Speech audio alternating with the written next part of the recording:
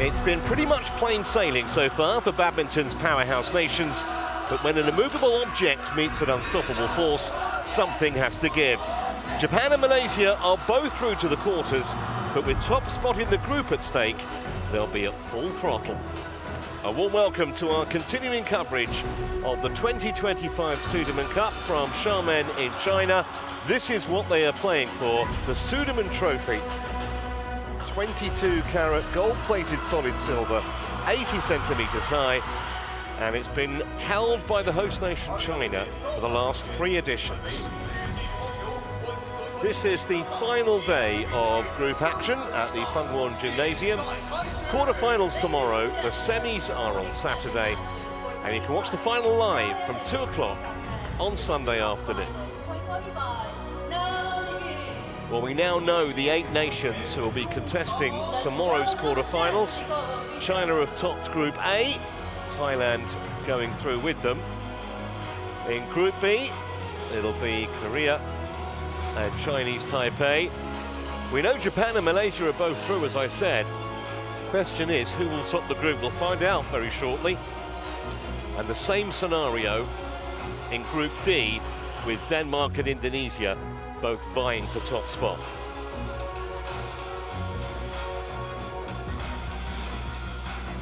Here's our schedule then. Japan versus Malaysia. Should be superb, and that starts momentarily here on Court 1. And then later, France take on Australia. That's a Group C match, 5 o'clock local time with Jill Clark and Steen Pedersen. Well, Japan, as you would expect, have something of a powerhouse squad. Although Akane Yamaguchi not playing today, which is interesting. Still plenty of big names. Naroka will be in action. So too Hoki and Kobayashi, and Tomoka Miyazaki has been entrusted with women's singles duty.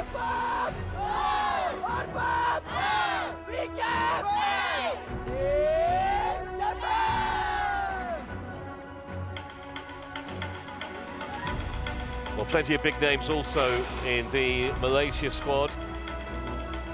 They've brought pretty much a full complement here.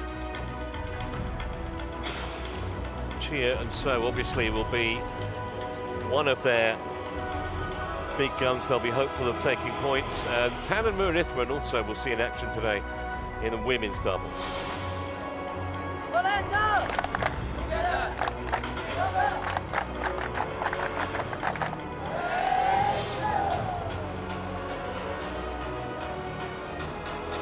Well, here's our lineup then, starting with the mixed.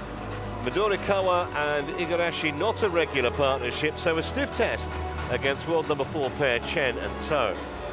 Then a fascinating men's singles. Kodai Naroka ranked 18 places above Leong Junhao, but the Malaysians won 3 of their previous 4 meetings.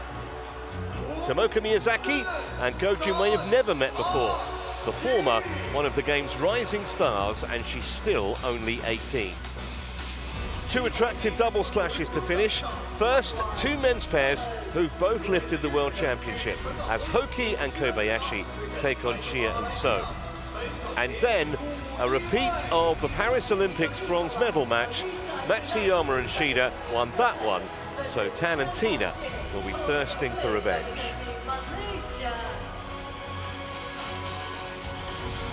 As mentioned, we are kicking off with the mixed doubles. Midorikawa and Igarashi taking on Cheng Tengji and Toei Wei. My name's Trevor Harris, alongside me as ever, Olympic medalist Chris Langridge. And Chris, this is an intriguing match, and this mixed doubles could potentially set the tone for the tie. Yeah, definitely, and wow, what an encounter we have. You know, we've got a Malaysian pair that are, you know, massive fan favourites, but obviously everyone's heard about it. There's been a few communication issues that have been going on, and they've kind of been thrown into this game as the big pair to try and find a one-love head start. And we've got Arisa, who obviously hasn't played mixed for some time, so this is going to be such an exciting start for this tie. Probably hear the almost deafening music in the arena here, which seats 18,000, by the way. It is actually the largest single structure sports venue in the whole of China, and only finished a couple of years ago.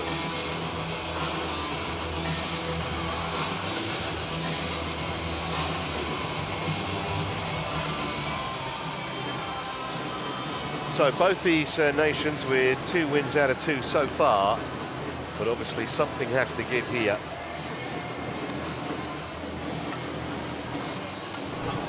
...24 years of age, Hiroki Midorikawa. We've mentioned this is not a regular pairing, him together with Igarashi. Has won a couple of mixed doubles Super 500s with Matsu Saito. But he's paired with Igarashi today, the 28-year-old. She, of course, is a former mixed doubles world #1 when she was with Yuta Watanabe. A couple of Olympic bronze medals in mixed doubles.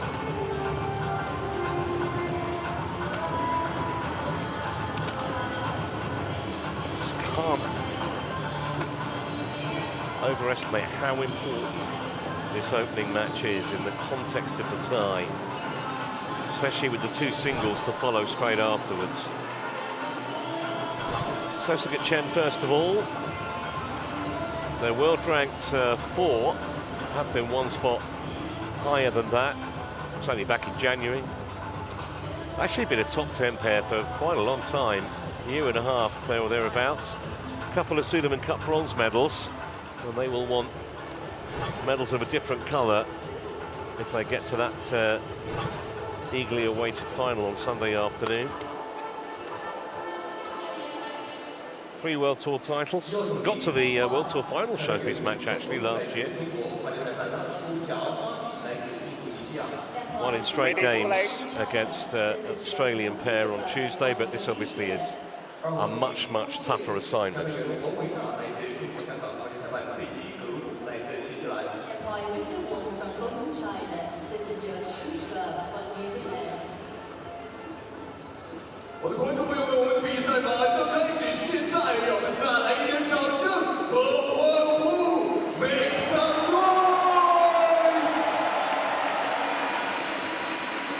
Su Xiamen is the man in charge of this one from China.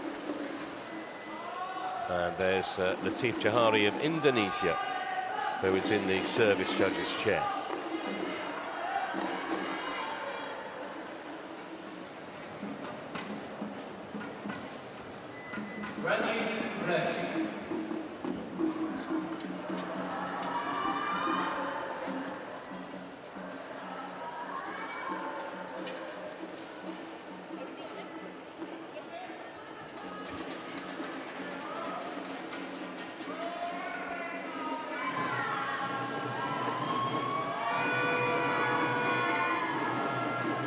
Ladies and gentlemen,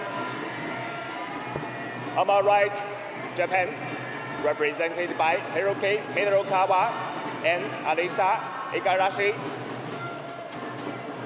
And on my left, Malaysia, represented by Chen Tangjie and Do Yiwei.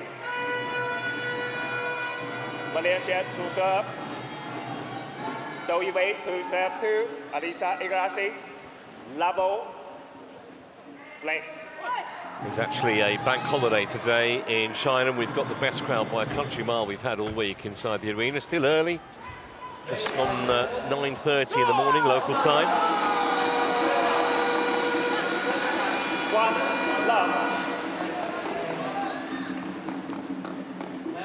Very interesting to see how Midorikawa and Igarashi actually gel here. Against obviously a very established pairing.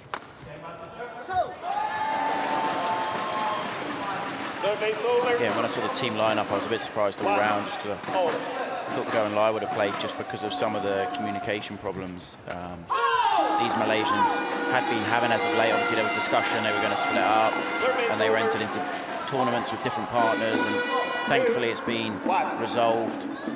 From what I've heard, they're going to stay together. But I was just surprised. This is a big, big pressure game for Malaysia, this one, because I would say in the singles, Japan are favourites in both the singles. Yeah, Just to let you know, the draw for the quarterfinals will be made at the conclusion of play this evening. And the massive advantage of winning your group is that you are guaranteed not to play the winner of any of the other groups. And of course, the red hot favourites, China, top Group A. So you know if you win your group, you won't face the Chinese until at least the semi.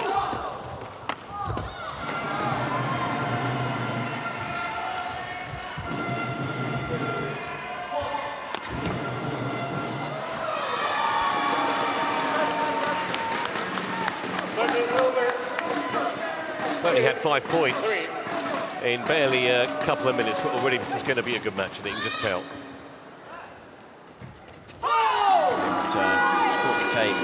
Yeah, but then I worked out kind of the reason why, which I was a bit surprised by.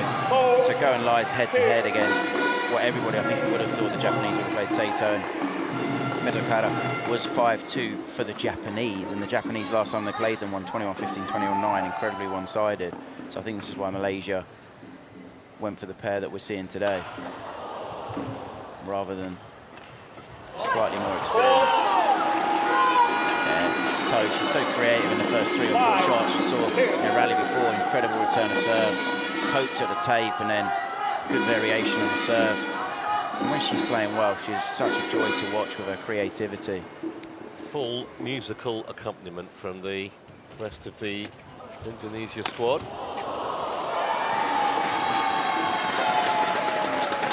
But the Japanese making some noise as well. 3-5.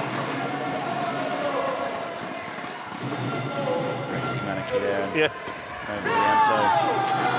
Two fantastic players themselves. Service over. I had the honour of early part of my career Rexy coaching in England, and he would light up the training hall. When he joined in, he was still very good, which is pretty annoying.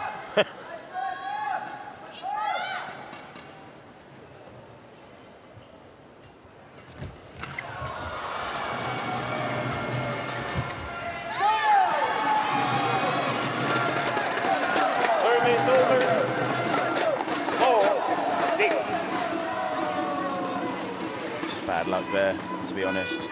Chen, because he's done the right thing, he's stepped in, he's read where it's going, it's just taken an awful tumble on the tape.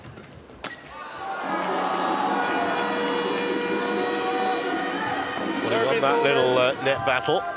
7-4. And there's really good pressure. He knows the shot is not going away.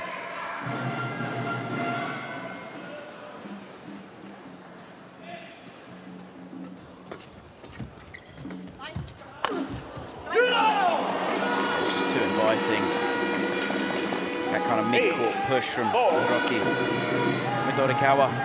This one here is just too inviting, it's too nice. Chen's got far too good an attack for that.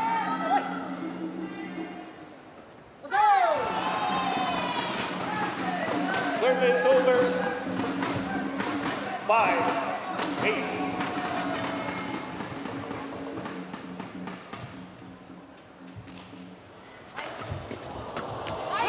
Again, brilliant. Yeah, it's one of the big things that mixed doubles probably over the last 10 years has changed. There's so much more pressure from the mid-court forwards by the male player in the partnership.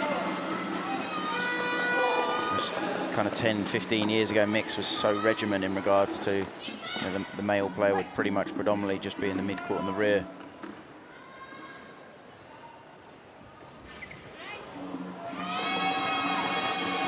Lovely return there. Midorikawa. 6-9. I think one thing that's obviously evident for everyone to see so far is communications now so much better from the Malaysians. Something I used to notice about them, which I really liked, was how together they were, and that's why it was so obvious when it wasn't quite working. You can see they're so together again. They look like they were 6 months ago before some of the communication problems happened. 10-6. It's amazing to see, though, that they have, fingers crossed for Malaysia, that they have resolved it now.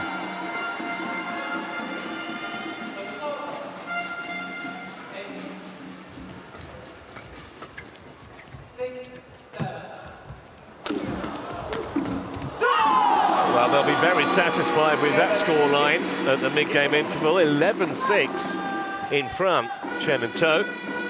and fully deserving of that margin too.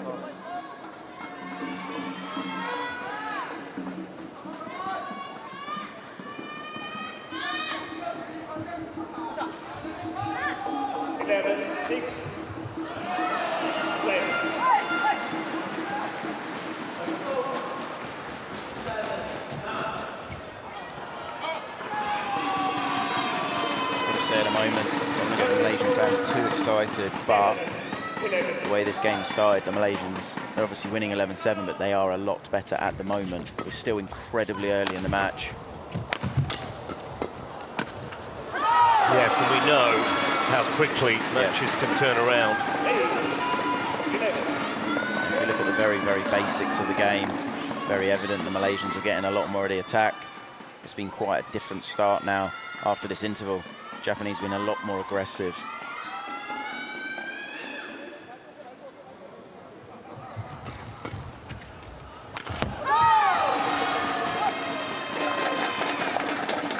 So 3 quick points for the Japanese pair off the back of the interval.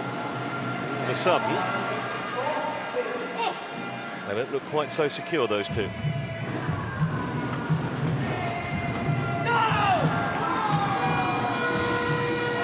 Is over. 12-9.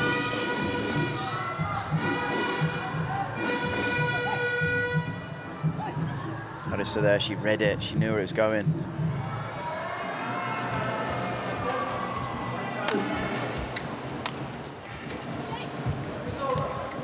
Brilliant play. Toe at the net. Lovely cross-court, 2 backhands as she played, and then just really active at the net. Putting enough pressure on her opponents.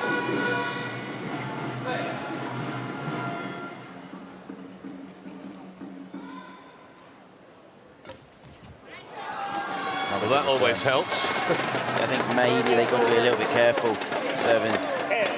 Midorikawa, he's been quite aggressive on a couple of returns. Maybe just need a little bit more variation. Quite likes that forehand serve slightly across his body.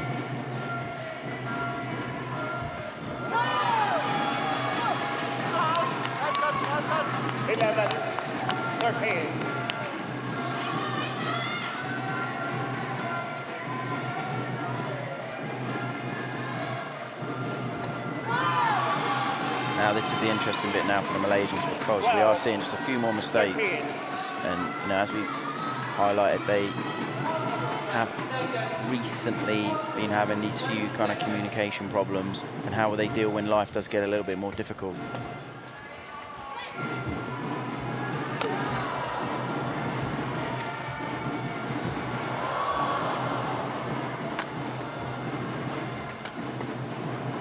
Absolute top-class rally, that.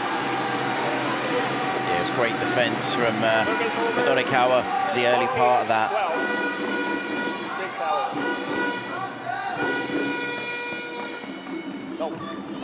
We didn't get to see it on that replay, but Toe did brilliant at one stage to get them out of trouble.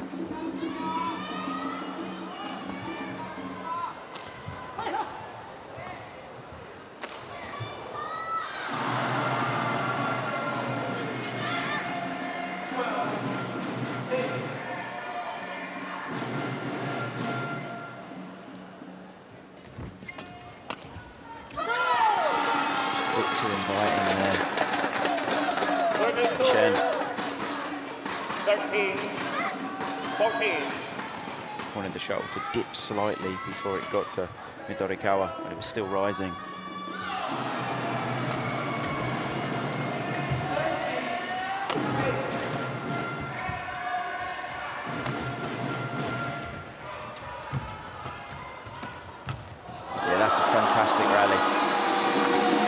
Chen there. Played all the right shots, good quality, and then he steps up. That's a good shot there, and then steps in.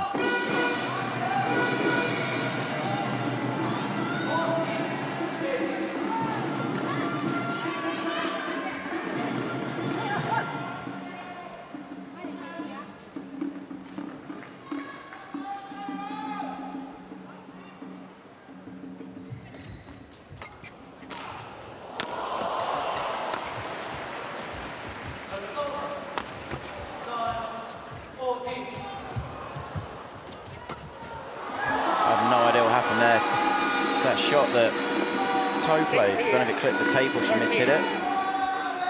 I'm sure now we're not going to get to see it on the replay. Oh, there was a mini inquest going on there between Midorikawa and Igarashi.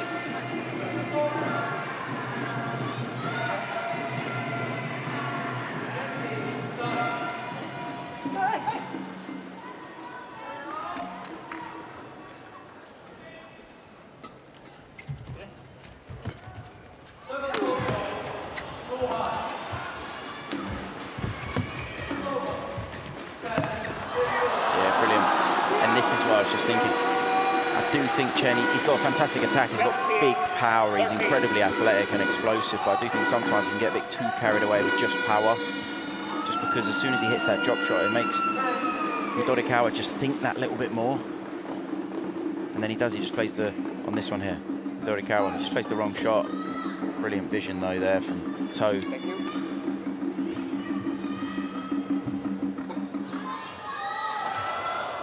Possible for Arisa to be able to cover that.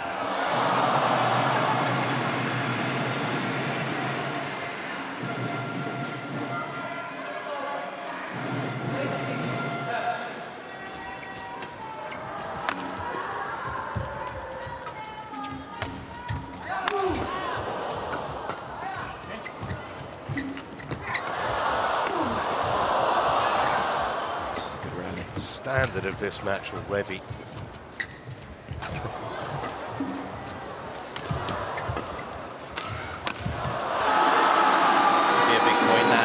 Game. Toe, a little bit of, almost a couple of, like, she's doing a dance move out there, that backhand cross-court net. It was almost balletic, wasn't it? This one, yeah. Look at this, and a little twizzle.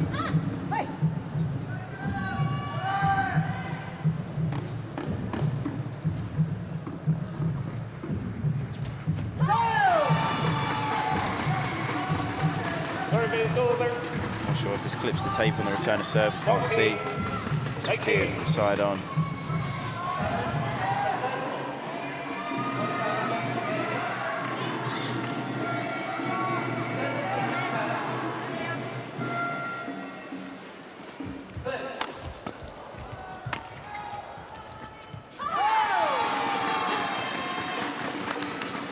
Whereas the Japanese are definitely trying to get Chen below tape as much as possible and slightly softer shots just so he has to think what he's doing.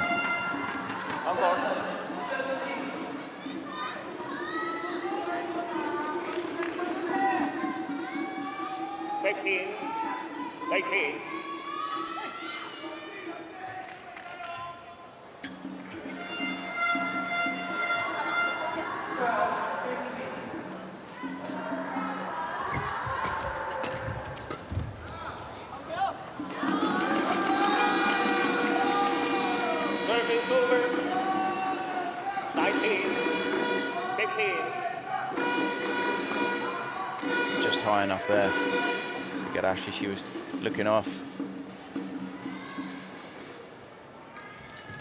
Wow, what a return of serve.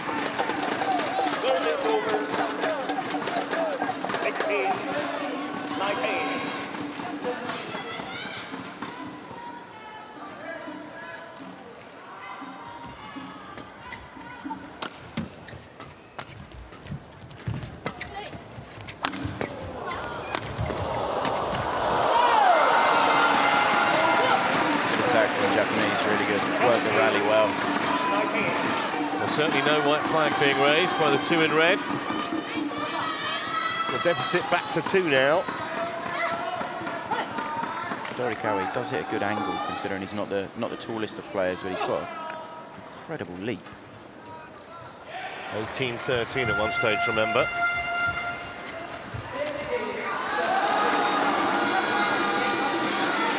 However, 3 game points for Chen and To. And now's a crucial time there. Dorikari looking up to the skies at the moment, didn't quite see it on camera, just questioning, played totally the wrong shot.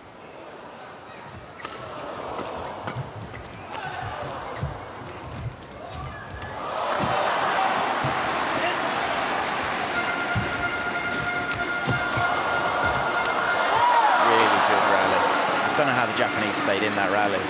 They did so well. 19-20. That's a lovely shot from Marisa. Lovely reverse. Holds it just long enough to make her opponent think it's going to the body or to the forehand.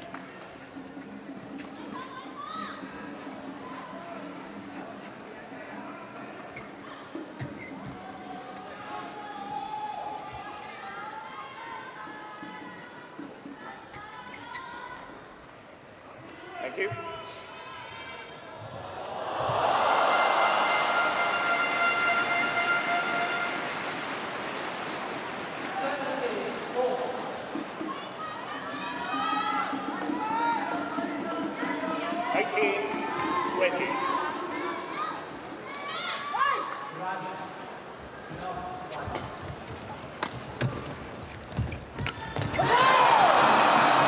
Quick to spot the opportunity there, Igarashi, just a little loose from Chen, and she was on it in a flash. Yeah, you can see he's just slightly too low to be able to play a net there in that situation. So 2 game points saved, 1 to go, at least for now. What defence, brilliant. Well, reports of their demise may have been exaggerated because they're a game up. Wonderful entertainment, 18 minutes of magic. On court 1, and it's Chen and To who strike first here. Malaysia in front, 1 game to love. Jangan paksa lu, udah terlambat. Kau turun di muka dia. Nah, ini apa? Tapi aku kok ragu-ragu. Jangan sampai apa dari sini. Kesang gitu. Kalau turun sini, saya ke kamu dulu nggak apa-apa. Ya, yang lewatin dulu Anissa nggak apa-apa. Ya, depannya variasi toh.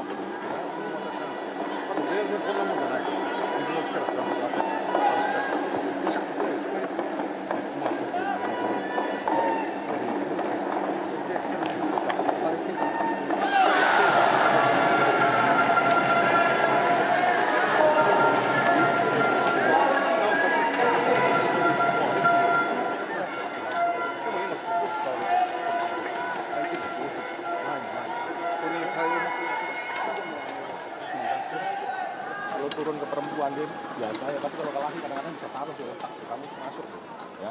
Perempuan buangannya nggak bagus ya, laki-laki lebih tenang ya, harus berani tumpuk.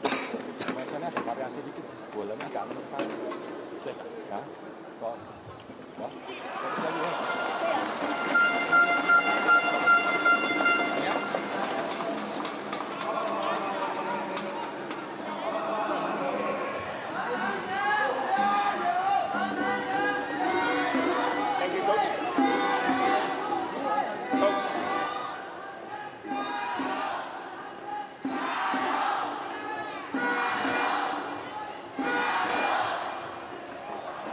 Second game, level, play.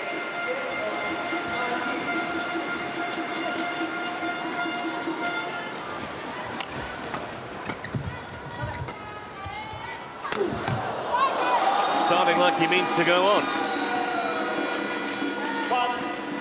Yeah, fantastic placement. And that overhead slightly short-lived, you can see the position there. Placement was incredible.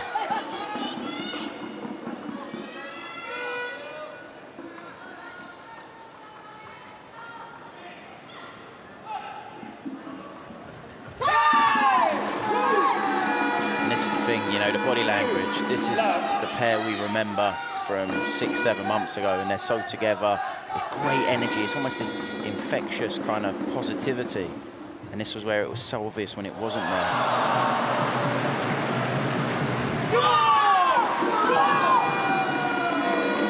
And they play so much better when they're together like this, and there's good energy.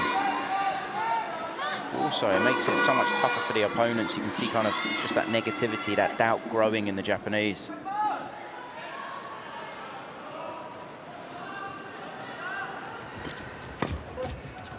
Did a bit of a soft shoe shuffle there to get out of the way of that, Igarashi.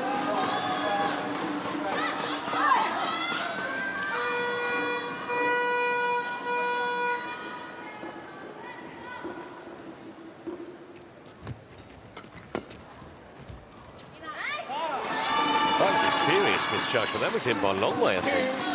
3.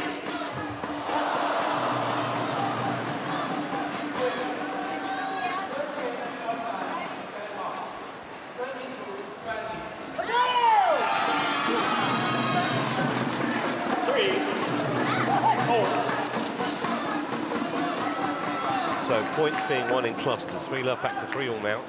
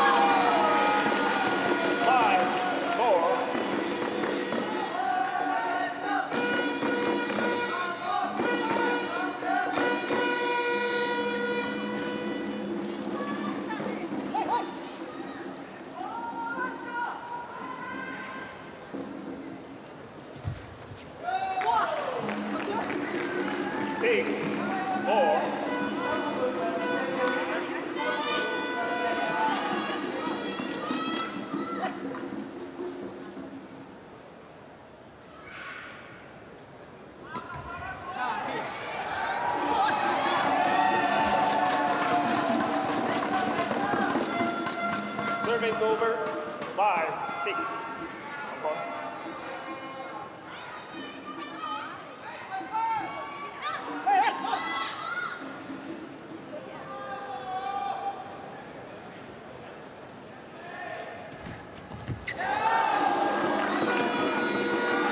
Service over, 7-5.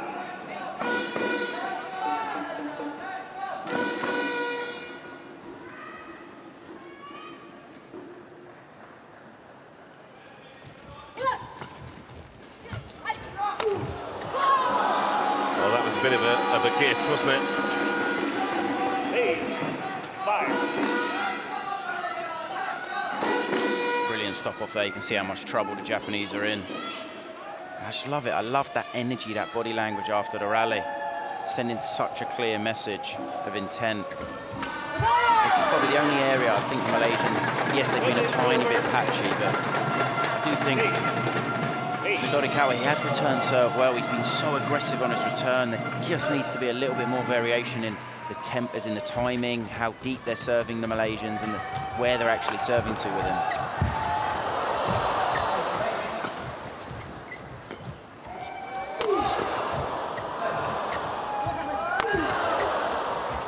Brilliant.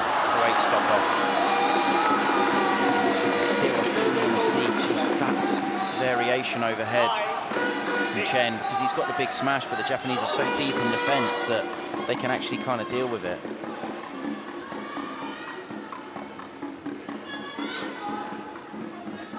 That's why that stop-off so... She's an absolute bundle of energy, isn't she, at the Yeah. moment? Yeah, and it's kind of, it is infectious in a fantastic way that it brings such good energy to the partnership. For me, she's definitely kind of the captain of the partnership, if you get what I mean. She's the lead. She's the one that controls everything. When she's energetic, when she's motivated, when she's encouraging, Chen then kind of follows as well. 7-9.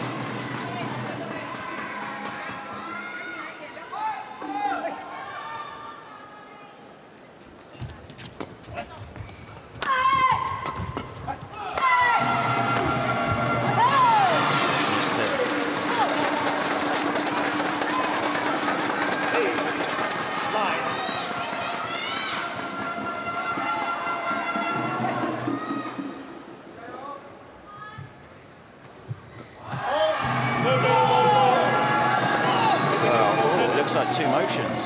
Continuous motion. Yeah. Service over. See this on the replay. 8. Oh yeah. So yeah, that was a good call there by the service judge.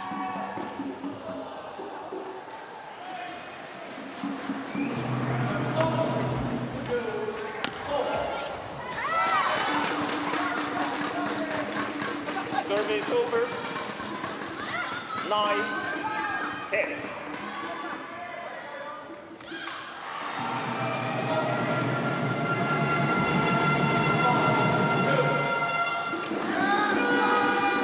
So a 2-point lead then for Chen and To. A game up, remember, at the moment, although it's still too tight to call. Certainly favourites at this point to give Malaysia a winning start.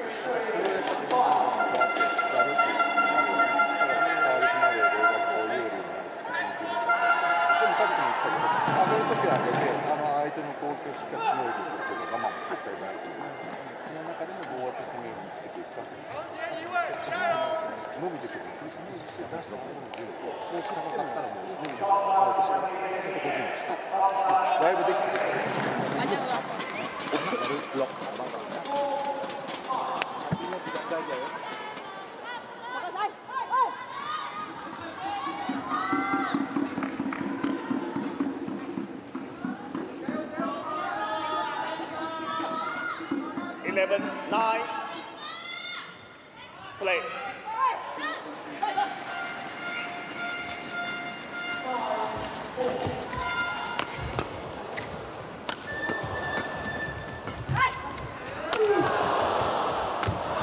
And it's the one before for me that he gets the half chance, but as I said, it's just so much power all the time. 11. You're going to get to see it. Brilliant defense here. Sets it up there, that one. It is a short lift, definitely, but we know the Japanese are very, very deep in defense, and they've got a good defense. That's where I'd want a little bit of pace taken out, a bit more variation, stop drop or a good placement, good angle.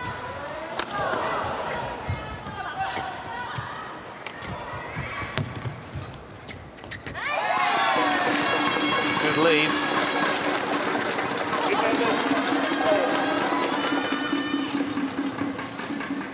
Difficult thing with Chen is he's only hitting a controlled shot when he has to, whereas if he can hit a controlled shot when he has the option, it just increases the uncertainty for the Japanese and unsteadies their defense.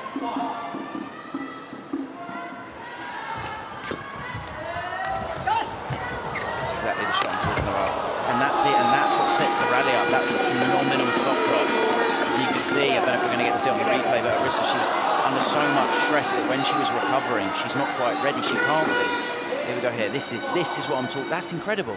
Look how late she is. She's still recovering. Then the placement. She can't get it. And that's the rally I've been talking about. And he's got it. He's got it in his locker.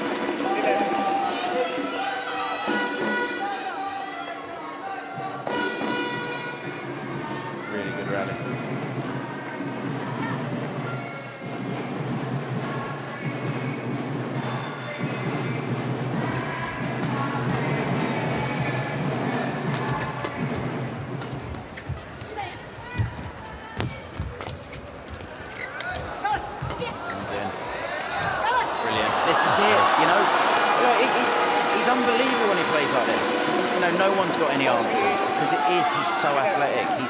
He's so kind of dangerous, but it's that creativity as well. Look at that.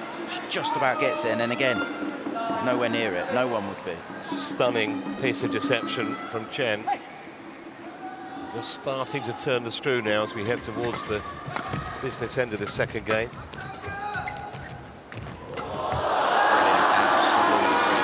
Level now, they've gone through the roof. Toe there, incredible touch. No wonder she's getting a thumbs up.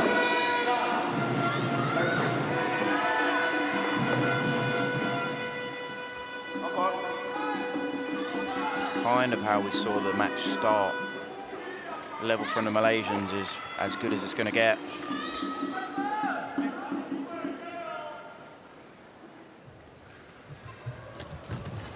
Wow, oh my goodness, that was so sharp.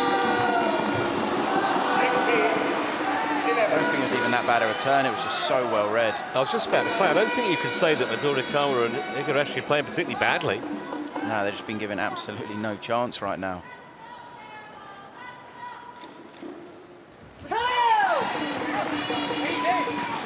Service over.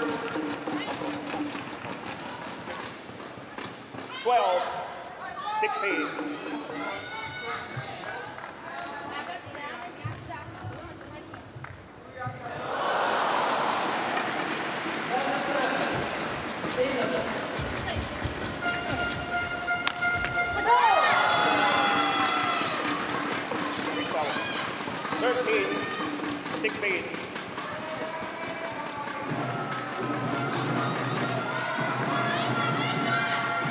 After that, you see Toe just sort of saying, let's calm it down. And then taking a short break just to slow things up, give them that little bit of breathing space. She's definitely the one in charge in this partnership.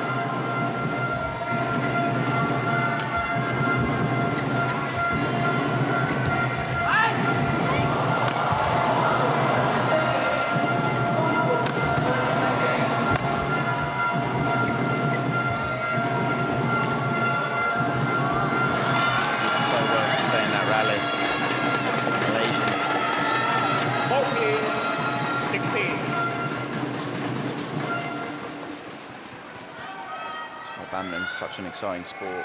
Kind of 5 or 6 rallies ago, the Malaysians were playing 10 out of 10 and looked like the Japanese had no answer at all, and just managing to find a way to pull themselves back in, the Japanese.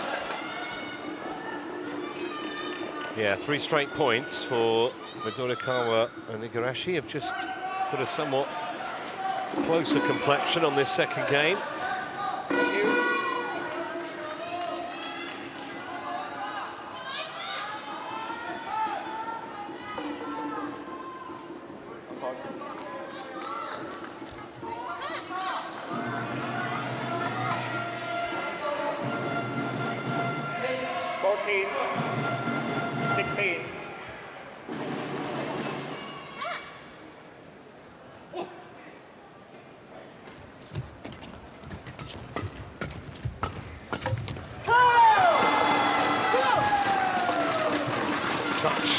Margins, how important might that net cord prove? And that's the thing at this level, it literally is a % or 2.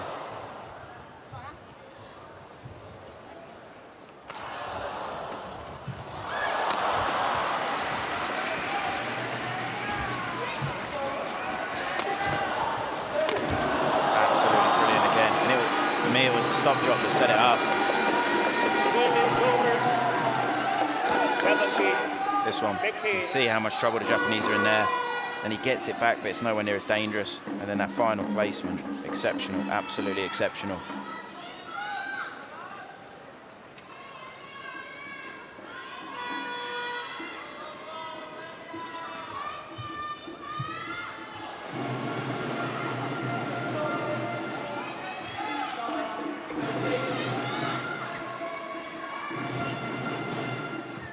Thank you.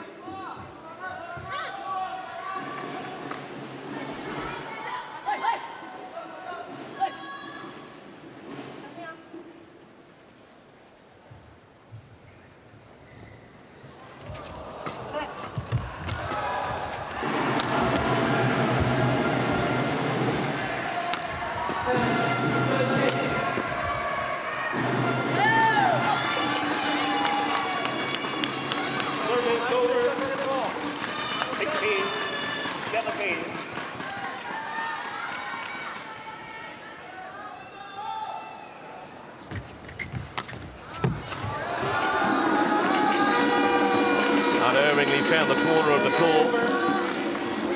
18-16. Yeah, good placement. Larissa shot was just rising. Too central, too easy there. Chen.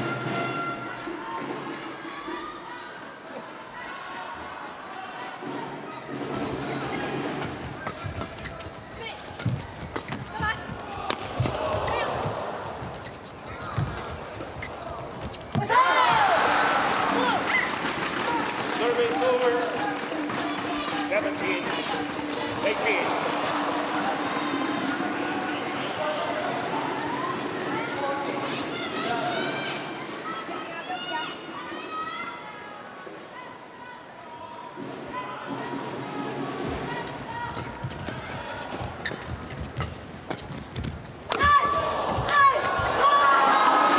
Another massive point for the Malaysians.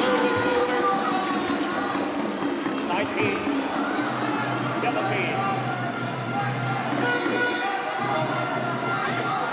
Shot when Midorikawa went over. That cross-court lift, it was just a bit short, puts his partner under so much stress.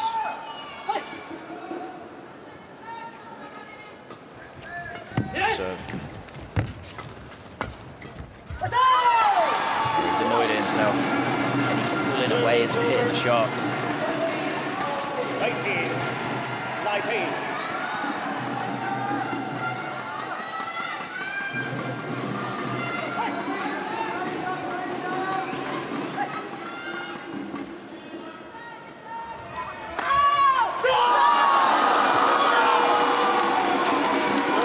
Can they hold it together for one more point? 2 match points here for Chen and To. What a return of serve then.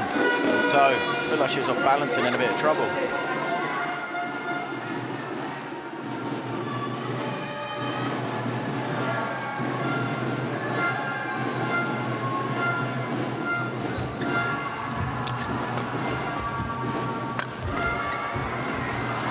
Well, they said it might set the whole tone of the tie. And we're about to find out, because Chen and To have taken down the opening mixed doubles in straight games. Tremendous display from both of them, and that despite all those rumours going around that there was some disenchantment in the camp. Not much disenchantment there. Yeah, and it was an incredible performance from both of them, and I think it's amazing to see. There's no doubt about it, they did have some complexities within the partnership, but the amazing thing is they've managed to find a solution to it, and the way they played today was the partnership that we've seen in the past, where they have been one of the best in the world.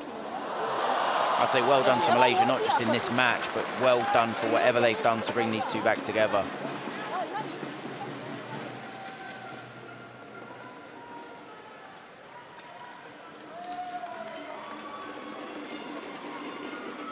That's what it means. Yeah, exactly.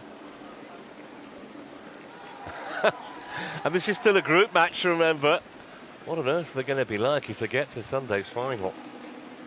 Well, they've given themselves a big chance now, because you felt to win this tie, they pretty much had to win the opening match. They've done that. 100%. I think this is why, you know, obviously it means a lot to everyone winning a game, but this was massive, because if Japan could have won, just because I do feel they're big favourites in both the singles, that it was putting so much pressure on the whole team, whereas this is just taking that tiny bit of pressure off the singles players from Malaysia.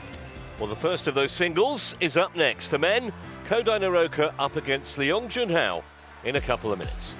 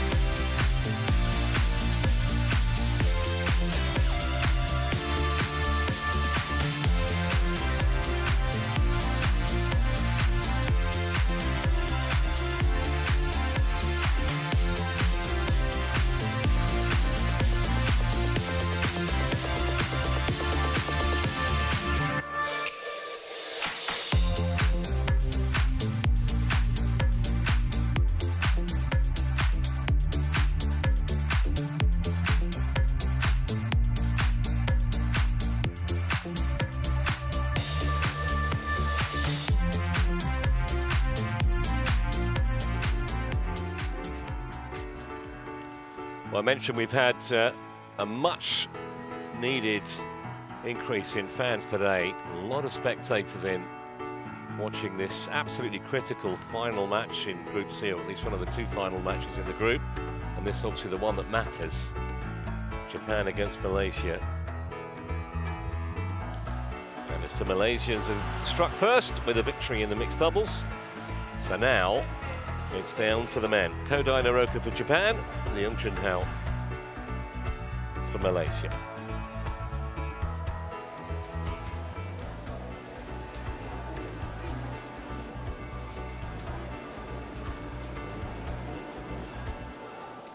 And interesting that even though Naroka is ranked in the top 10 and Leung Chun-hao some way outside it, the Malaysian has an excellent record against the Japanese. He's won 3 of their 4 meetings.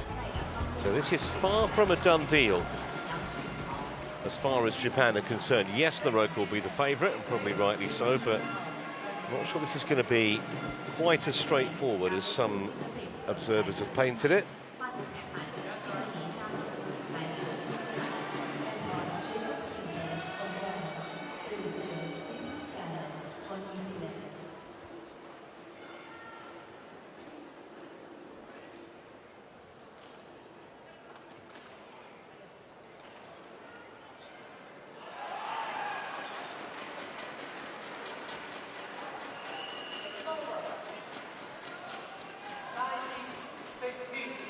Well, there's the confirmation of that head-to-head.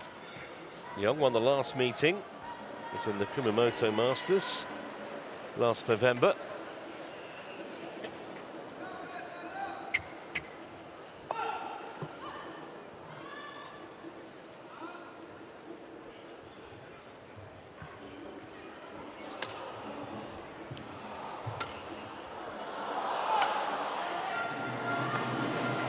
He's been used pretty sparingly actually so far, Kodai Naroka. Just played the one match on Monday against Australia. Came through with a facile straight game victory in just over half an hour. Currently 8th in the world. He has been as high as 2, as you can see. That was the back end of 2023. I guess his biggest win would be the China Masters, and that was earlier this year, Super 750. What about Leung Chun-hao? Down at 26 in the world now, the 25-year-old.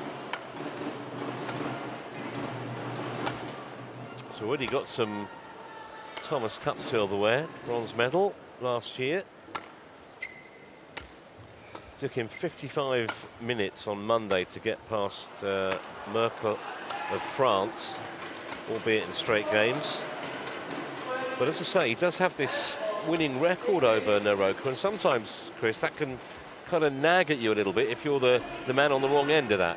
Yeah, definitely. You know, there's a reason why he's got these head-to-head, as in he's in the positive, just because his style of play and so on. But I can't really call what's going to happen today. I don't think Narioka's been playing to a very high level this year, considering what we've seen in the past. I think he's found things a little bit more difficult this year.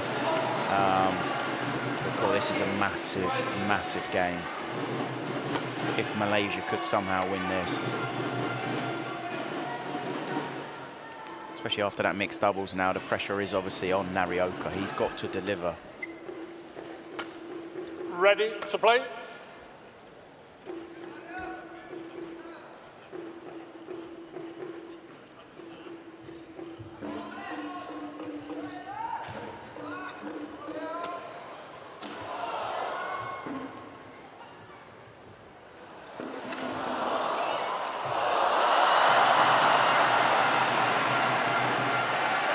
Jakob Sindberg is the man in charge from Denmark, and he will be ably assisted by Sidney Gallos from New Zealand.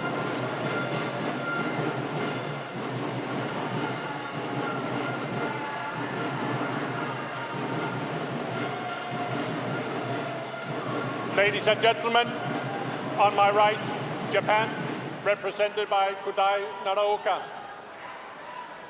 And on my left, Malaysia, represented by Yong Junhao. Japan to serve. Level. Play.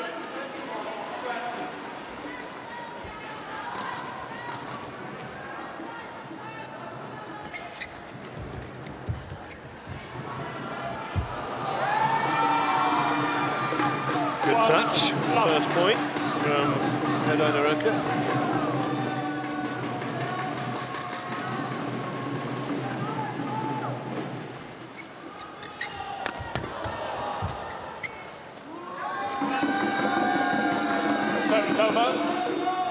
And the other thing to just remember about Narioka is, which is easy to forget, he's only 23 years old. So he's still incredibly young, so his experience in normal tournaments is obviously quite vast because he's excelled at a very young age, but in a team event like this, when the pressure's on him, how experienced is he? I don't think he's that experienced in a situation like this.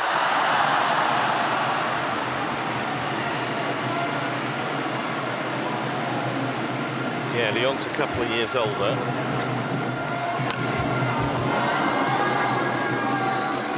Pretty confident start from this man.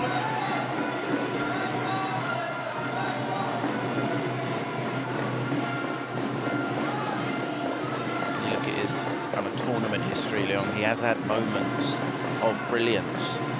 Kumamoto Masters, where he actually last played Narioka and beat him. A big result for him. He had the quarterfinal of the Singapore Open, the quarterfinal of the Indonesian Open. 4-1. And earlier this year in the India Open, he did beat Li Shifeng. Yeah, and as far as World Tour titles are concerned, he's just got a couple of Super 100s, nothing more than that. Yeah, where he beat Narioka in the Kumamoto Masters, he did end up making the final, which was such a good tournament for him. But he shows he's got it. It's just so hard for him on a consistent basis. And he's off to a flyer here. Yeah.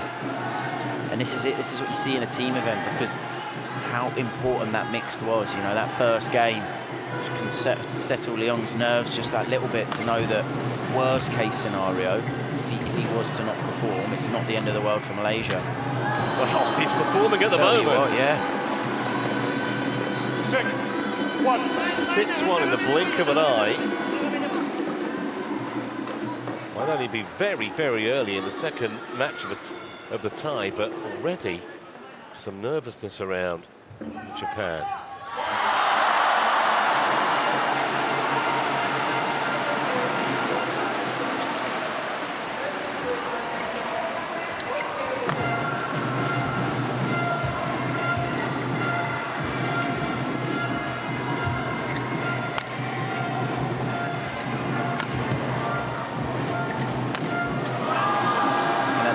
One-way traffic, and this is what I said, you know, Narioka is so experienced in tour events as in normal tournaments, but in team events, and it's a totally different dynamic, different pressure, different feeling, because you can feel like, you know, you're letting your whole country down if you don't perform. Well, yeah, I mean, it's a different atmosphere, isn't it? You see all your teammates sitting in the front row, courtside, with all their musical instruments making noise. You heard it during the mixed doubles, and it's, if anything, it's even louder here. 8-1. And this is the thing now, obviously the lead getting bigger and bigger. It's kind of doubling, tripling that extra kind of pressure that Narioka will be feeling.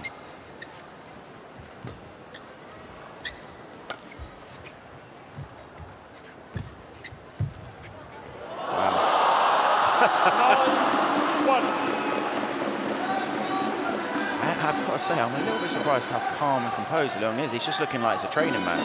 You know, he's just hit an incredible shot. Even that kill was so calm and composed.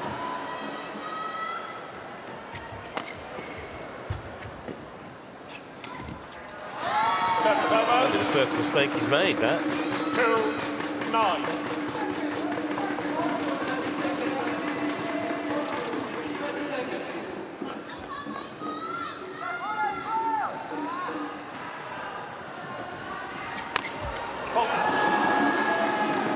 Service over. 10-2. I'm sure Kenneth said before the match, but whatever he said to Leon has been pretty effective.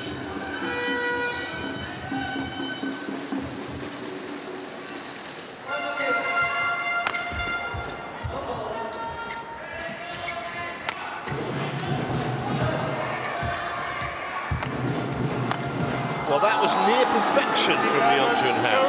11-2 at the mid-game break, and he did not give the Japanese a sniff. Yeah, he was totally dominant, controlled every rally, dangerous on the attack. I mean, he was leagues above Narioka at the start out.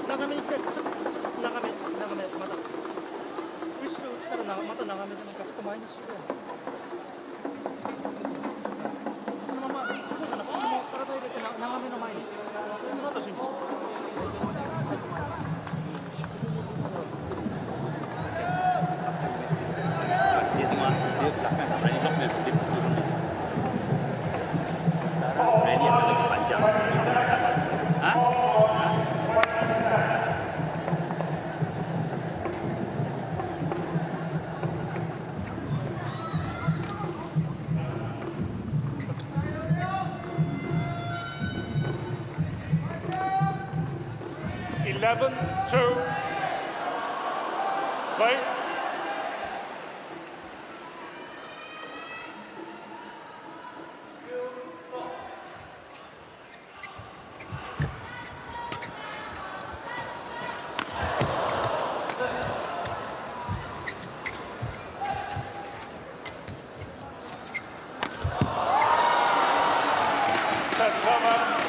Well, the best point he's played, no question.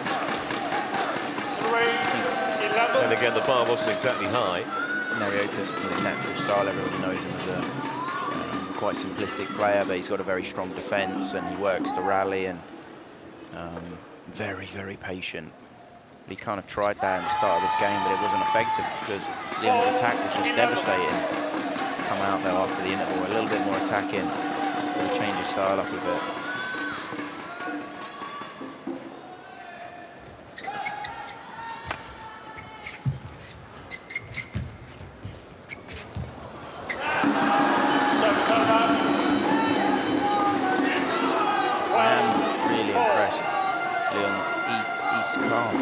He's not panicking.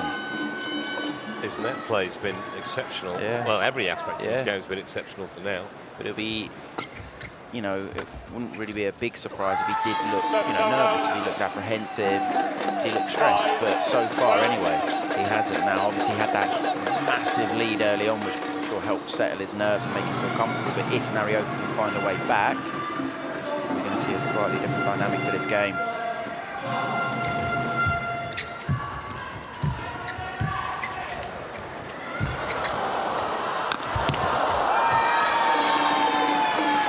That's about the first net battle he's won, actually. Yeah, this backhand there, lovely. Next one, this one. Lovely cross court. That was the shot, wasn't it? Yeah. Xiamen was in big trouble and short-lived.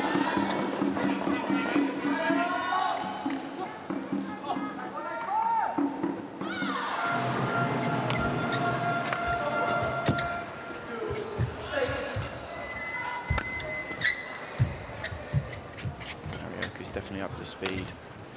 He's moving up.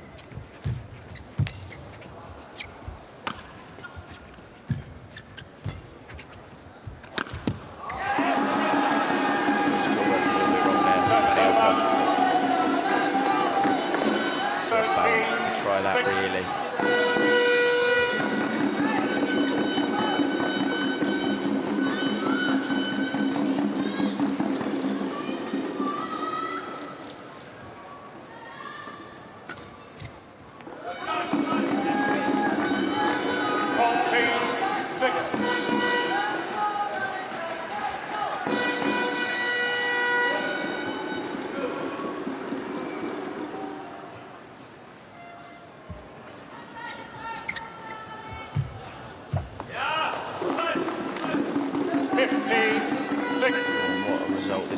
Obviously we're really early into this match, but if Malaysia could find a way to win this men's singles, the pressure it would put on Japan.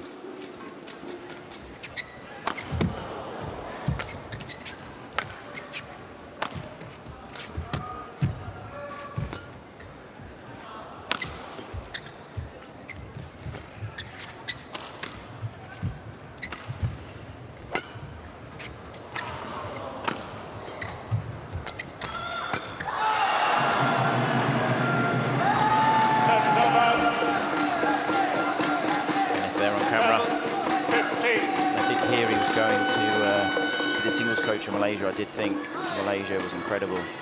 I was in England when he was in charge in England, and incredibly good coach. A lot of knowledge. I have full confidence that he's going to do a great job in Malaysia.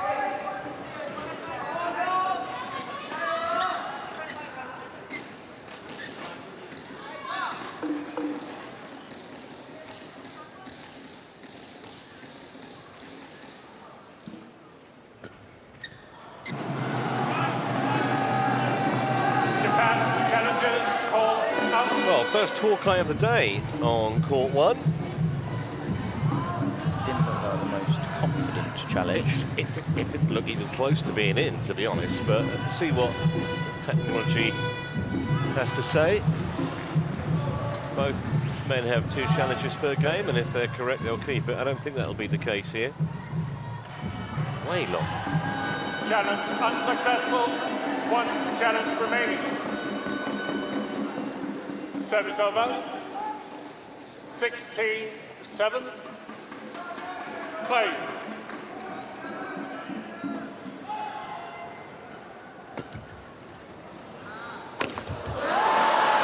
Service over. 8-16. One of those moments where those bright lights up top when the shuttle goes in it and you lose it just for a second. You can see there, got the timing all wrong. Mishit it. Broke the string.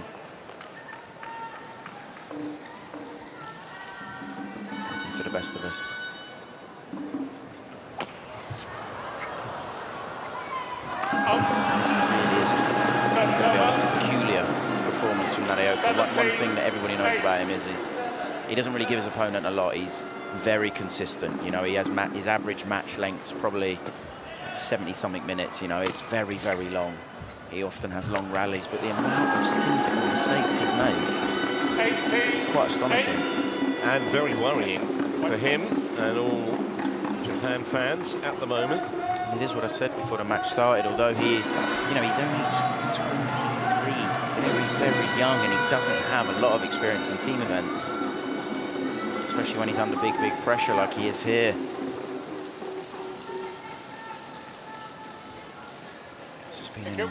Incredibly one-sided first game that I don't think anybody would have expected to this extent.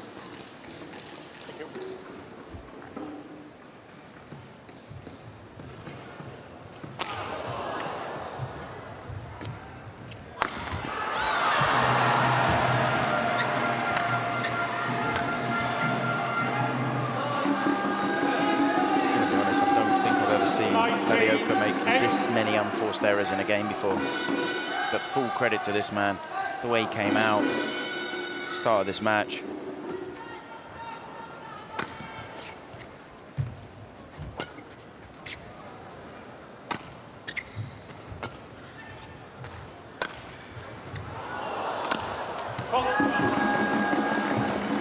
Well, the juggernaut showing no sign of slowing. 12 game points for Leong Jun Ha.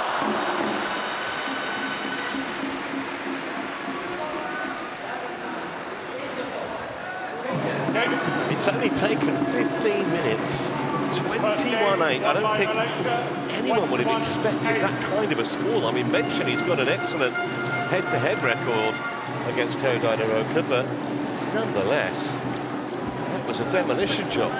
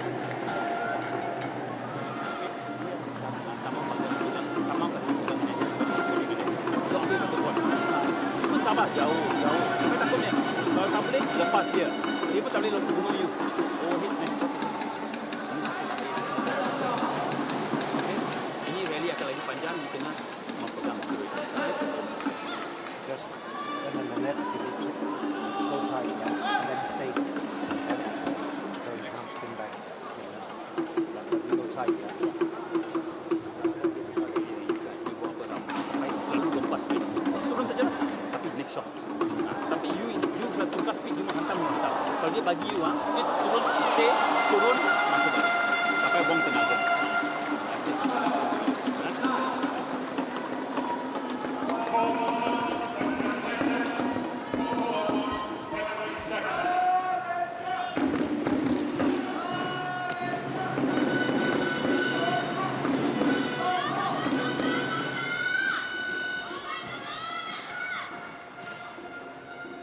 Second game, level, play.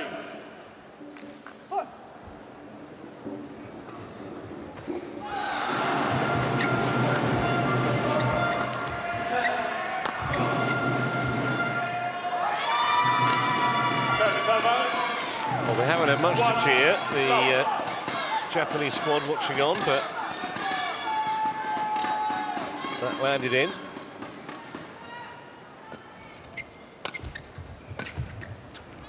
Real test of Naroka's character here.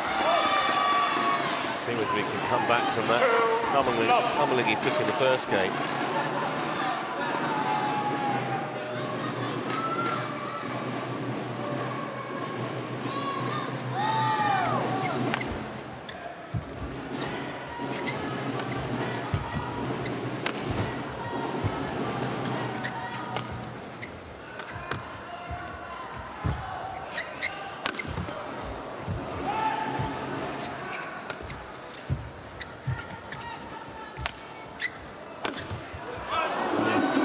Absolutely brilliant.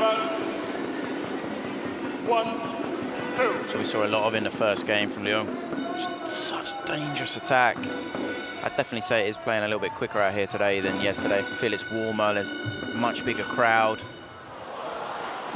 He's been painting the lines, hasn't he, all match, Leung. And I'd say Narioka, he is better in us, you know, where the conditions are slightly slower, so he feels even more comfortable in his defence.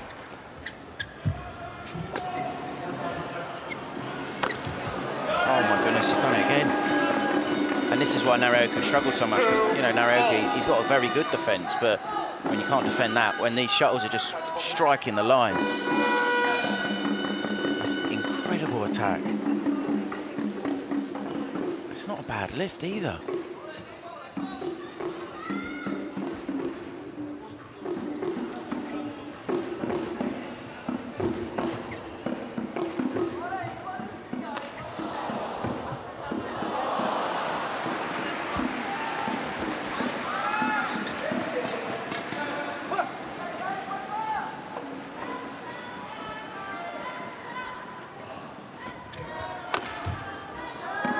Again.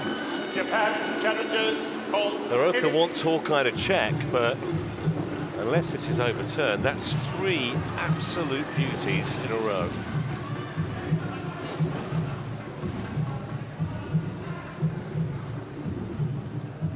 I was going to say it's going to be close because everything that Leung's hit has been close to the line, usually on the line. And there's another one. Oh my goodness. Challenge unsuccessful. 1 challenge remaining. 3. And if you're Naroka, are you thinking like, it surely can't keep playing like this? But to an extent you have to. I mean, Narioka in this game anyway, he's not doing a lot wrong. To say that he makes an unforced error, but he hasn't done a lot wrong in this game. Yes, the first game his level was not what we'd normally expect. But this man on camera here, he has been exceptional. And this is the thing Narioka has to believe is Leung can't keep this up. He can't keep hitting lines.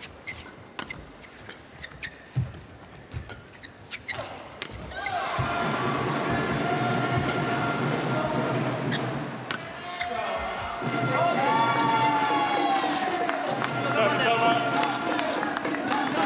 3-4.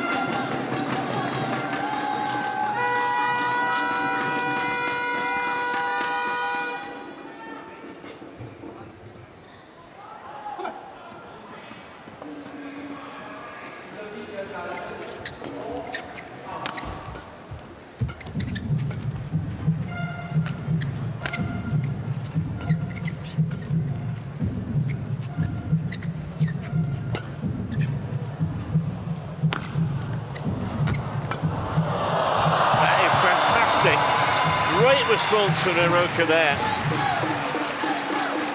One against the head. Look at that lift. This is one of the things Narioka struggled a little bit with his length in the first game. He was lifting out, or he was kind of lifting short, but now he's finding his length, and that's where his defence is so good. It's only 1 point, but it's a massively confidence-boosting point. It's the manner of it.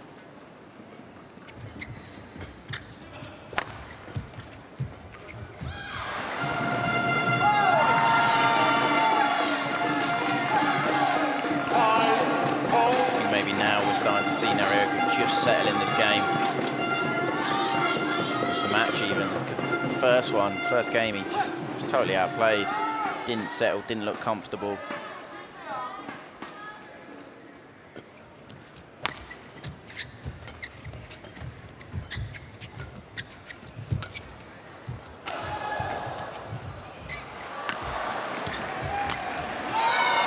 He's missed it. He wants to challenge, but that might just be out of disappointment. It shouldn't have really been anywhere near the line. No, but this is the thing, you know, he's feeling the pressure. He's got outplayed in the first game, and it's, you know, nip and tuck in the second, and almost those chances you get that fraction longer, your brain overthinks, your arms a little bit more tense. If this has clipped the line, I think he's very fortunate, because the way the point was played out, yeah, okay. But he didn't need to go anywhere close to there. However, maybe it's turning for him. Good challenge. 6-4. Yeah, I mean, in by it's a couple of centimetres or whatever it exactly was.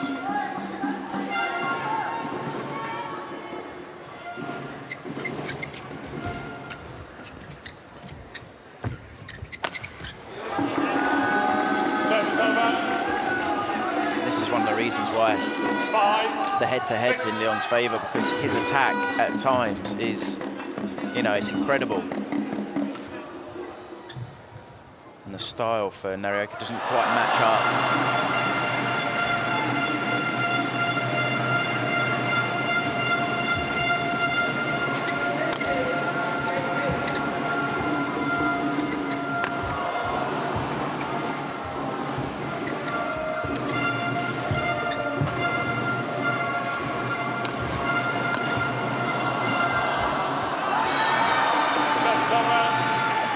Narioka plays, he kind of almost grinds his opponent down into thinking, how do I get through, and have to try something even more creative or a little bit more special.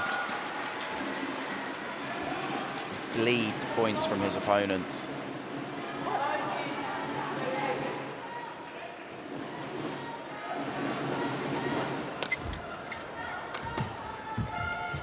That's quick. That's a good rally from Narioka.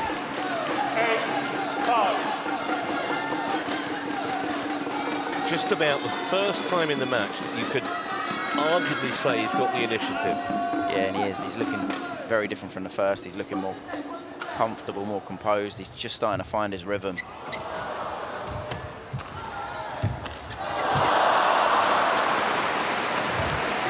Brilliant shot, brilliant shot. Now I'm gonna take a risk here. Do get most of these wrong, but I am confident that that one was in. Looked like it, didn't it? Yeah. And this is where you're starting to see now more comfortable, more confident Narioka, which we didn't see at all in the first. Leon just didn't let him play.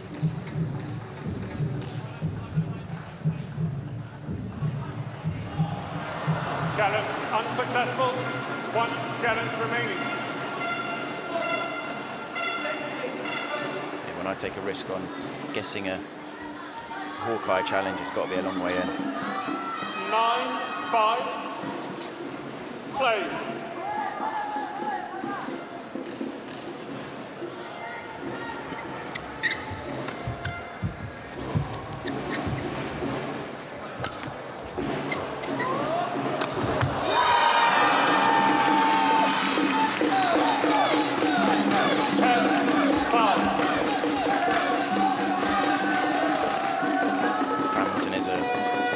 Amazing game, how a game can almost turn on its head. 11-5 it is, mid-game break. The Japanese has turned things round, apparently. Favourite now to level this match.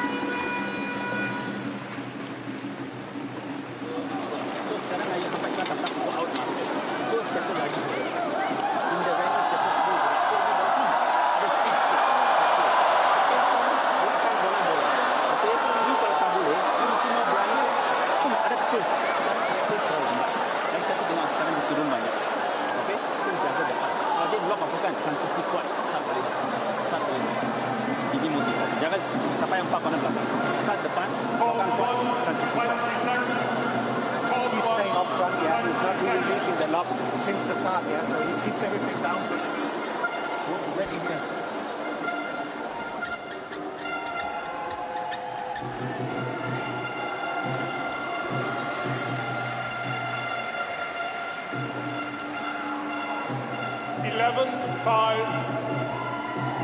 Play.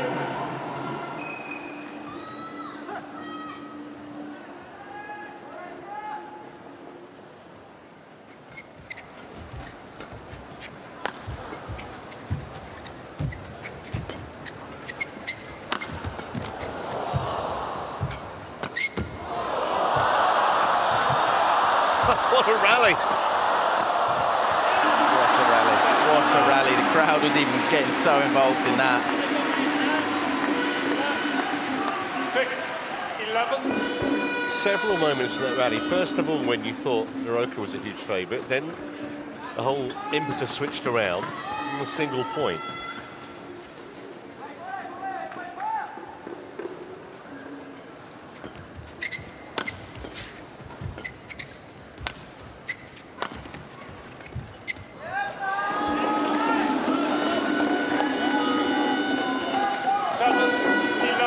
So integral now, yeah. Naroka just telling himself, settle it down. So important. He doesn't allow Leon back in now.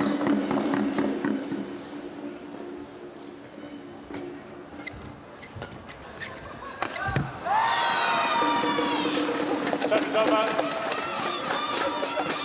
12-7.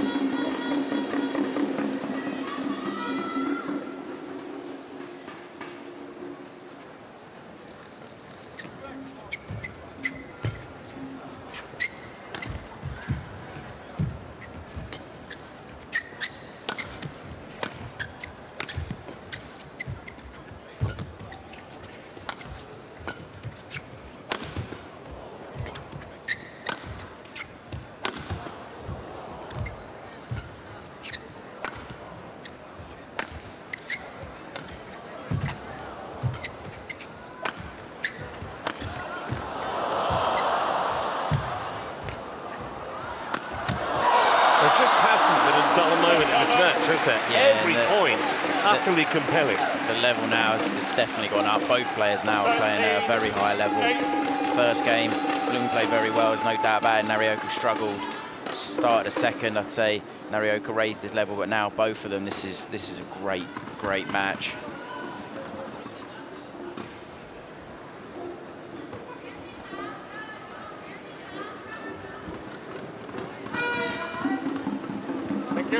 Rally there, 30 shots. Getting the court mopped.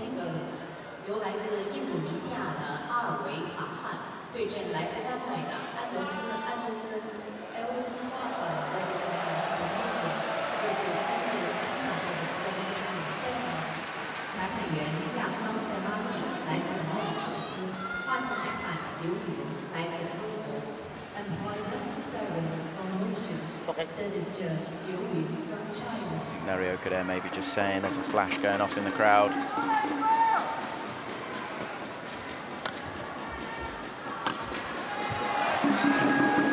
close, that one. Service over. 9-13.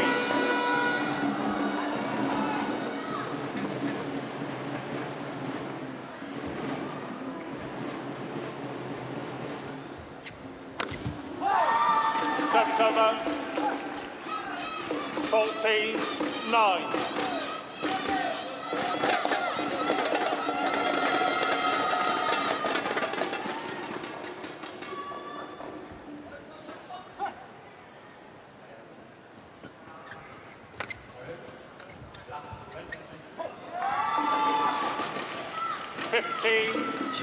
Just these two cheap mistakes these last two rallies, and it felt like such an important point of the match. Allowing that lead for Narioka just to grow by 6 points now.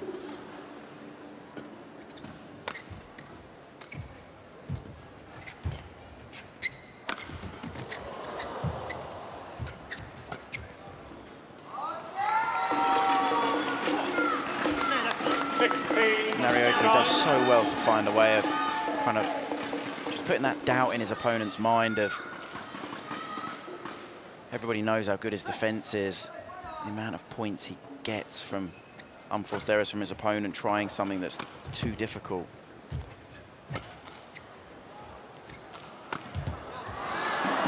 Missed it. Service over. Wide distance too. 10-16.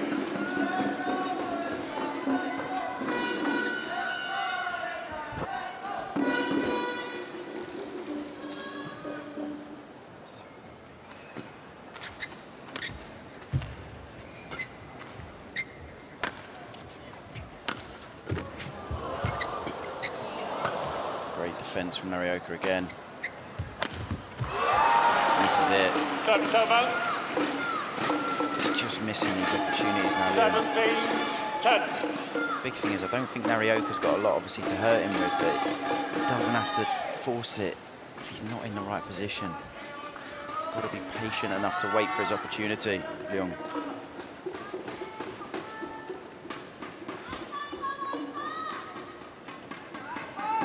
Thank you.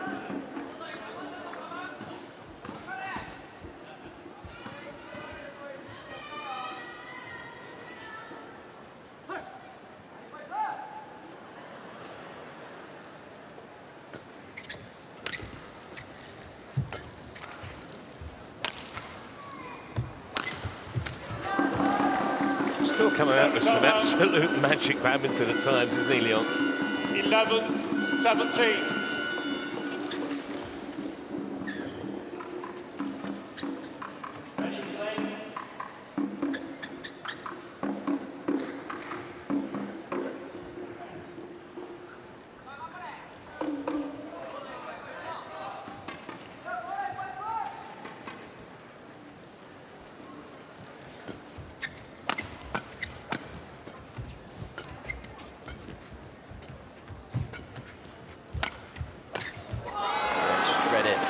Read it so well, Narioka.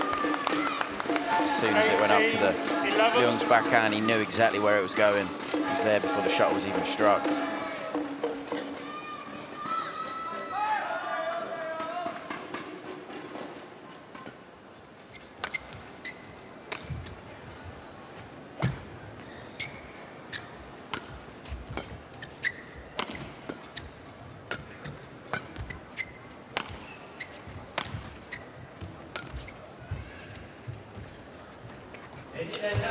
Service over. 12-18. Good nature from Leung, but good calmness and composure in the rally.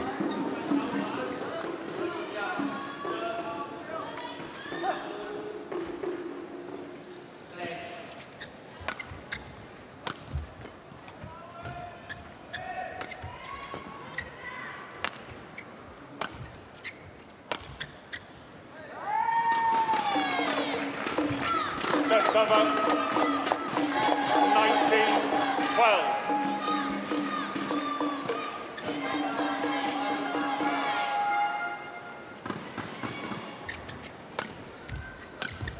That's a great shot, and it sets up 8 game points for Naroka to level this match.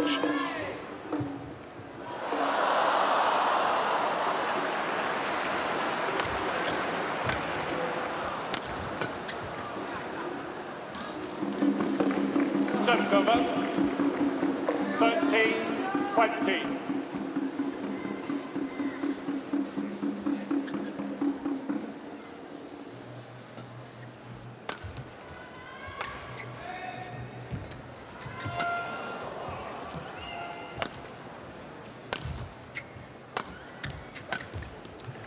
Well, he didn't get a look in the first game, Naroka, but he's come charging back to take the second, 21-13, and set us up for a one-game shootout. 1-1 here.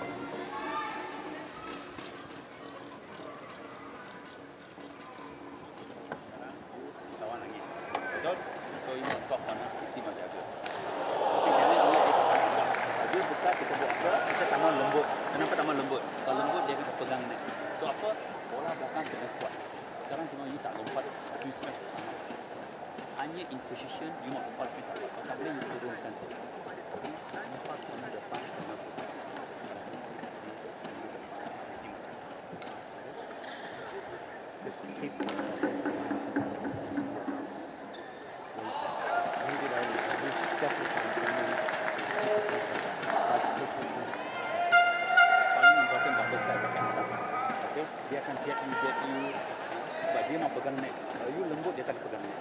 Then you lift, dia attack. So dia akan mau pegang net. So kita ni adalah mau ini jauh. Kalau dia lembut, saya pegang net. Sebab dia lift balik out. Kalau you kasih tahu dia punya lift.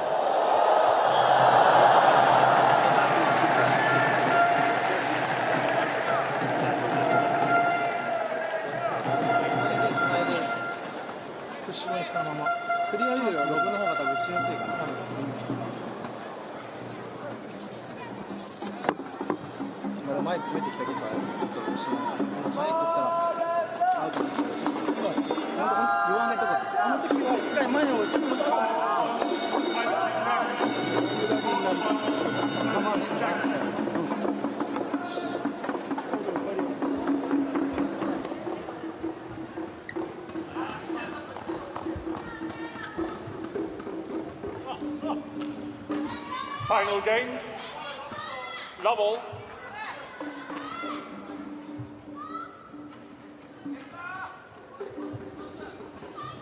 Play.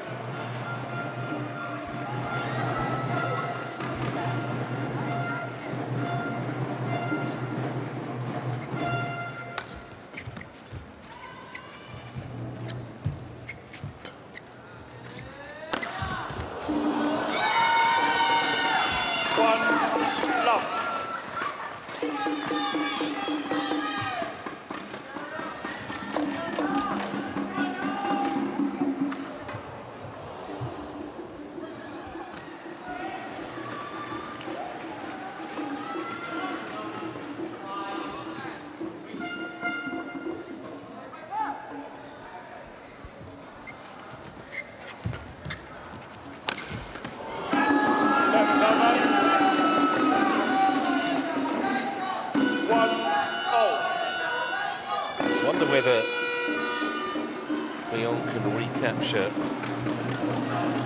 the kind of phenomenal play he showed us in the first game, because if he can, Naroka is going to have his work cut out, even having won that second game convincingly. Service over. 2-1.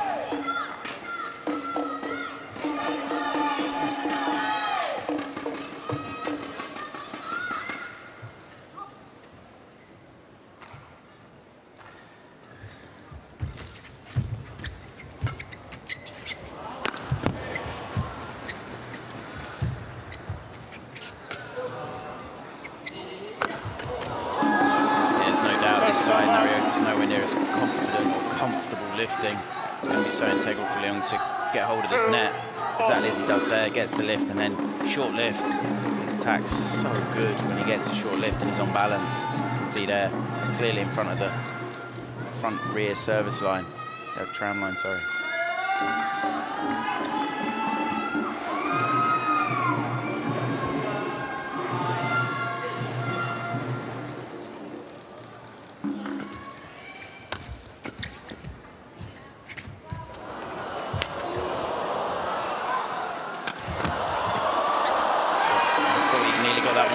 going to say, what defence. 3-2.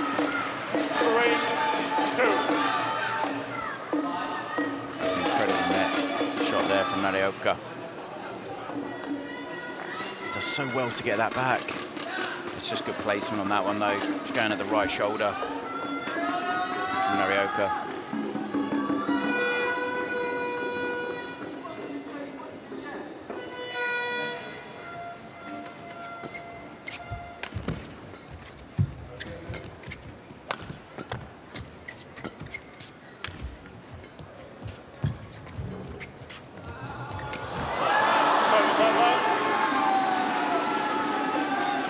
See a lot of that in the first game. 3-all.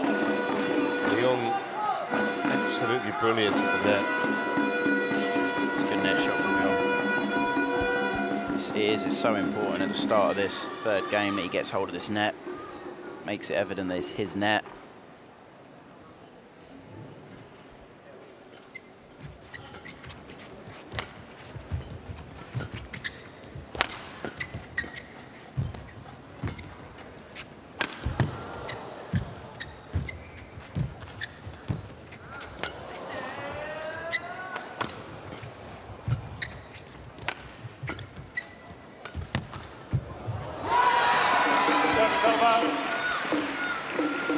Leon just caught a little bit by surprise there. He's fairly confident that Narioka's going to have to clear that because he's so off balance, but he plays an incredible drop, reverse as well.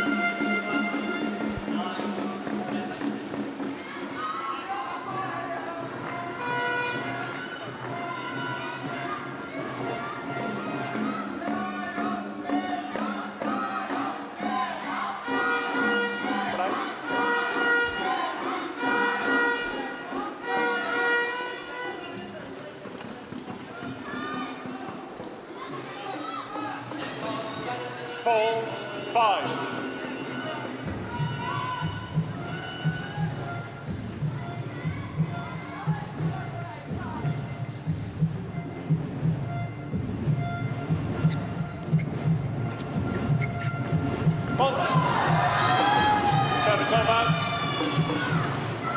6-4.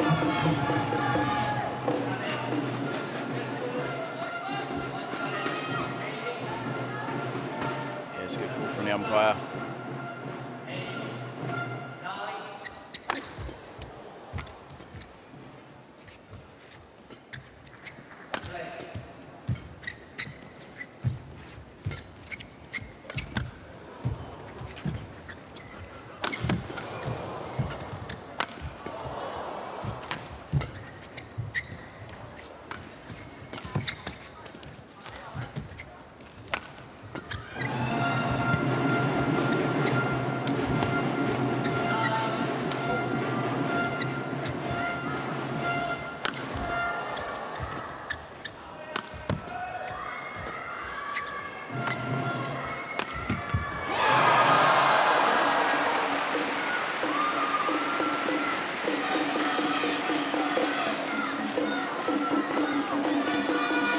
a sense now that Naoka's starting to enjoy himself a little bit. Still some punishing rallies though. He's in his rhythm now, he's playing the style he wants, and he's managing to just about soak up the attack, and then when he gets the opportunity,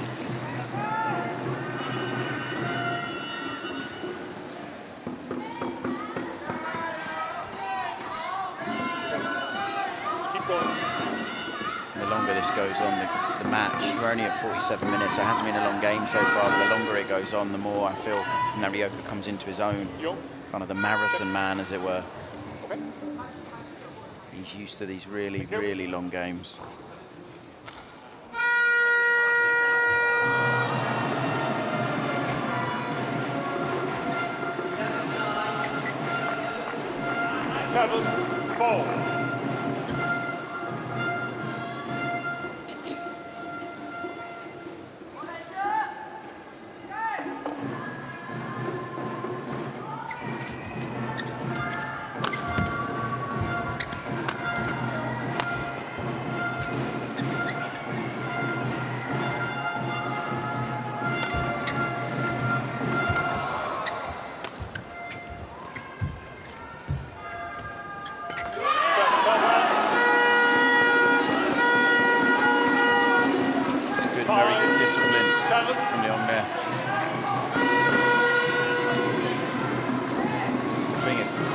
Net shot from him. It's not incredible, it's just totally the wrong choice there.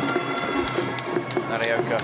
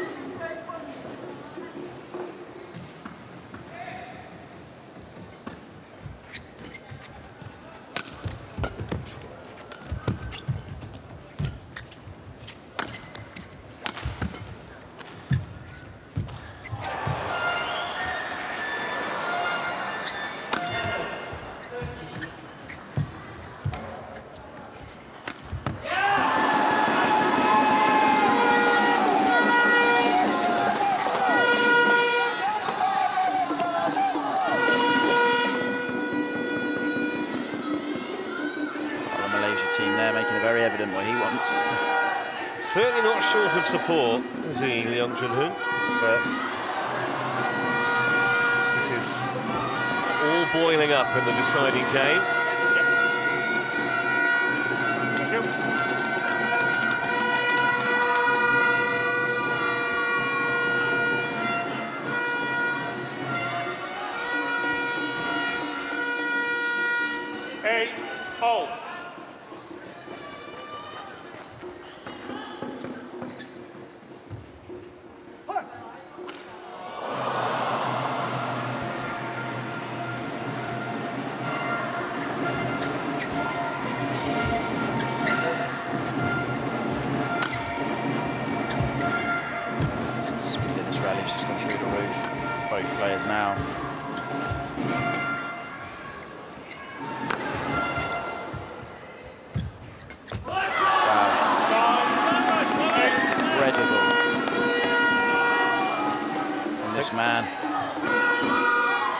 think Naroka was trying to say to the umpire that his opponent's racket was over the net, but I don't think it was.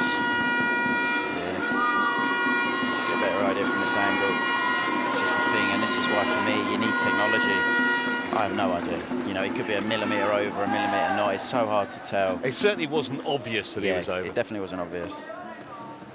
I don't know how it's possible, really, for the umpires to get that 100% correct every time. Great attack.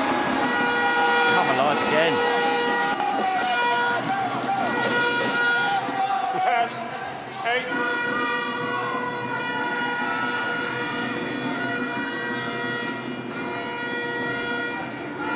Could Leong be a hero for Malaysia? Create a massive upset.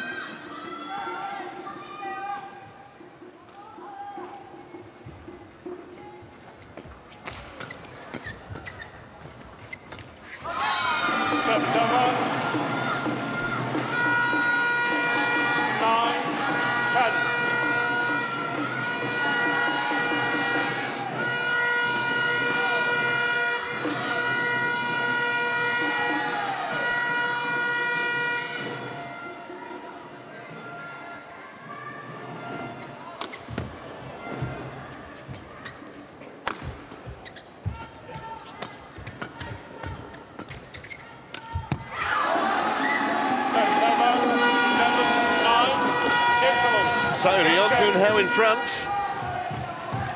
but it's a slender lead. Still easily go either way, this decider. But certainly you could say that Leong's had a new lease of life. The last 6 or 7 points, 11-9 he leads.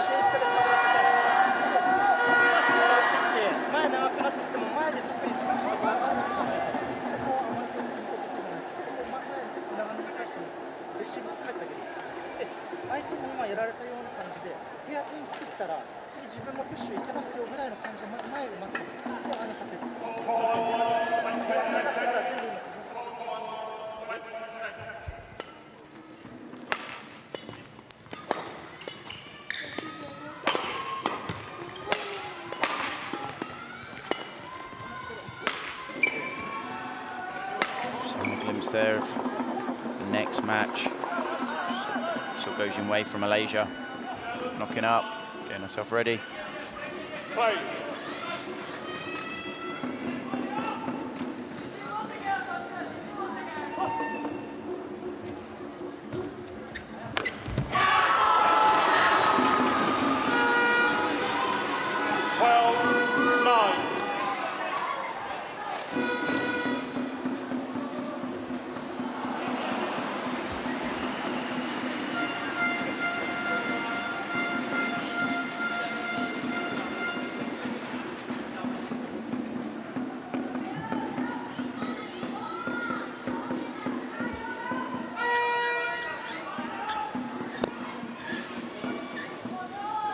More. Okay.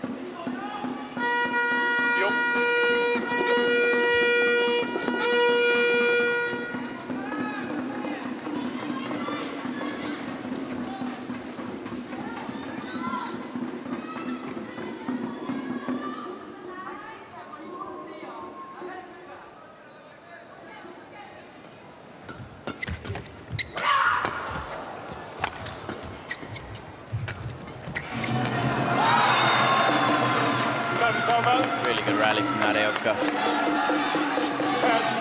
It's just impossible, isn't it, to guess which way this match is going to go from here. Both men having a little inspired spells.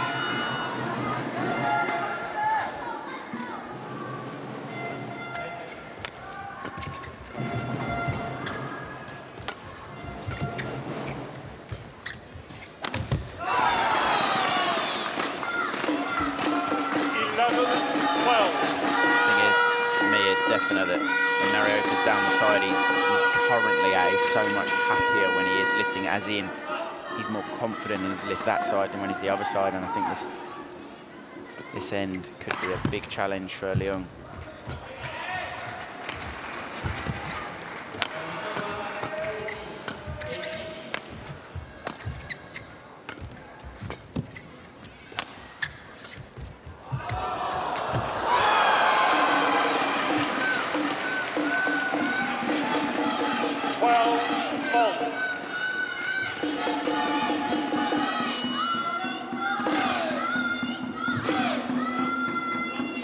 So 3 points in a row have got Morocco back on terms and given them something to shout about.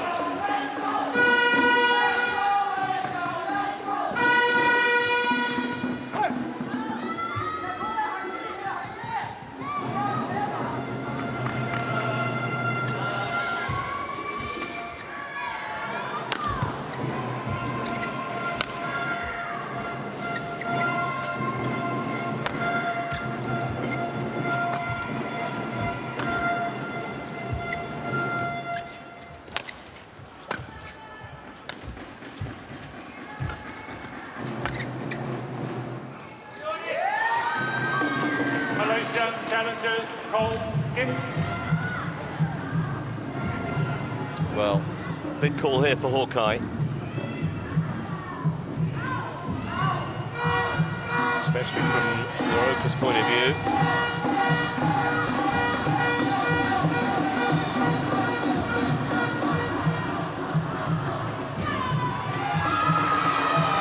Challenge unsuccessful. No problem for the Japanese. Challenge remaining.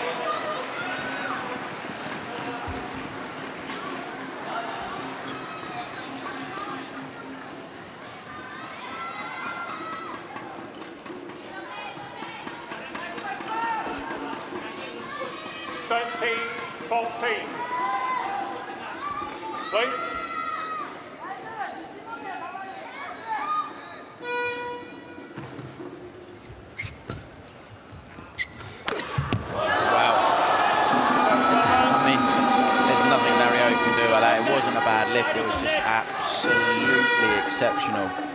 Good net. Gets the lift he wants, but it's not short. That's just sensational.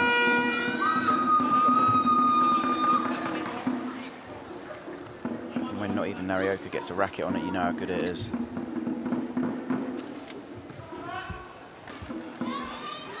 .400 kilometers per hour.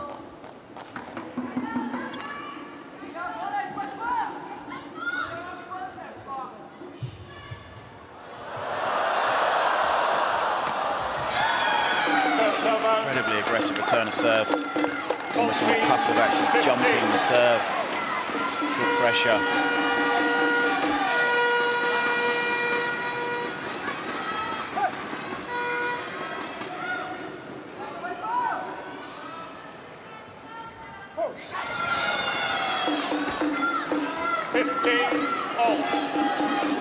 That's a real cheap point there.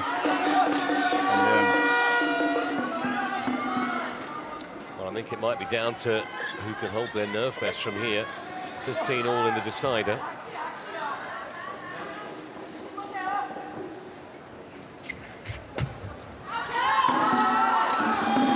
Another exceptional net shot.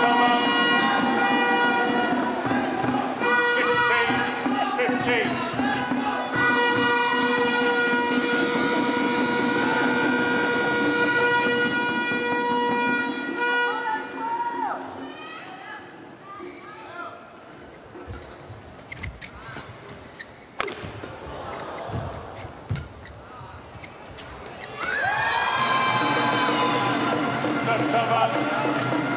Well, it's blow for blow at the moment, literally. 16 all.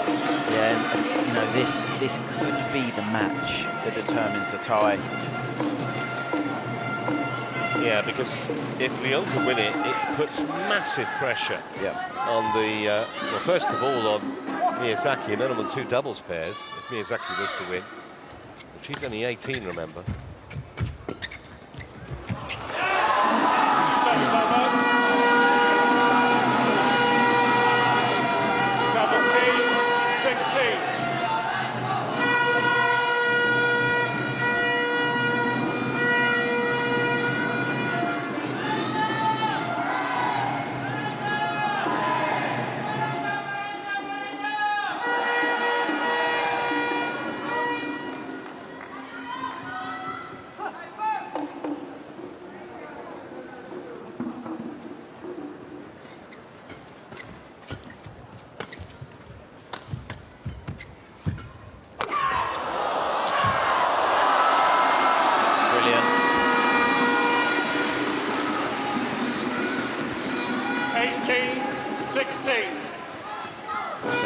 doing incredibly well to stay as calm as he is in the coaching chair.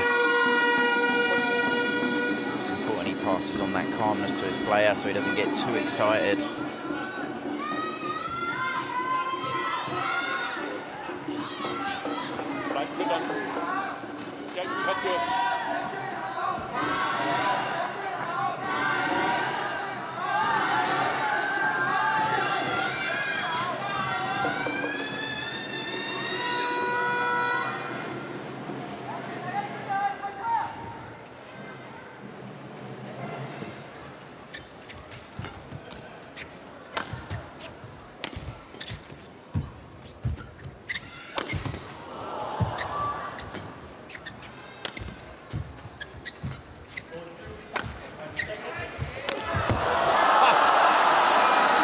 To produce that.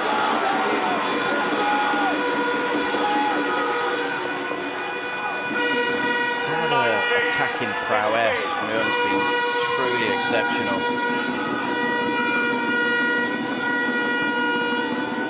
Again, it's not a bad lift.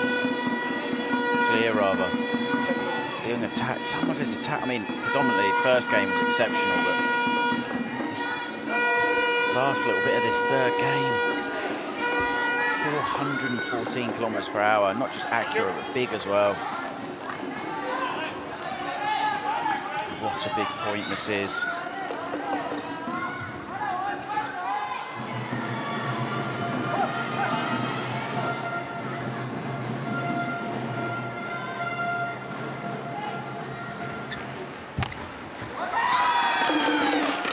Service over.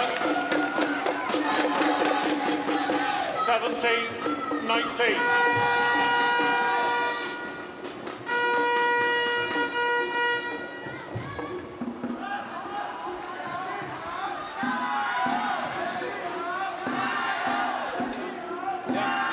Lembut sikit, lembut ah.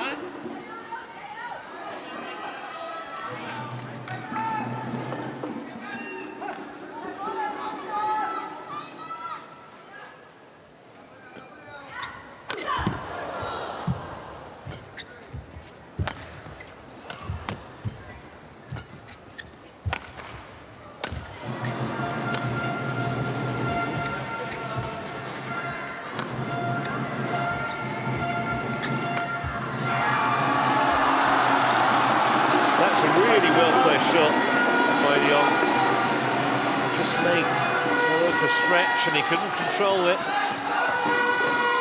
3 match points and for a 2-love lead too for Malaysia.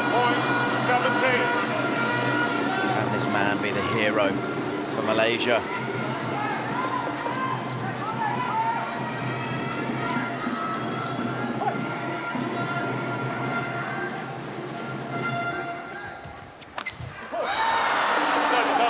Terrible time for the string to go.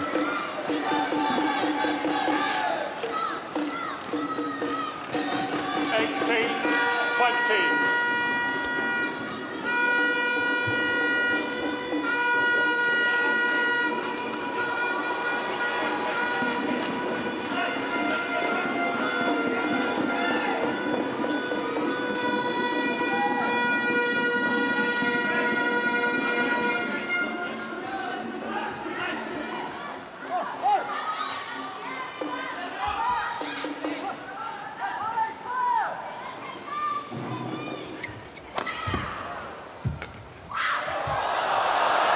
Good, and he's there, and it's 2-love Malaysia, and there could be a big shock on the cards here. Very way amongst those leading the celebrations, but what a performance from the young Junhao, who takes down Kodai Naroka in a really entertaining mixed men's singles, 21-18 in the decider. It continues this excellent record he's got against the Japanese. And on the balance of what we saw, Chris, I thoroughly deserved to win that match. Yeah, what a performance. I mean, some of his attacking prowess was absolutely exceptional. And what a massive, massive win that is. The pressure now on the rest of the Japanese team.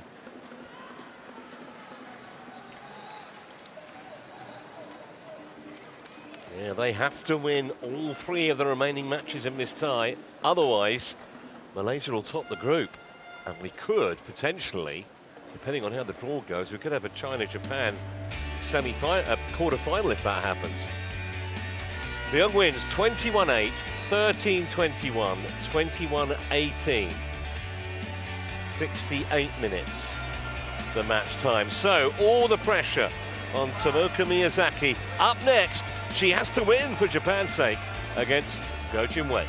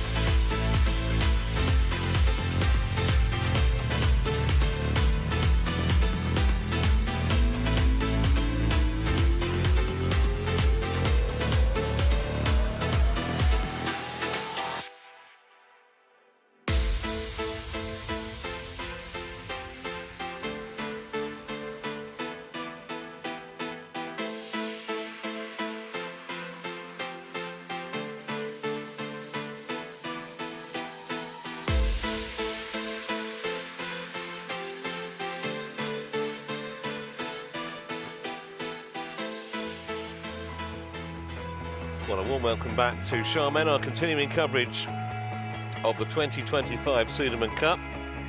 Just seen a fantastic men's singles match.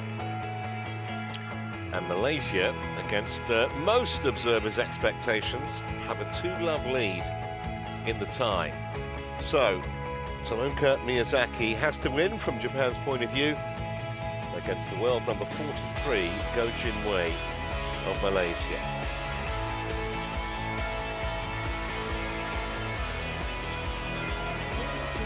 Never met before, these two.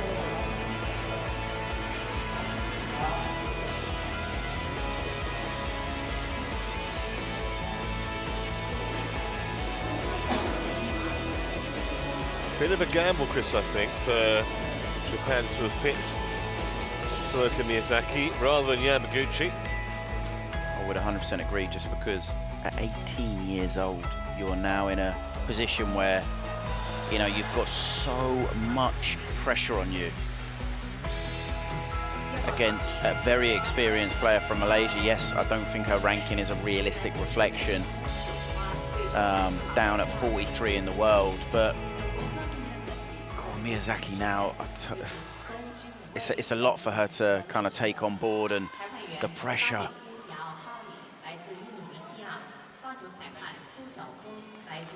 Yeah, Go Jin-wei there, she has been considerably high. She's been actually just outside the top 20, but that was some while ago.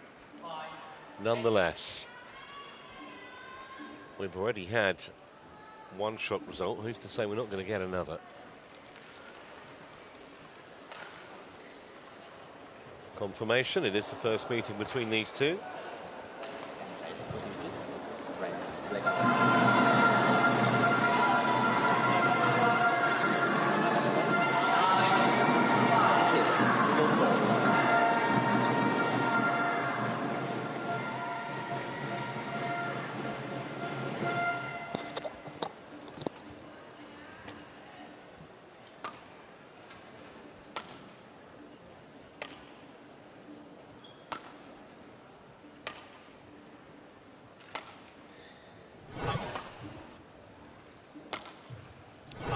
Years of age and already inside the world's top 10. Currently at number 8. Miyazaki, she has been a spot higher right at the start of this year. And when you think it's only 2.5 years since she won the World Junior Championship, that was as a first year a high school student. Played on Monday in the tie against Australia, where she beat Tiffany Ho in half an hour. Go Jinwei, as we mentioned, she's ranked down at 43 in the world, but has been as high as 24. That was a long time ago, August 2018 you have to go back to. She was twice a World Junior Champion. Probably fair, Chris, and that might sound harsh to some, but I'm not sure she's quite progressed as some people expected, because you win the World Juniors twice, there's a lot of expectation on your shoulders. Yeah, definitely. I mean, she was kind of the hot prospect from Malaysia, and at 15 years old, she won an international challenge. You know, she's still a junior, winning a senior international tournament. And I think it was a few different things occurred, and, you know, she actually decided to retire from badminton back in 2021, and then kind of decided maybe that wasn't the right choice for her and came back. But I think all the potential she had, I don't know exactly what maybe didn't quite transpire, but going from juniors to seniors is a complicated transition. But yeah, being double world junior champion, that is quite unique and exceptional. Hasn't got a World Tour title on the CV yet. Go Jinwei. Ready to play. Did play on Monday. She beat Uwe of France in straight games.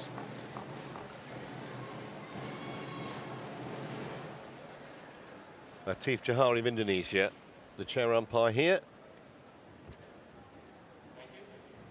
And Su Xiaofeng from China is the service judge.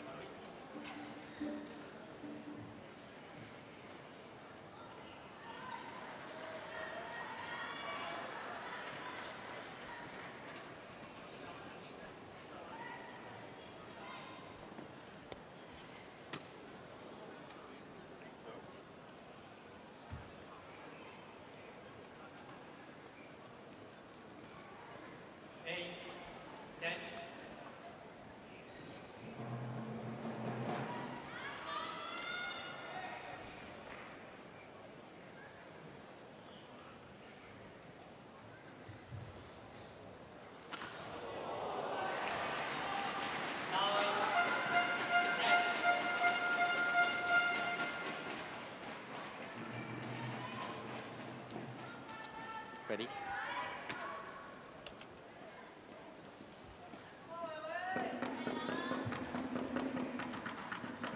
Thank you. Ladies and gentlemen, on my right, Japan, represented by Tomoka Miyazaki. And on my left, Malaysia, represented by Go Jinwei. Malaysia to serve. Level, play. So Miyazaki has to win for Japan to have any chance in this tie.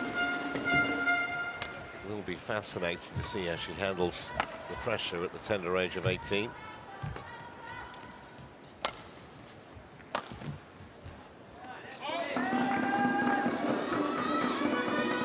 One love. Play left. Go Jinwei.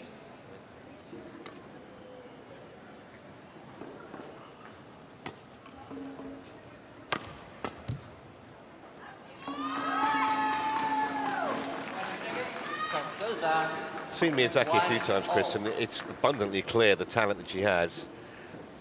The only thing I've noticed occasionally, she might just lose concentration for a little spell in matches, and that's not unusual, someone of that age. But there's pressure on her when she plays in any match, just because she's being touted as, you know, the new young hope, whatever. But if Go Jinwei can kind of stay with her for the first half of this opening game, might just be able to get into her head a little psychologically. Yeah, and this is why the start of the match is so integral, because if Go Jinwei can put doubt in her opponent, Miyazaki's mind, it kind of causes this uncertainty, this nervousness, this tension, and being 18, it's a humongous ask. That's a great shot, though, which was off to just the start that she and her team would have wanted. She has come out here so far looking pretty confident and comfortable. And I still do wonder why put her in this complicated position when you have got, you know, Kane Yamaguchi, currently ranked number 4 in the world. 5-1. Maybe it is to give her this exposure in a big team event at such a young age to help her develop, progress even more. Yeah, I think if they knew they were going to be too loved out, they would probably have picked Akane, but easy to be wise after the event.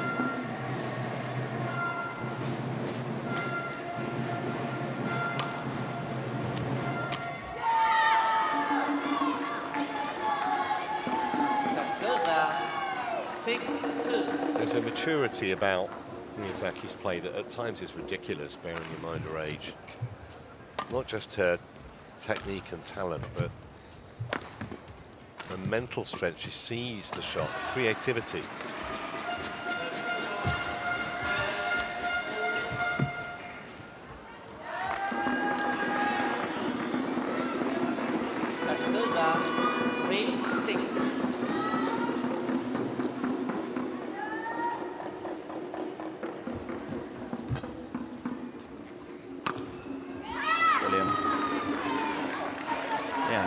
She's come out here and doesn't really look flustered at all.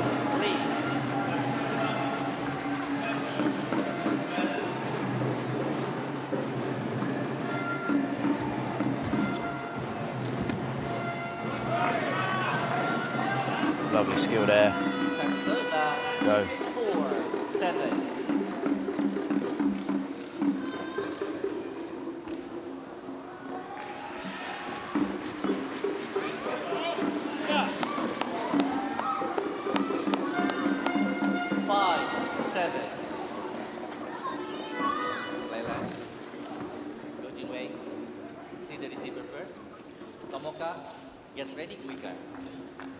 Second time that umpire's spoken to Go Jinwei, although there's some sympathy for her, because she should really expect Miyazaki to be ready. However,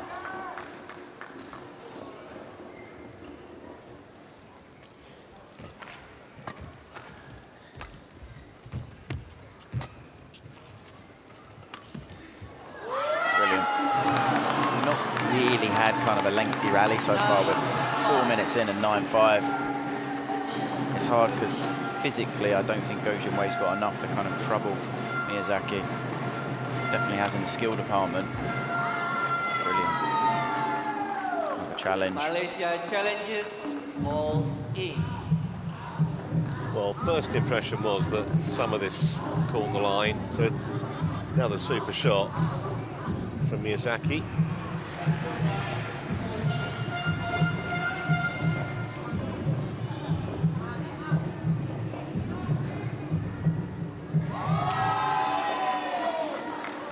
Challenge unsuccessful, 1 challenge remaining. 10-5.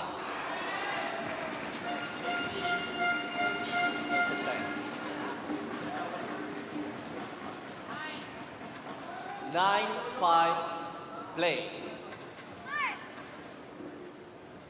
So scoreboard corrected.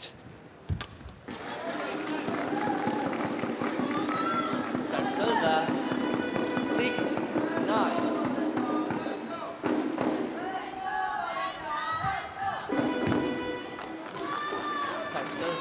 Incredibly quick points. 6. They are, aren't they?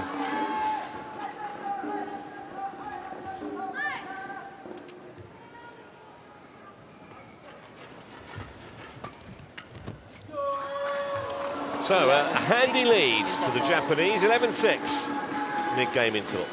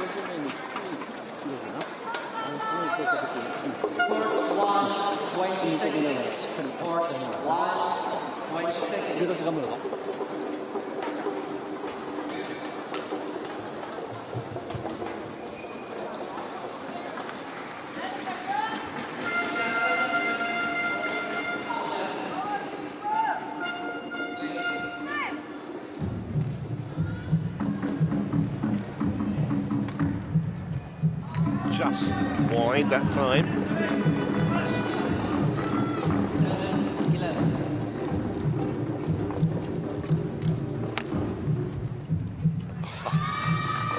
But right back in the groove. Serve 12-7.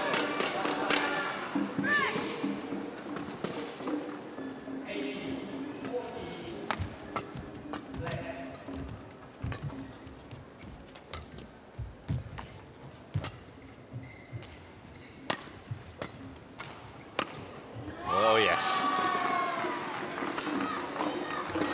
13-7. Jinwei, go Jinwei, ask me first.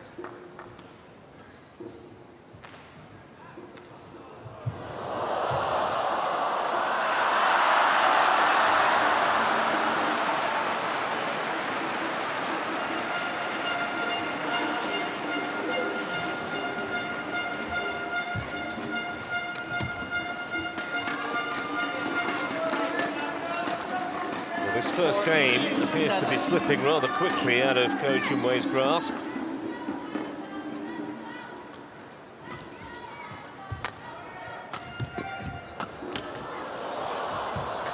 Well reached. Full marks for effort. Serve 8-14.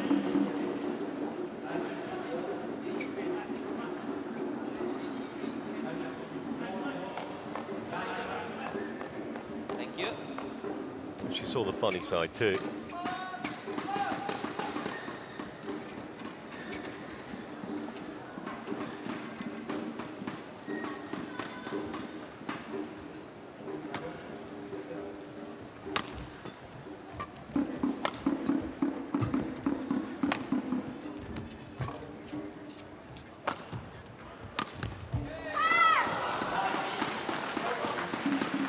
Well, if she is feeling any pressure, she certainly isn't showing it. 15-8. Just a welter of winners. And at the moment, Ko Junwei is getting outclassed. And that's the big thing at the moment. For me, Ko Junwei's not really doing enough to really stress and trouble Miyazaki. The pace of the game's quite slow.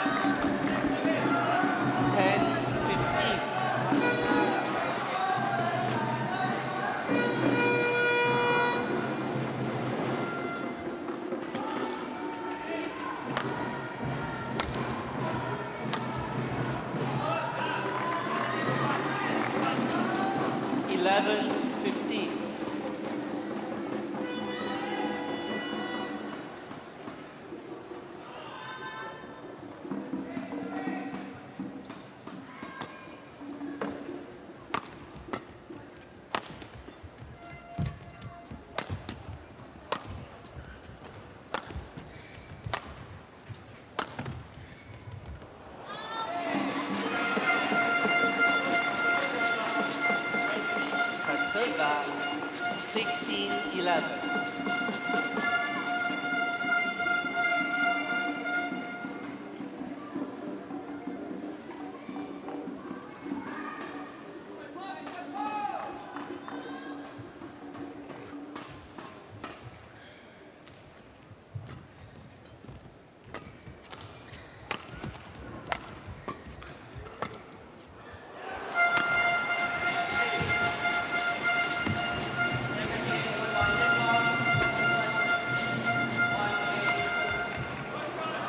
Just slightly too much angle on that.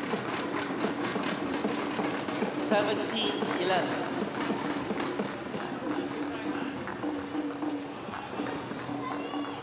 Thank you.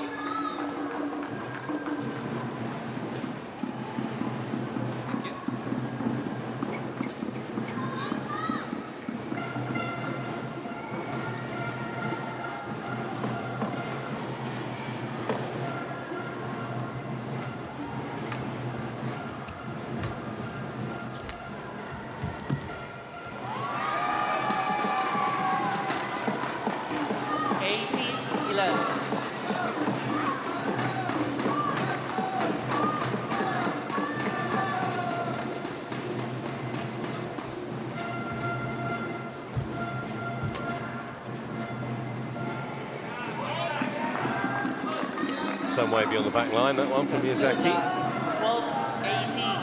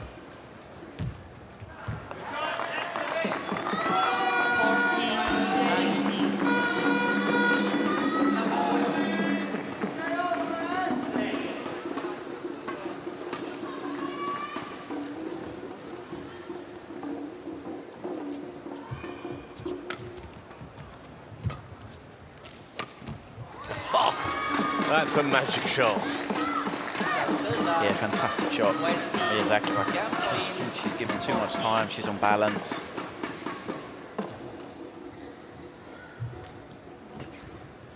Game points here then, and she just needed one of them. So in double quick time, less than a quarter of an hour, and Miyazaki takes the opener. 21 points to 14.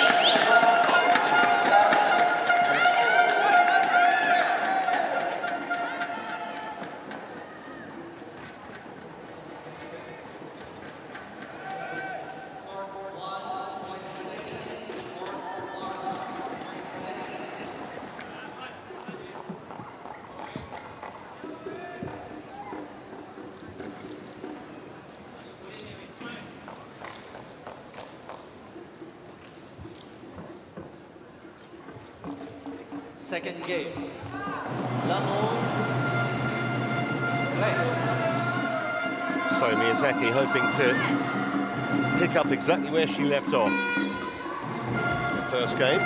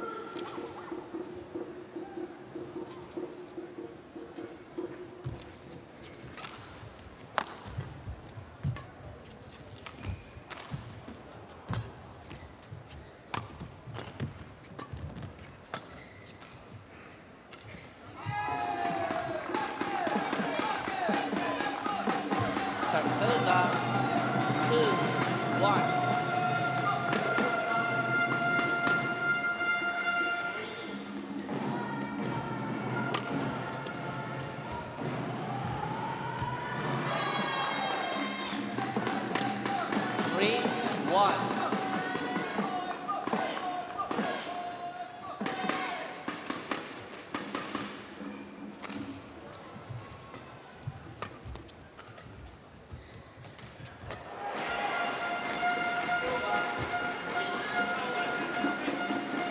Just the wrong side of the line from Miyazaki's point of view. 2, 3.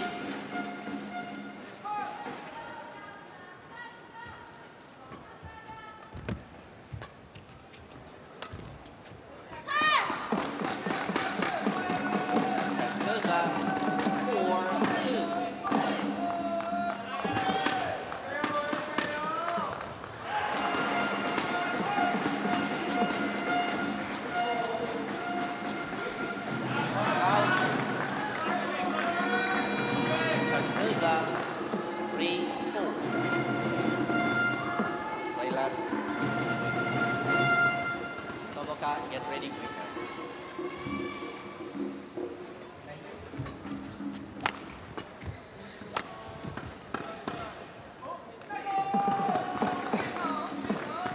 Just struggle, to be honest, to see how Wei can really win this, just because it's too comfortable for Miyazaki. Miyazaki would have to really drop her level, but she's not stressed enough for her level to be challenged.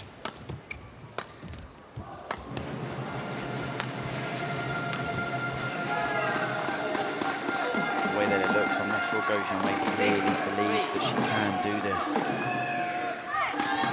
Yeah, I agree. The body language isn't hugely positive, is it, at the moment?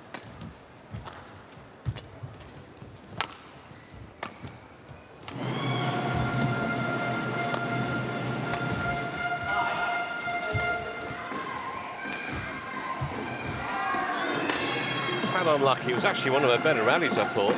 Malaysia challenges. She wants Hawkeye to have a look. Called out, looked out. The technology will confirm or deny.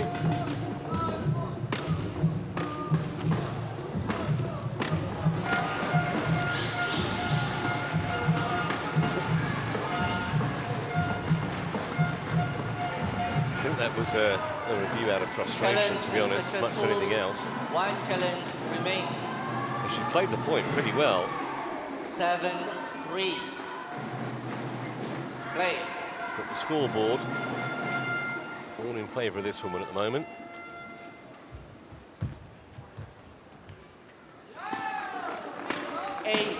Three.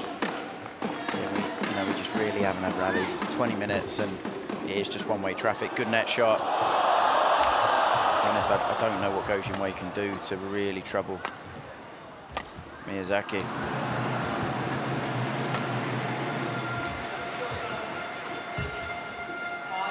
That is absolute perfection.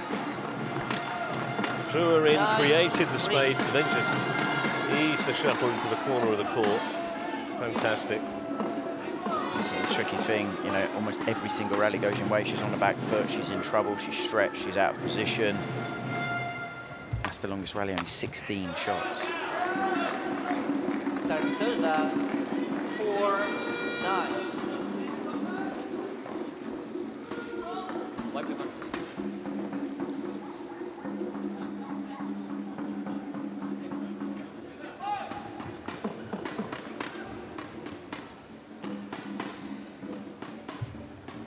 Thank you.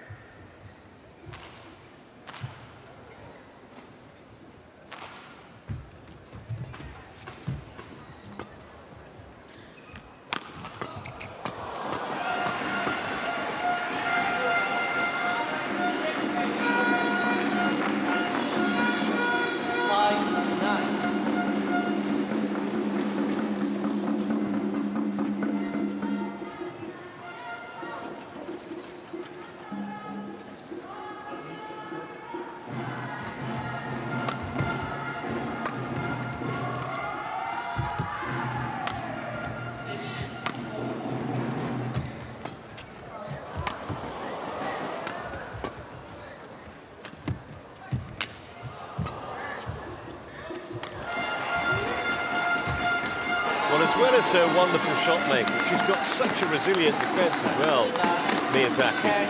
Yeah, she did amazing to stay in that rally because she was in all sorts of trouble.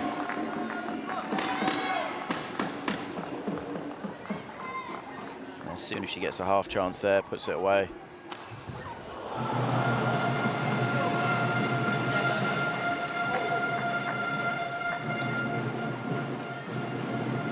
Thank you.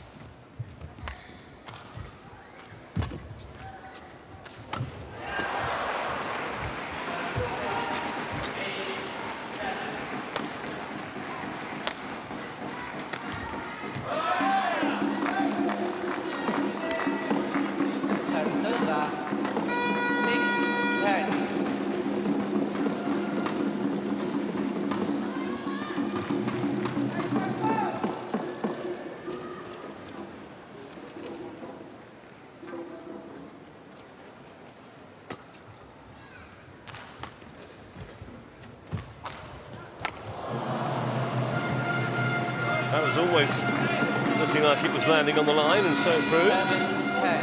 So a little mini fight back here from Go Jinwei. It's always interesting when you do have two world junior champions, playing each other just to see how things have changed. Obviously, there's a pretty big age gap, 7 years between the two players. One of them as well, Go Jinwei, obviously retiring and then coming back.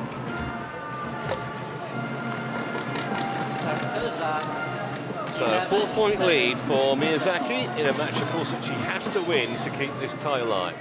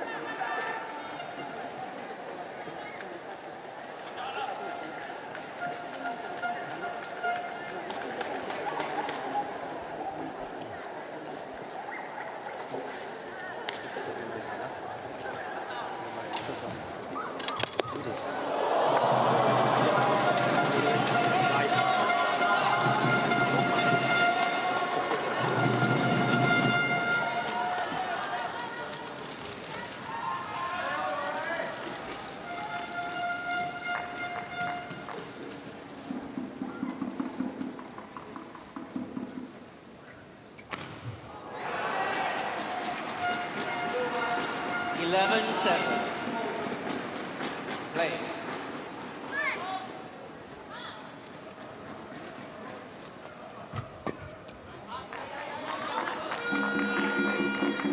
Saksada 8-11.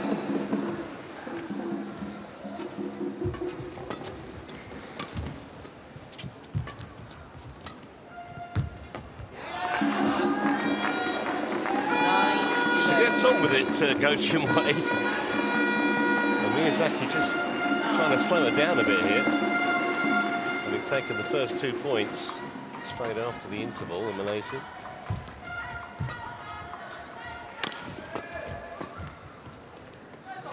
Perfect.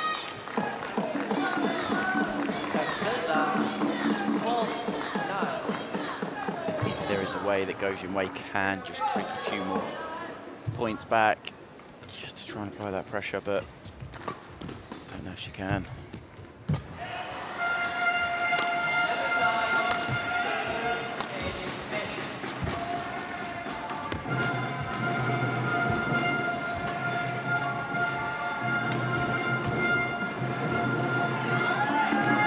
One was wide.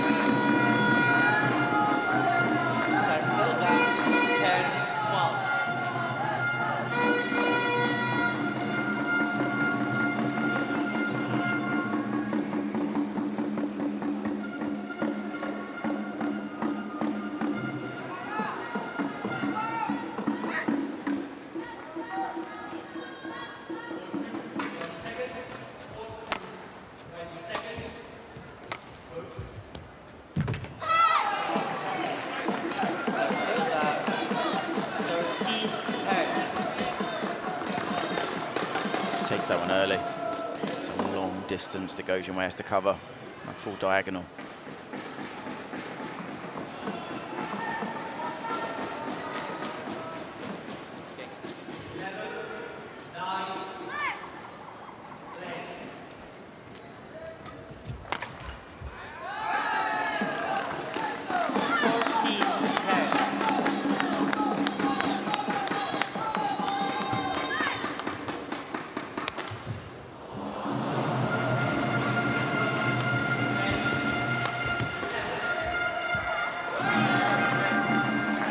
Had her moments, Go Jinwei, just not enough of them.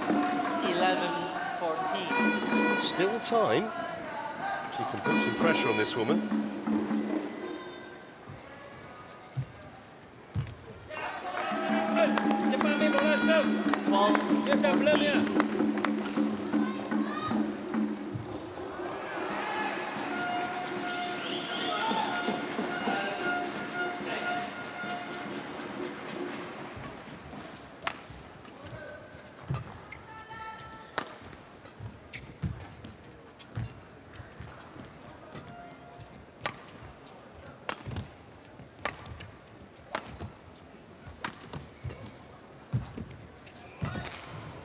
Good reach.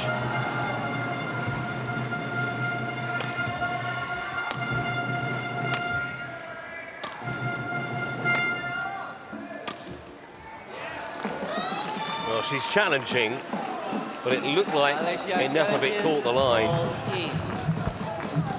Big call this at 14-12.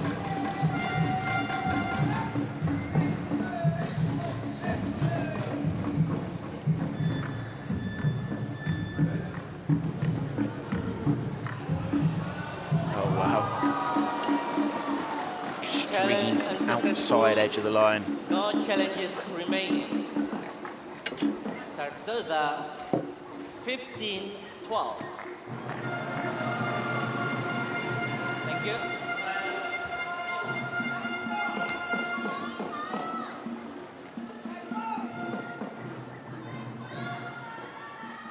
Play.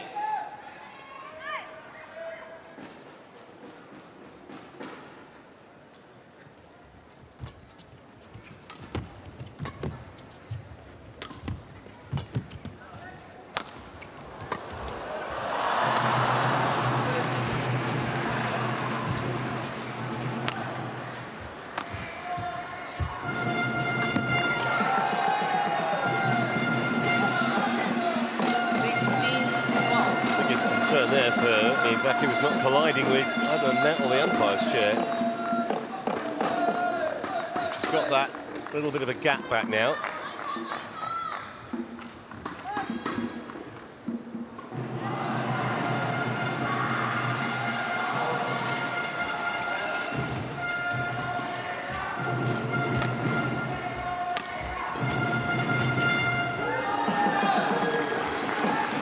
With her opponent at times. Yeah, I'd almost say normal service is resumed, just in regards to the way the game's gone. Control of the rally.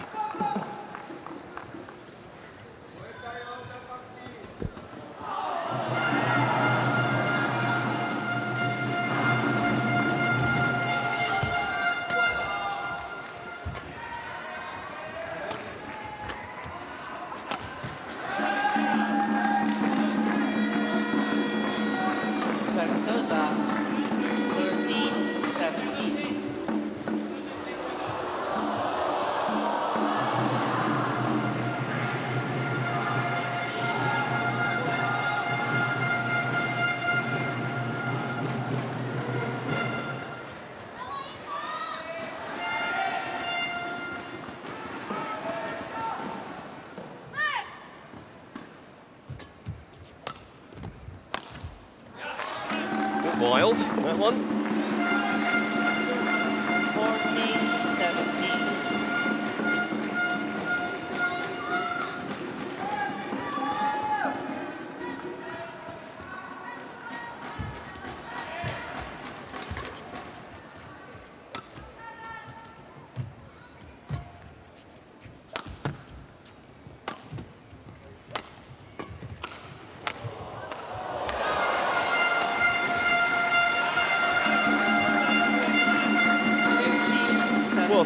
points in a row for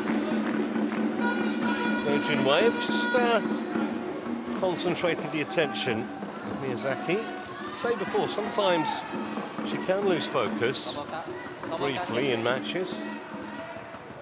And then once again, she's just trying to slow the Go Junwei serve down.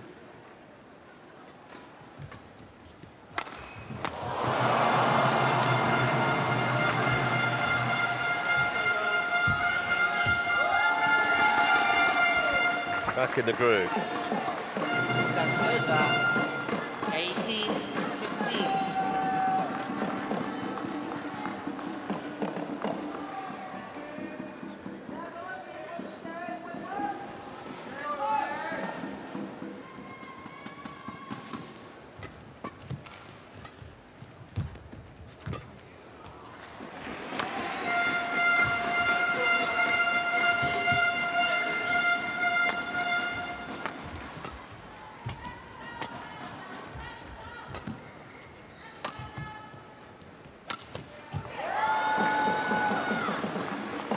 18-15.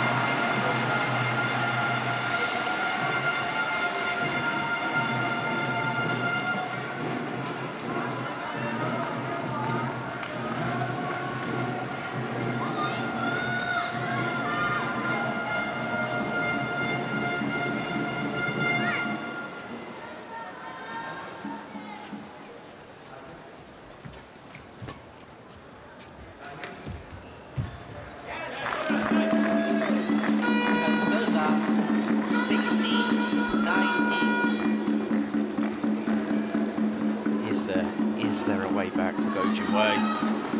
It's now or never.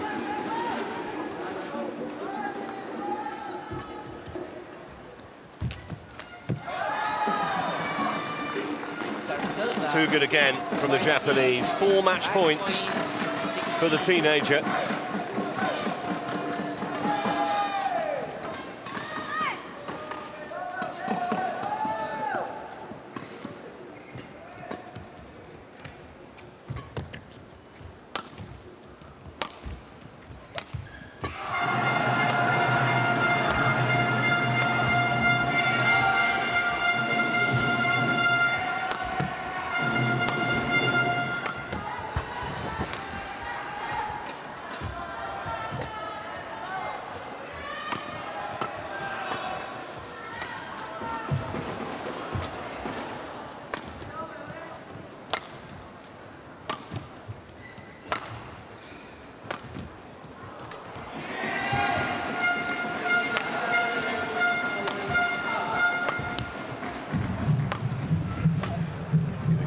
Trouble here.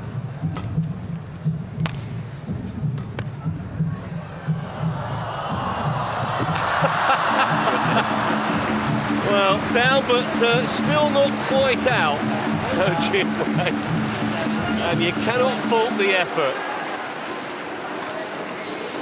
You don't get paid for playing in the Sudirman Cup either. It's about the honour and the glory and national pride. Longest rally of the match, which threatened to be the final rally of the match, but wasn't.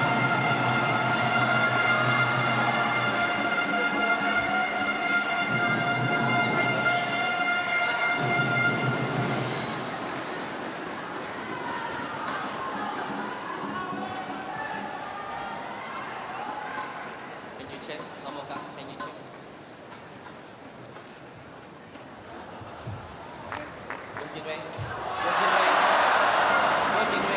Go Junwei did incredible. That was an interesting move from Miyazaki there. So it's phenomenal to get that back. Also, he gets a neck cord. Go Junwei gets a neck cord back.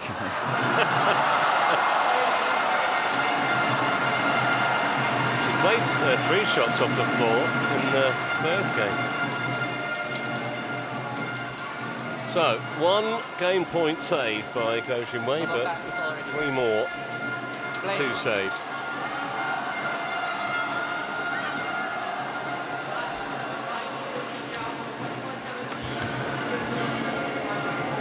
Well, she came out facing a barrel load of pressure, knowing she had to win to keep Japan's hopes alive, and she has done exactly that. Never really looked in doubt at any stage. Didn't take long either. At times, the youngster absolutely outclassed Go Jinwei. Tried her absolute best, but just had to accept this woman was way better on the day. She is a serious talent, Chris. Miyazaki. Match won by Japan. Definitely. I mean, 18 years old, came out here. 17. Very, very professional performance. She was a class above her opponent. But what a future she has in store. 18 years old. Already number 8 in the world.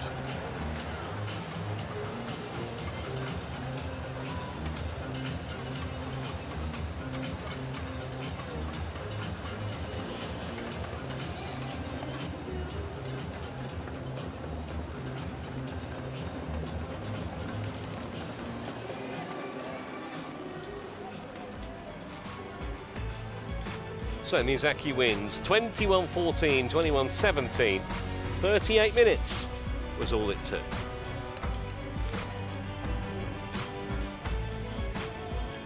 When we come back, it's time for some doubles. The men first, Hoki and Kobayashi. They, of course, have to win as well against Chia and So. In a moment.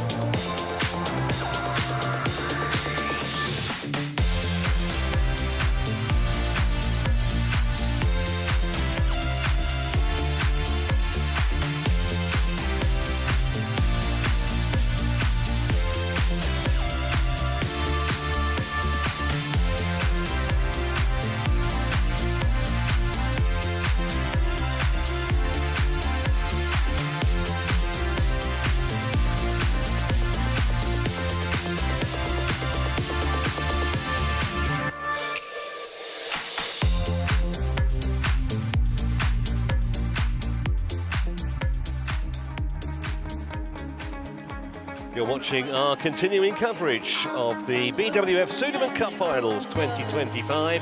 Excellent crowd in here this afternoon, as it is now, but they were here very early. We started at 9:30. And we're 3 matches through this final group game for both these nations. Group C, remember, both came in with 2 wins out of 2. And even though that excellent performance by Miyazaki has got Japan on the board, they are still under big pressure because Chia and So can complete the victory here if they can take down Hoki and Kobayashi. It has to be said, though, that the Japanese pairs head-to-head against Chia and So is impressive. This is the 11th meeting, and they've won 8 of the previous 10, the Japanese. That said, Chris, we're not completely sure, are we, about whether Hoki and Kobayashi are completely fit? They've out-injured for a long time. Yeah, and came back, played the Asian Championships. They played to an okay level, but yeah, there's no way they're match sharp and match fit.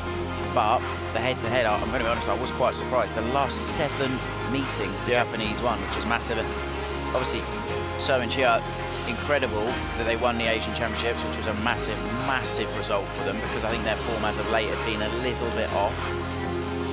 But this is a big game today. I mean, you can't call it, because I never know what I'm going to get with the Malaysians. They can either be incredible or just kind of okay.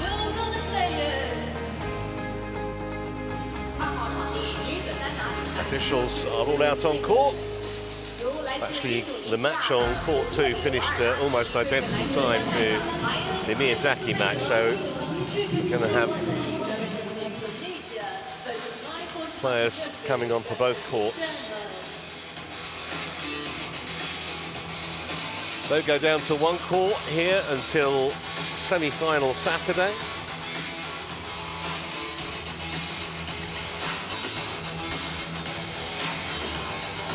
And remember, live coverage of the final from 2 o'clock on Sunday afternoon.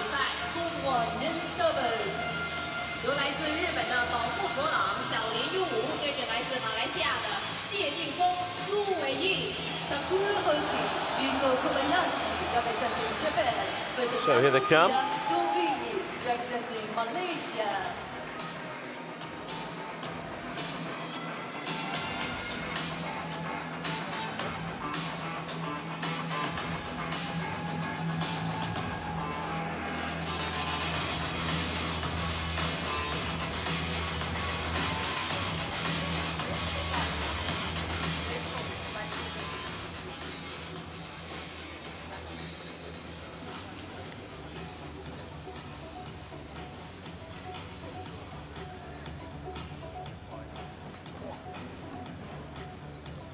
There's the confirmation. It's been pretty one-sided. That last meeting, by the way, was in the Thomas Cup, almost exactly a year ago. Black, red, black, red for you. Side. You serve.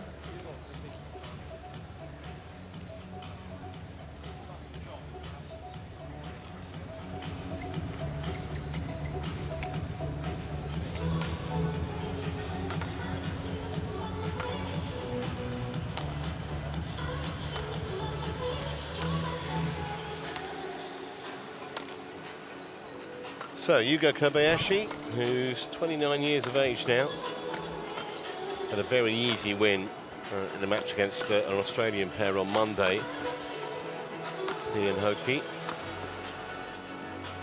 They were #1 in the world back in September of 2022, but we were talking about the various injury issues they've had, down at 17 now.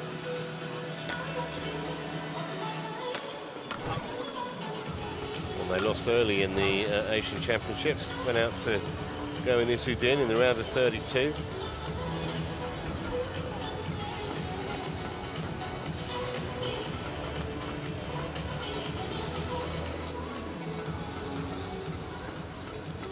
Last World Tour title was 2 years ago, Singapore Open.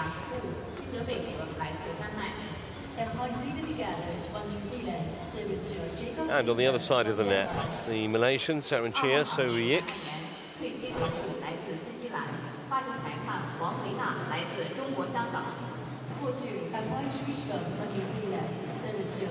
father and his uncle, both former international players. And this year, they've got to the semi-finals of the Indonesian Masters and the Indonesia Open, and of course, as Chris was saying, they won the Asia Championships a few weeks ago. Beat Chen and Liu in the final there. So we look at 28-year-old Aaron Chia. I mean, there's still 4 in the world. They were up at 2 a couple of years ago. Bronze medal at the last 2 Olympics. Somewhat surprising that they've only won a couple of World Tour titles, actually. But they've lost in 7 finals.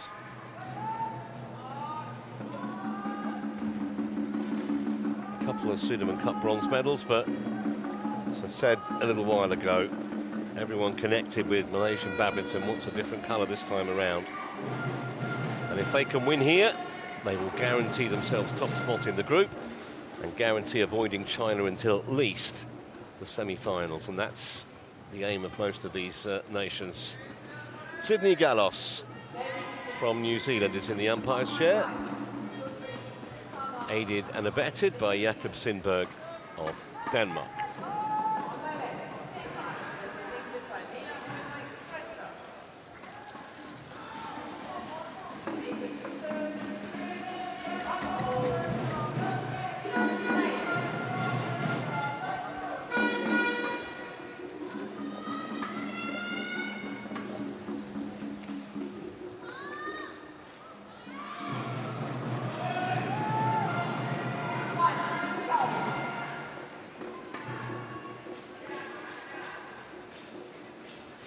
Ladies and gentlemen, on my right, Japan, represented by Yugo Kobayashi and Takuro Huki.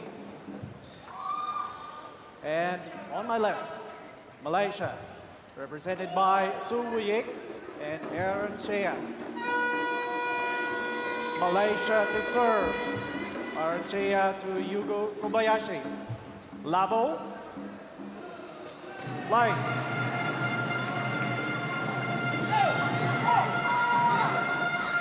So here we go. Can Malaysia win this men's doubles? And with it, the tie and the group. Good stuff. One love.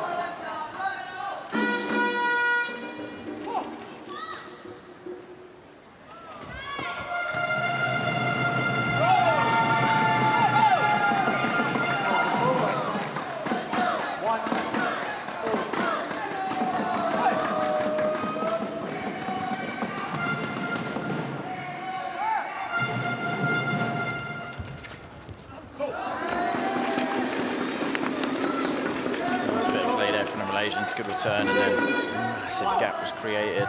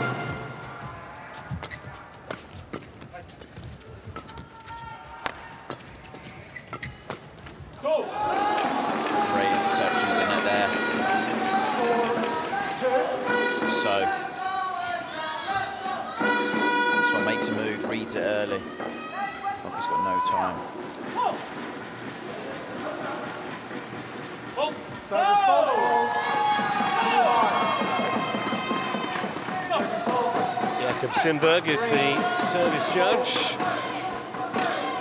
Didn't like the serve.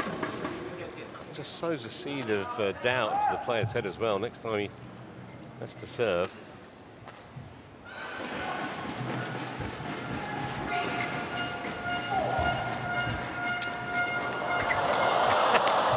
How did they keep that shuttlecock alive? It was like falling down the net on both sides. Incredible control from both net players there. That's the skill needed at this level.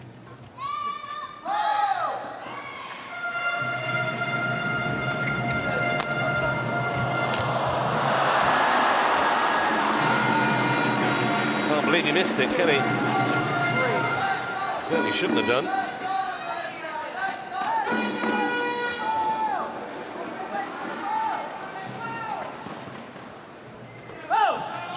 Just a little bit of out of tournament experience, match experience. Yes, they played the Asian Championships, but before that it was a long time. Around 6 months ago.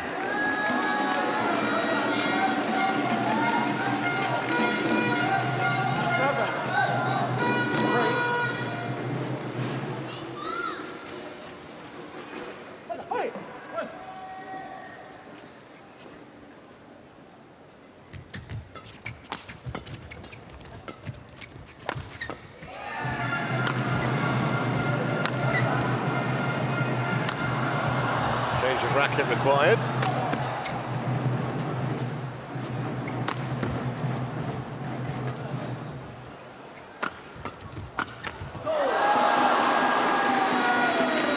Powerful start this from the Malaysian pair.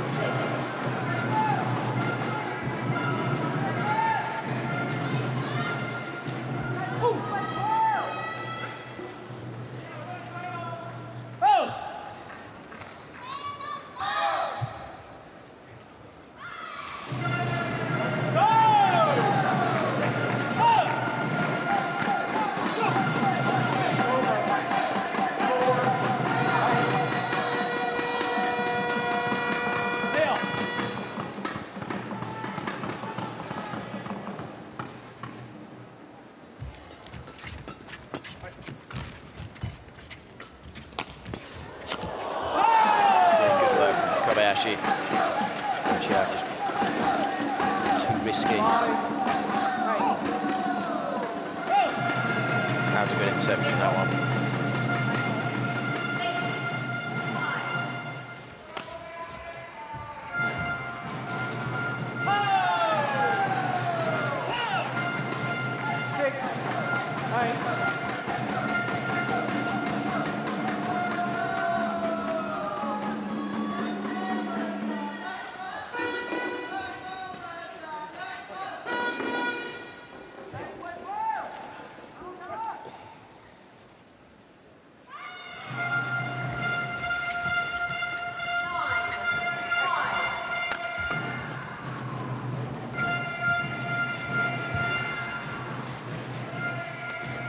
Late decision to play that, and very rarely works. Service over. 9-6. Yeah, it's a big indecision here. He was sure it was going out, going to leave it, and then you can see the position he gets himself in.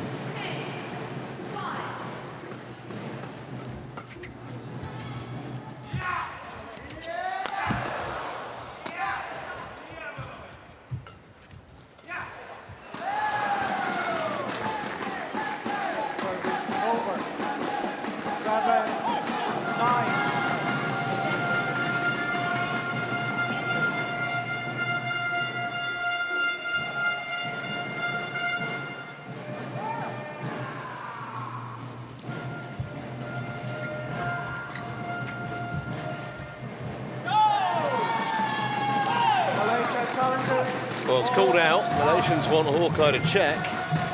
But unless this gets overturned, this is an impressive fight back by Japanese pair. Remember, at one stage in this opening game, they trailed 8-3.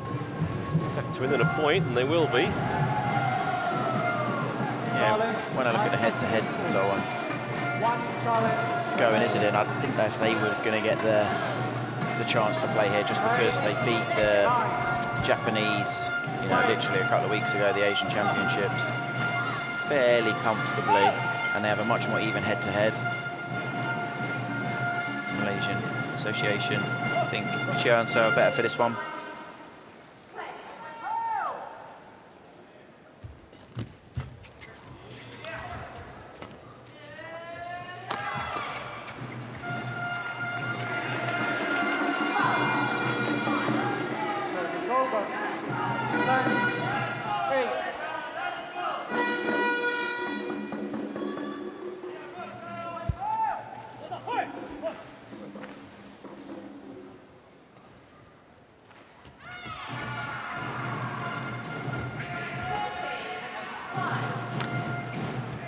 Decision there from Kobayashi. Wow, what a shot, what a shot. And she's got such a strong forearm, Aranchia. What a magic way to end the first half of the opening game from a Malaysian point of view. Look at this. That is absolute perfection. Yeah, I think the slow-mo doesn't really quite do it justice how good that was.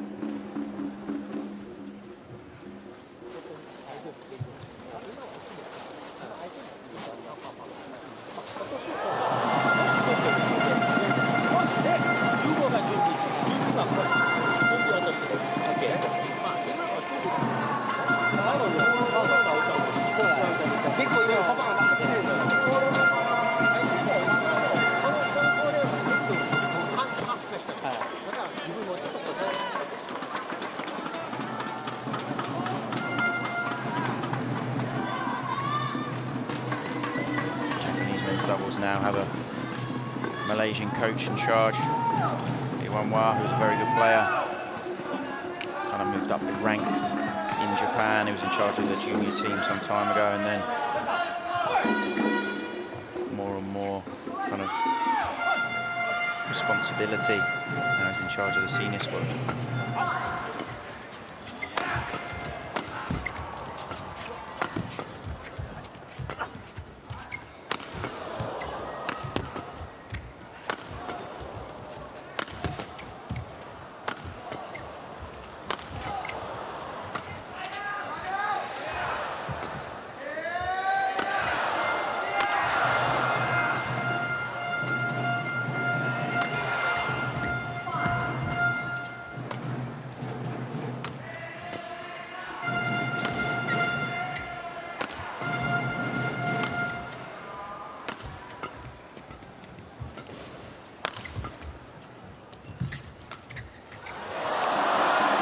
calm. I was going to say, that was very casual.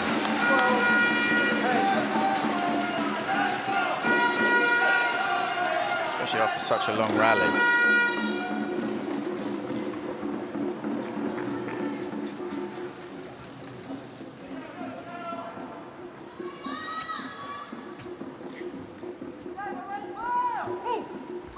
This is what winning the tournament before this does to you. Makes you confident, makes you believe, makes you calm and relaxed.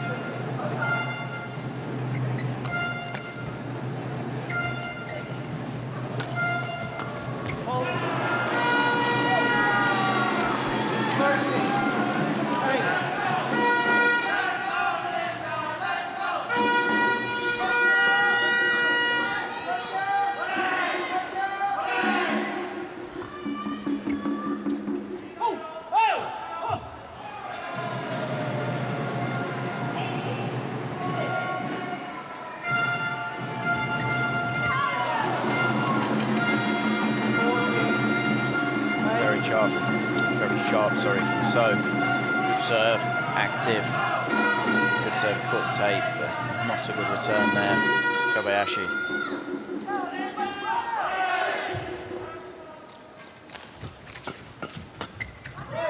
Wow. In the groove now, aren't they? Yeah, absolutely flowing. Another neck cord on the serve.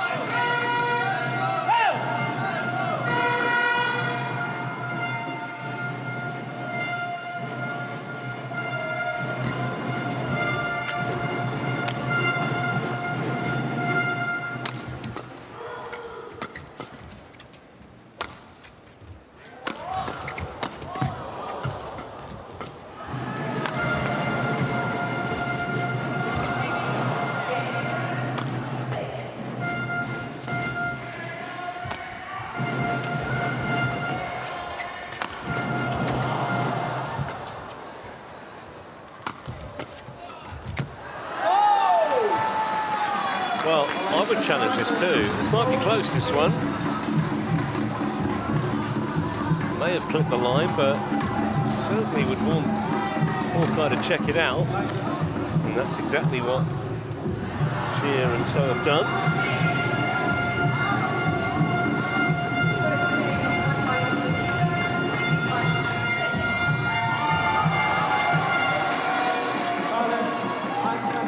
Good call, however. No challenges remaining. Service over. Line judge. Line judge. Line judge. Wipe the court, please.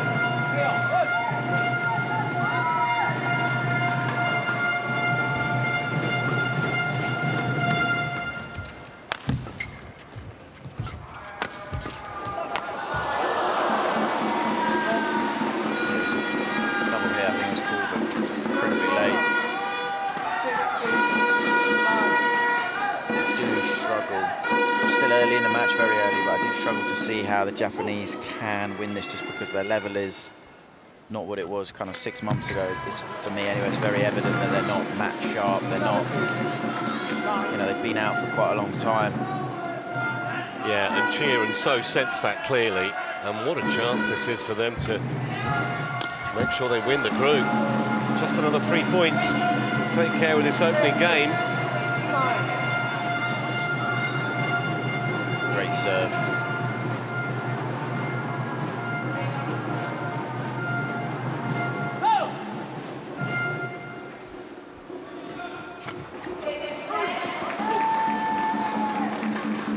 Service over. 10, 18.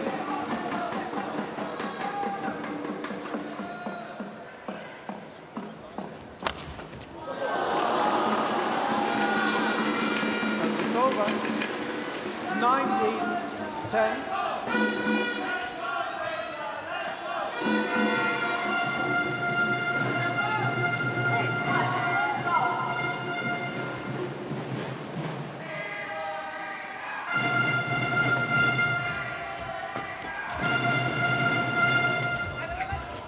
Great shot.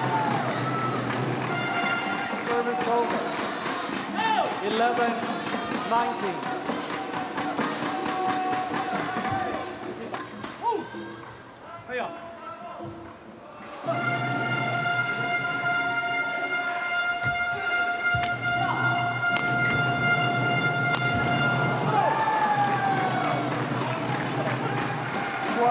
Flicken. 19.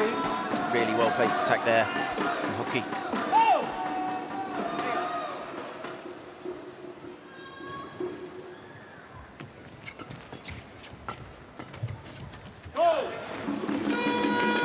So that error brings up 8 game points for Hooky and Kobayashi. 12.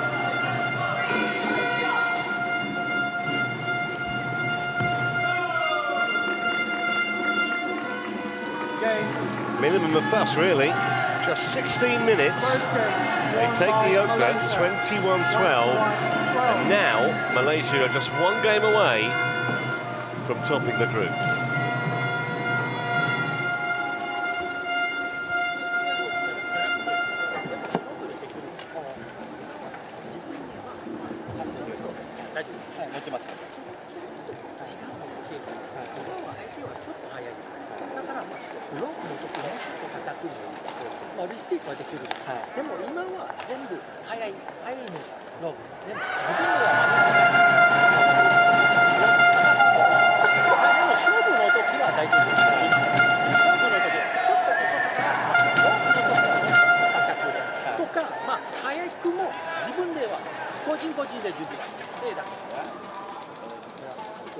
Ya, punya ingat ya orang depannya kalau lagi kita lihat kontrol ya orang depan tuh jangan ini aku jauh biar kamu nampak ini bola sedikit tak masuk.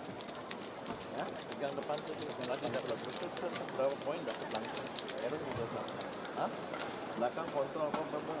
Jaga aja kita ingat depan jangan termasuk. Kadang-kadang kita juga ya jangan terlalu pas. Boleh kasih depan tapi langsung. Ya. Error.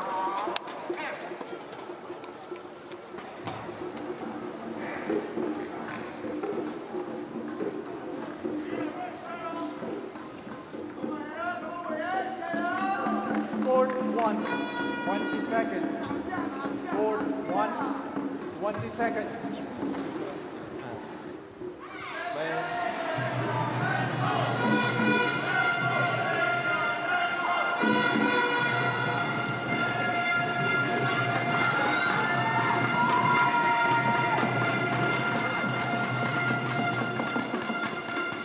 Second game.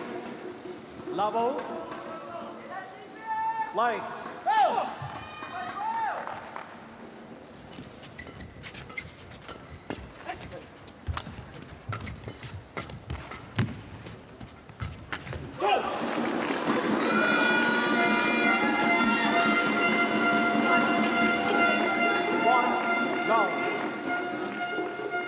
They look pretty irresistible in the first game, Cheer and So. Love to make a rip-roaring start here. Just pile even more pressure on the Japanese pair.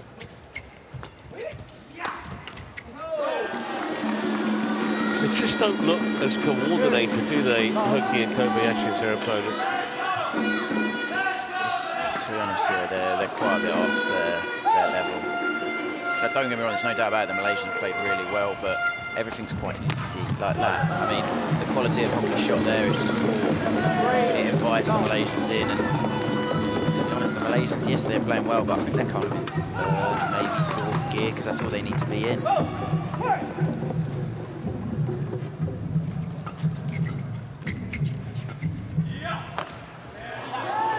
Just missed that one. That would have been something special if that had gone in. That's what Aaron Xiao can do. Some of the things he can come out with are simply incredible.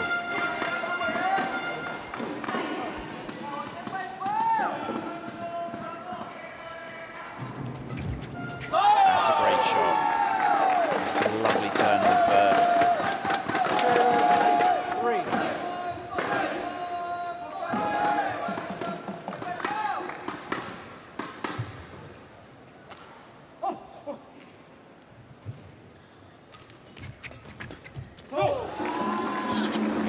slow though at the net. He has been good at the net today. By far he's been the best net man. Parancchia though just behind him, so he's just been at the net more.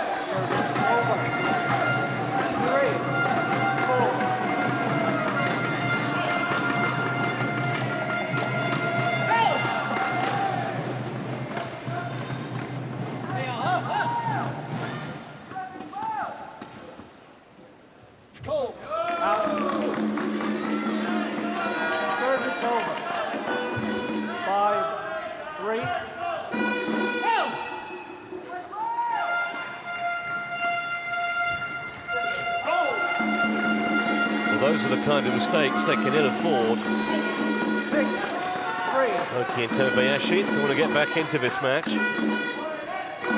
Not getting many unforced errors back from the Malaysians.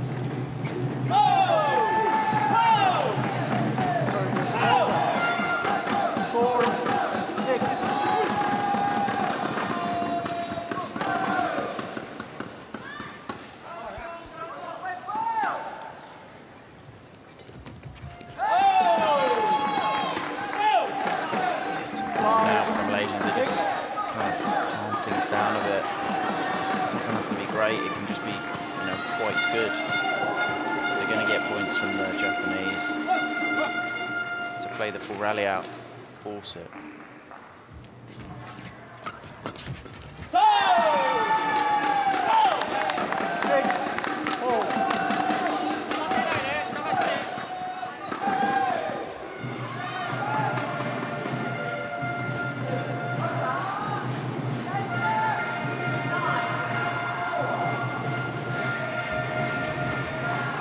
Yeah, Hong's come alive now. He knows he has to.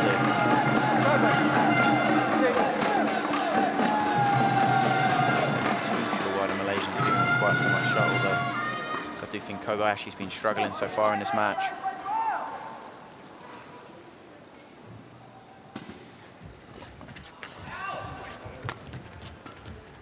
It is amazing how the Malaysians' first game played really, really well, and now the amount of just simple mistakes, and this is what I said before the match, kind of in relation to their level, I never know what I'm going to get. It's either brilliance or not that great.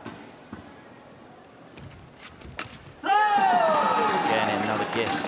Just didn't see that in the first game, did we? At all, really. It's the big thing there. Japanese are also 9 points, but I'd probably say hockey's won maybe 3 of them, and I'd say the Malaysians have, obviously not intentionally, but accidentally. The rest, the 6 kind of cheap mistakes. So it's over. 7-9.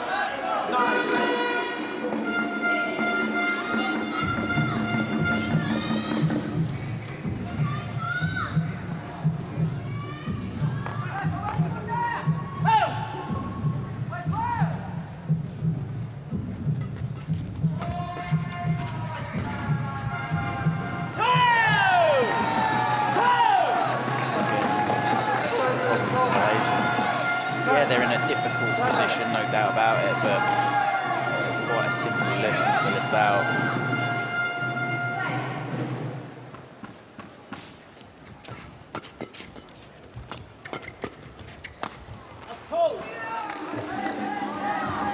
Japan challenges all in. Not sure they're going to get much joy with this challenge, but we'll see what Hawkeye says.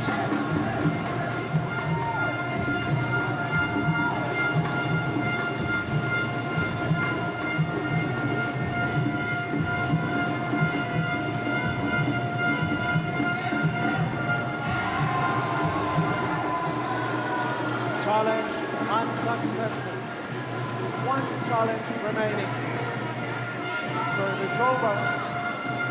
8-10. Light.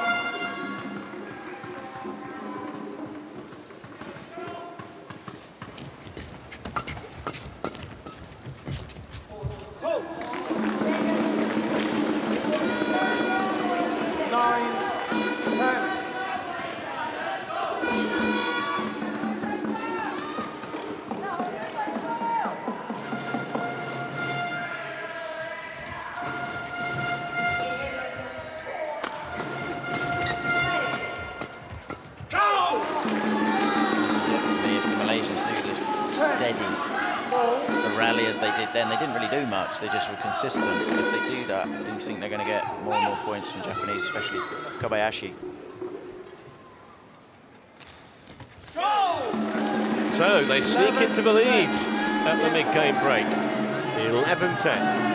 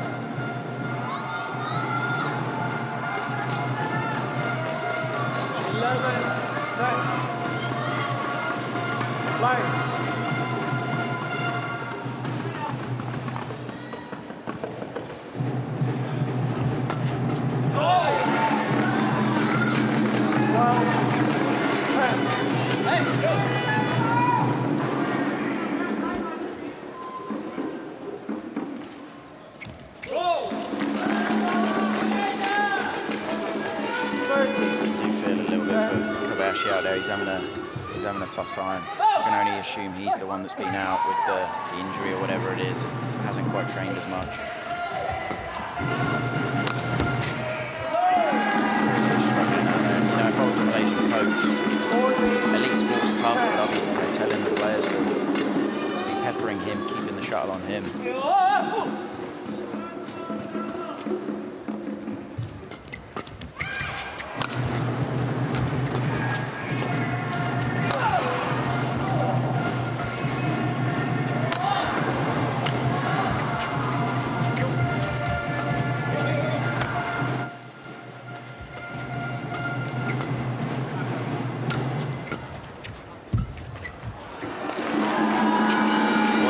Where they want them, or they seem to have. Just a moment before the mid-game interval where Loki and Kobayashi threatened a little bit of a revival, but it appears as though Cheer and So have snuffed that out.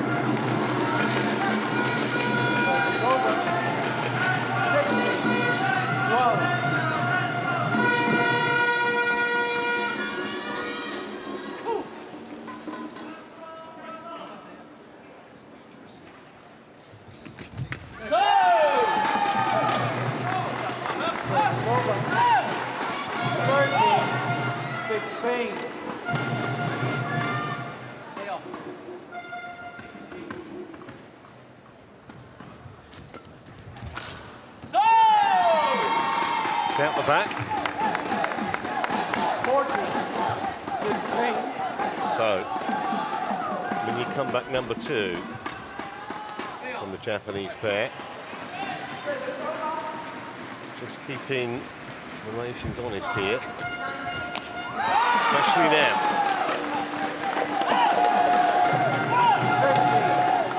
15-16.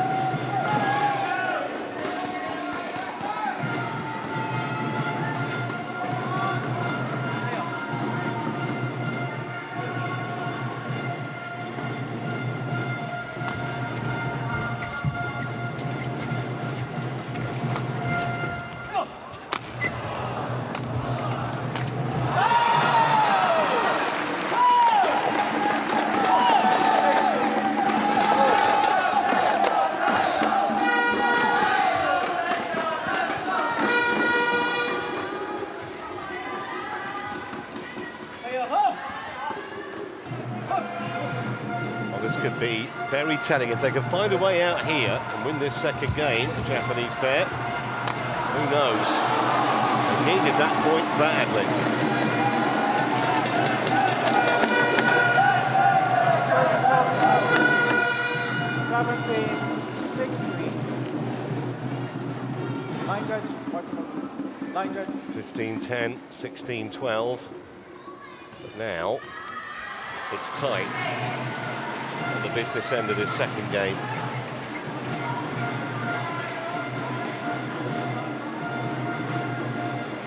Thank you.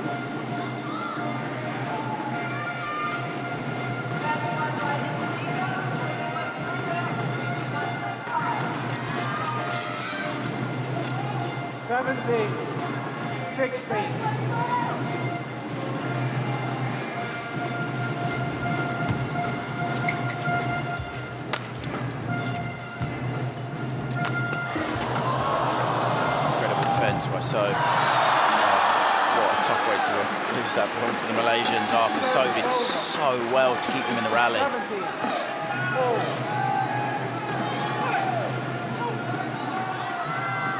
Tough net cord for the Malaysians to take. Yeah, it's a miracle rescue shot, wasn't it, in the middle of that rally? So anyone's game now at 17-all.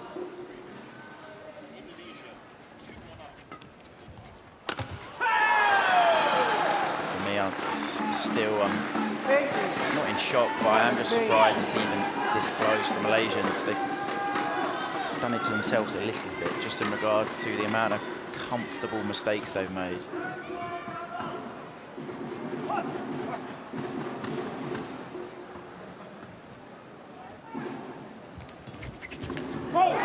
Return.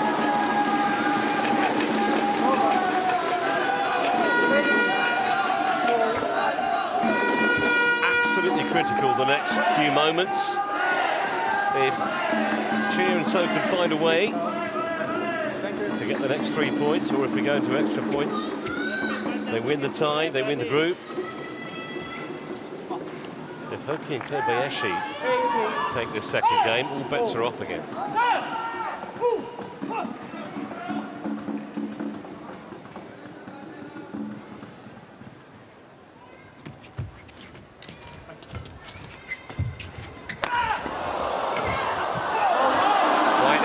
No sentiment, right shot, one of the 3 points they need.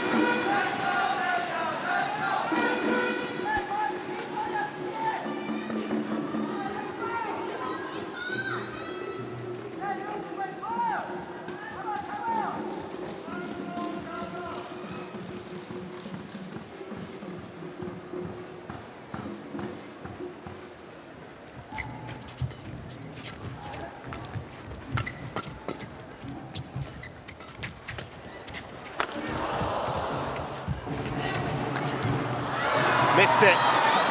Got a challenge, but it looked like it was just wide of the line.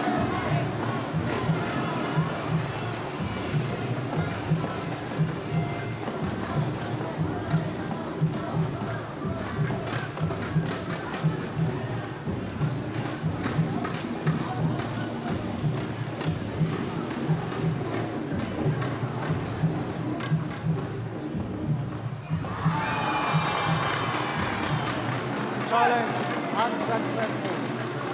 1 challenge remaining. Service over. 90-all. That's the big thing with Aaron Chia. He's got pretty much every shot in the book, and he can be so good. Sometimes I think he tries to overdo things in certain situations.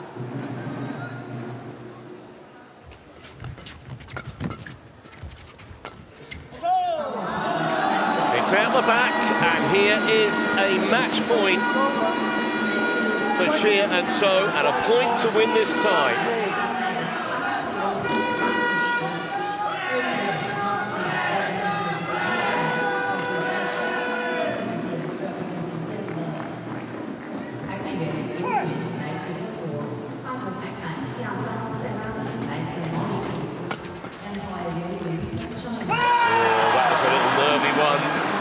Service over. A lot of pressure out there.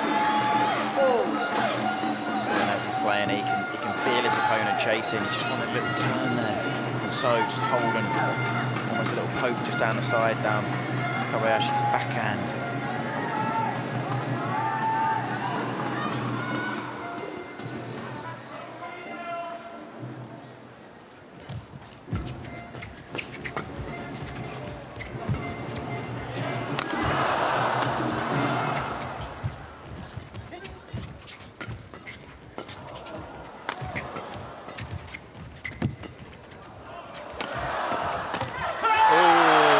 Snatched at it, and here's a game point for the Japanese to level this match.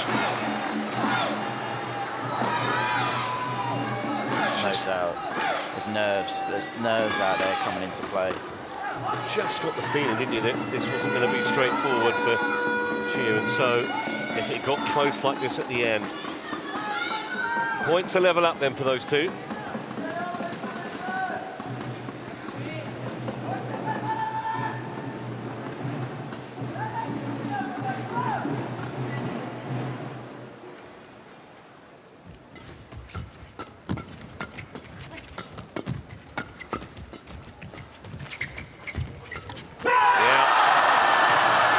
Rather let it go at the end, and you'd make Japan favourites now, I would say, just psychologically.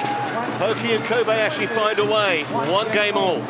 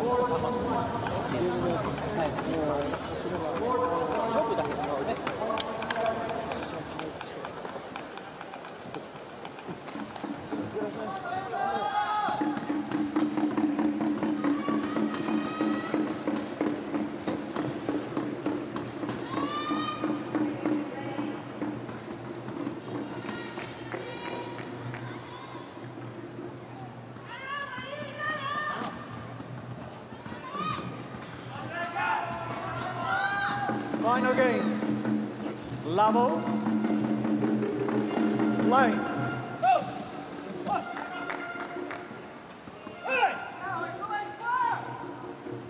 So here we go. Decider. I think Japan will have all the momentum. Maybe Malaysia need a quick start just to get that last game out of their system.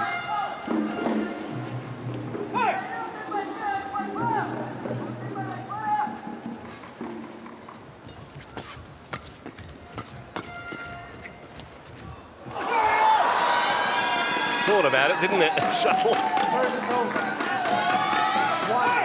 1-all.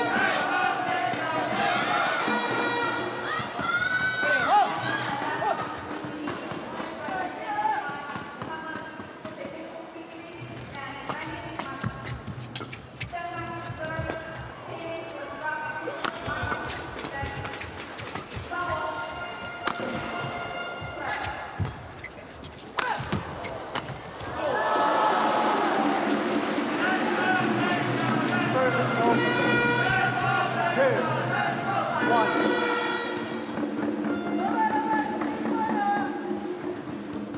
last 3 meetings they've had. Each one being over an hour and 3, an hour and 5, an hour and 7. I guess this was never going to be done in 2 games, no matter what.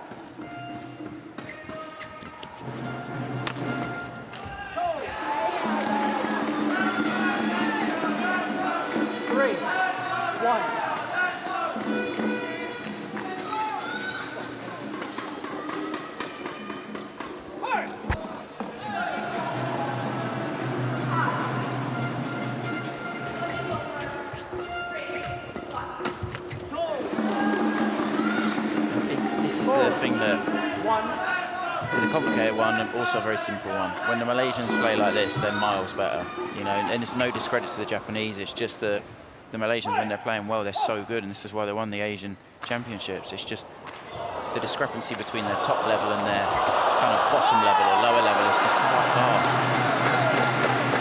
I think they definitely felt the pressure at the end of that last game.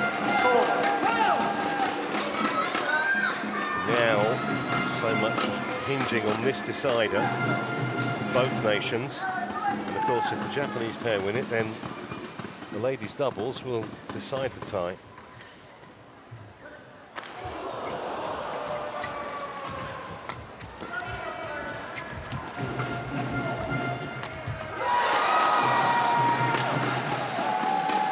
To say hockey has really kind of stabilised things on the Japanese side. There, he's hunting it.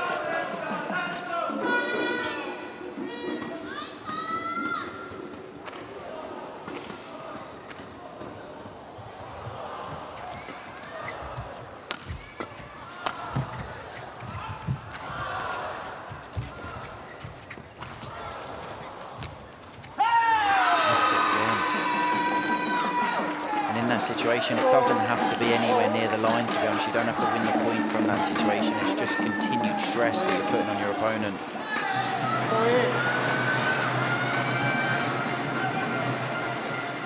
Kobayashi's level's definitely improved, but I think this does come from hockey. Hockey kind of stabilised things on that side of it. 4-0.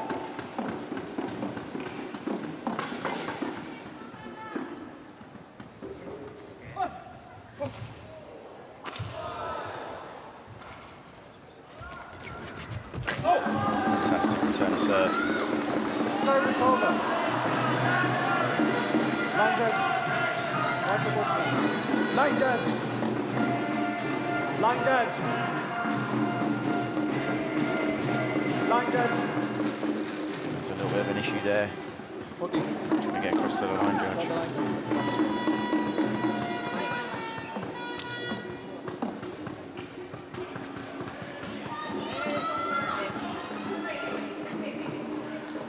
Your foot. 5-4.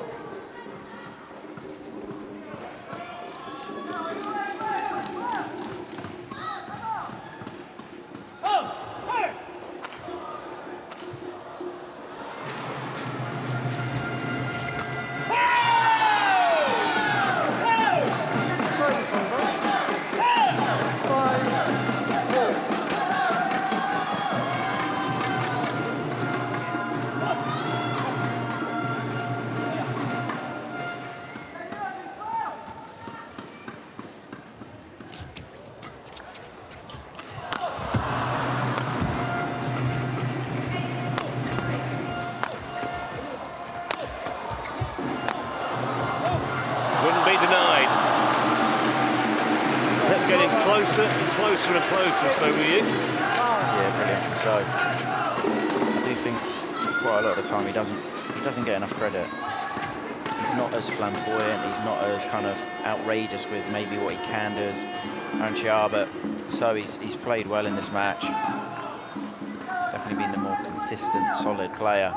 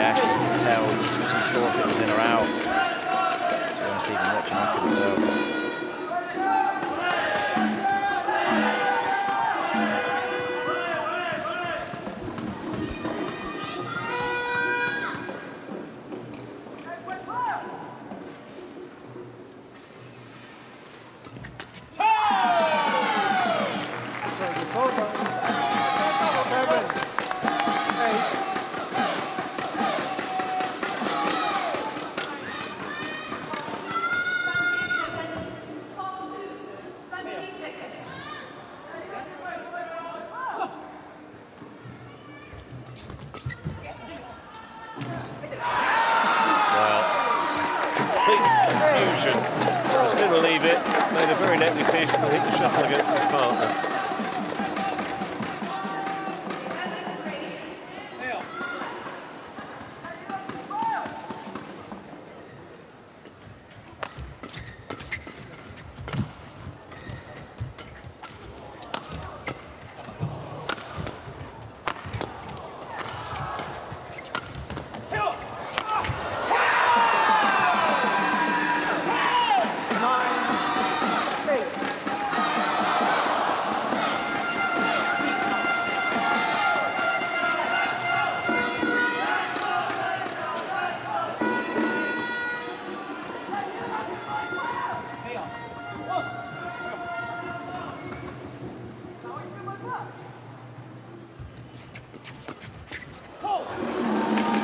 Great interception, so at the net.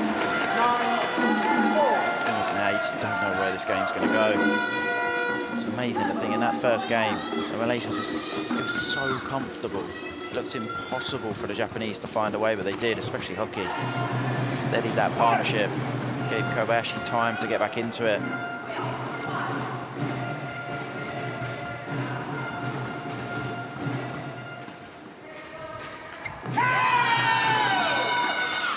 Service over. 10, 9.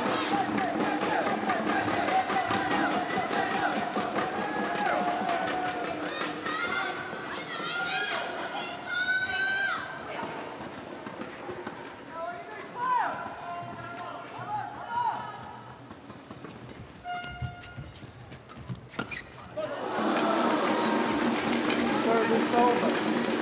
10. Well, punch and counter punch at the moment. Last point before the interval coming up here.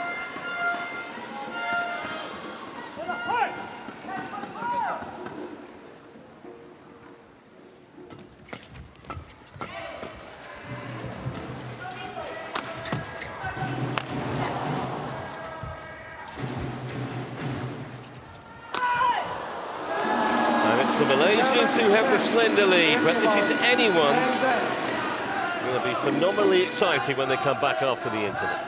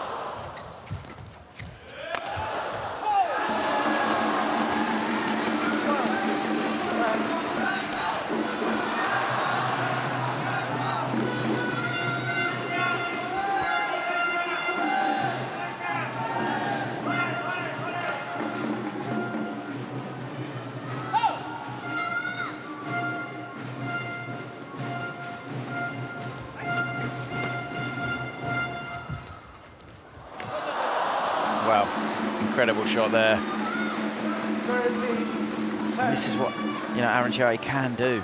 Like, this is just exceptional. Play to perfection.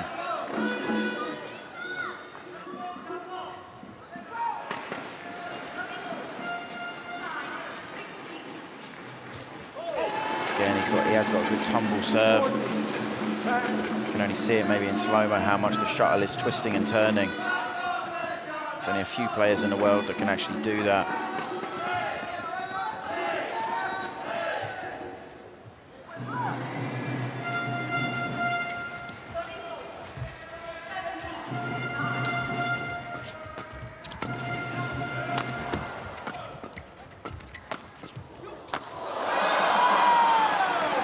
There's never going to be denied there. 11-14.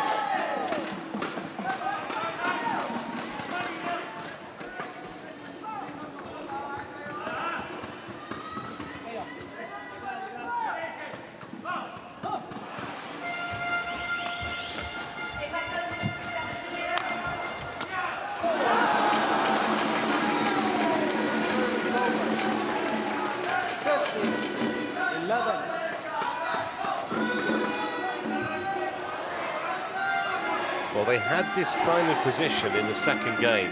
Couldn't find a way to get over the line.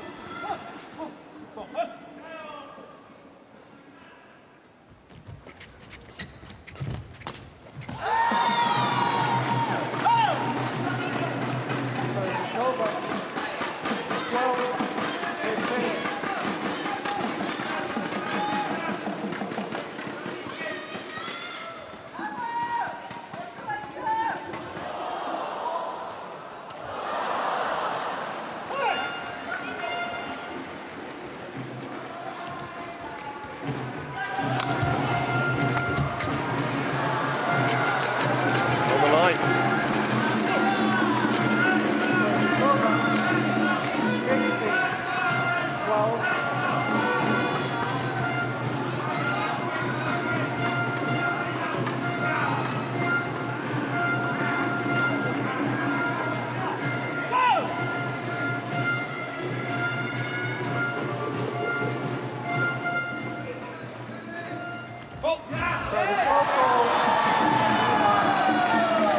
Well, there's never a good time for that to happen, but it's the last thing they want. And there's nothing whatsoever that the umpire can do about it. It's called by the service judge.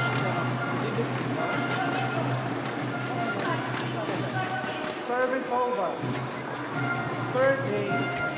There's absolutely no way the umpire is going to overrule the service judge, and nor should he. Service judge is there to make that decision, if needed. Anyhow, I have to put it out their mind. Still got a 3-point lead.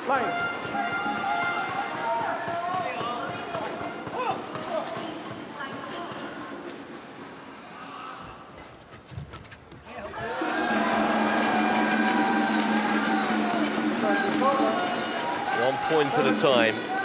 13. You suspect needs to be the mantra here for the Malaysians. 1 point at a time.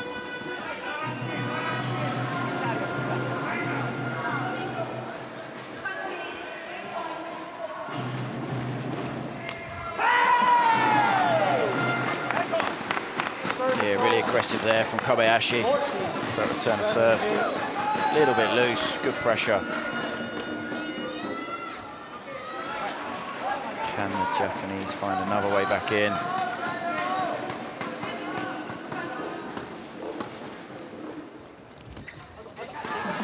He's missed it. And this is the thing, again, which I said before.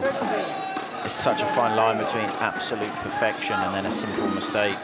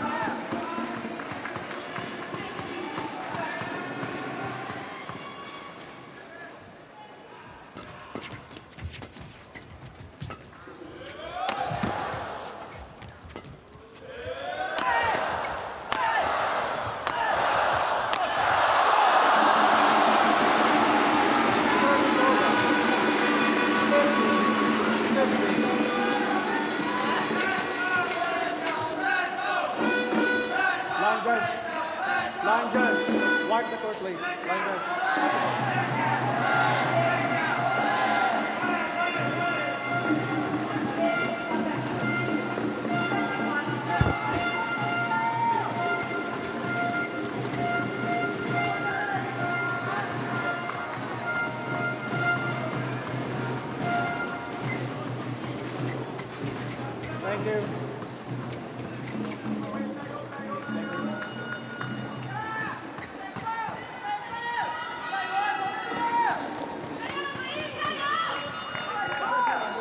Eighteen, 15.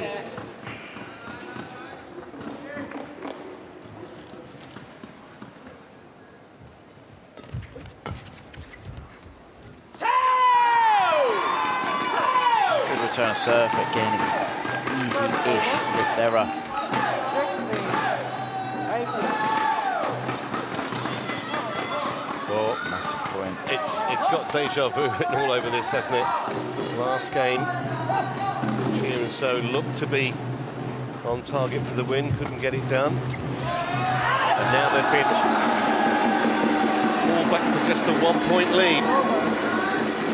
19, 16.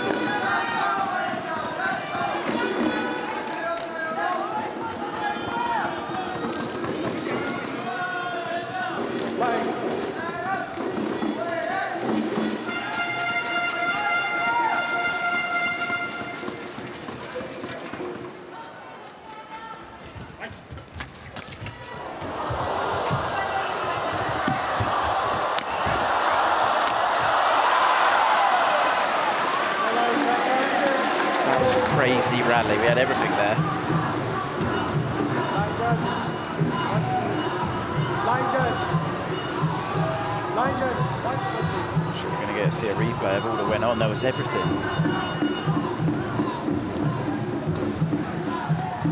It's a long way in. Challenge unsuccessful. One challenge remaining. So the lead down to 2 points required. 17, 19. Line. Can you imagine the tension down there on court? Now, see if this serve gets attacked.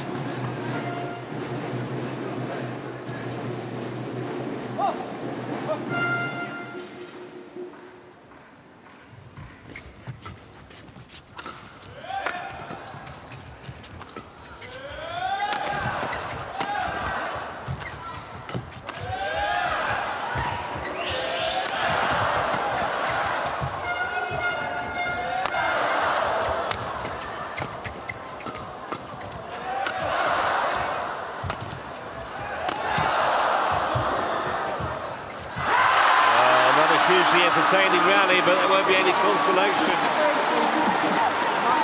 Not to the Malaysians. Again, it was a really high-level rally, there's no doubt about it. If you look at the position, though, that Aaron Chia's in at the end, he's in a good position, he's at tape level, he's on balance, he's got no one chasing at him. He's just trying to play it too tight. That's what we saw at the end of the second game, he really tightened up. That's what pressure can do. 19. Puts your mindset in a state of you think every shot has to be so good. And yes, the Japanese did defend incredibly well in that rally. The Malaysians have such a good attack, they will get through.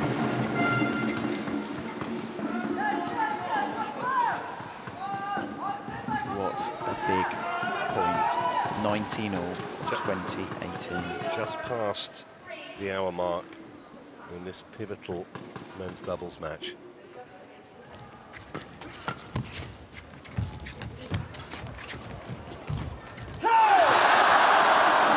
So did incredible there.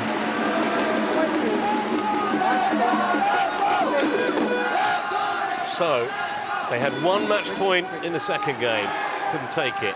Here are 2 more. Not the last shot, the one before. I don't know how So managed to handle that one because he played quite a loose net shot and then he got poked around his body and he did so well to control that.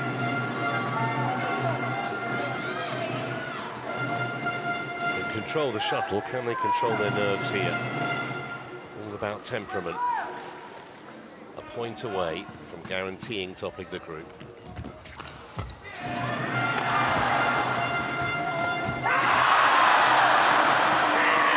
You could kind of see it coming. Well, Rex is laughing. I think thinks it's overly amusing. One more chance for these two for the moment. think it's a case of, in that situation as a coach, you have to almost try and smile to relieve the tension. Yeah. 'Cause if you let your real frustration out, the players see it. 19, 20. This has been such a dramatic match. Play.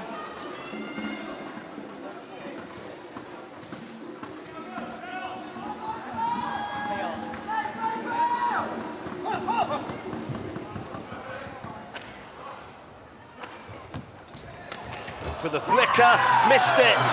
Well, they are challenging, but I don't think they're going to get any joy. What a gamble that was, and it paid off, I think, unless this gets overturned. The tension and the pressure in this game, it just builds. The tension amongst the two rival squads there as well. All seem to be very good-natured. The Hawkeye is a formality, I think. Yeah. Unsuccessful. No challenges remaining.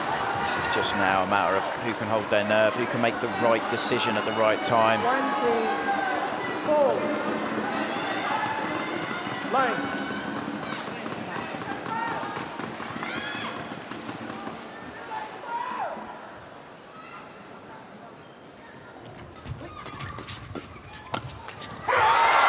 They've saved 3 match points. Now they've got one of their own, the Japanese pair. This is truly incredible from the Japanese. First game, they were totally out of it. Well, not most of the way, halfway through the second, I kind of felt that they were still struggling, especially Kobayashi. And now they have a match point.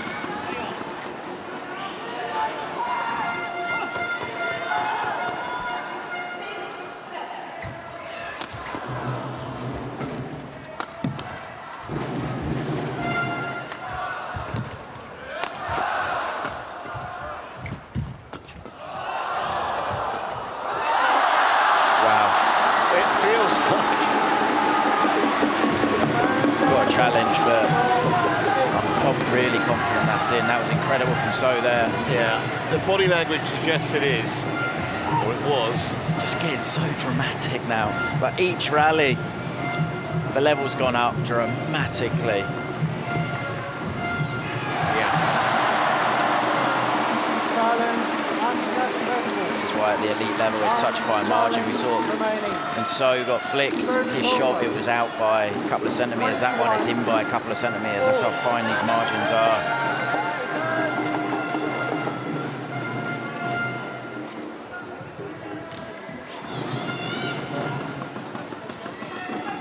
Play.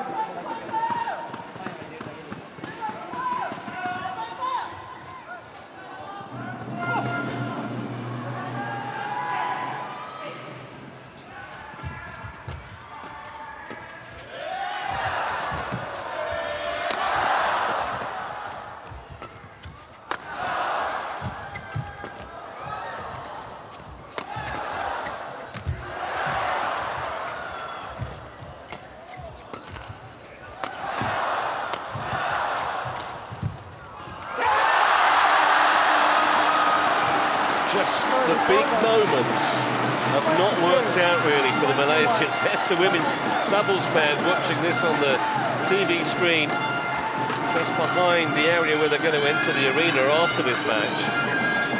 I have to say full credit to Kobayashi, because at one stage the level he was playing at, it wasn't his level, as in he was a long way under it. He's done so well to find his level in this match, because he was by far the weakest player at one stage, and now he could even be the best player on court. So match point number 2.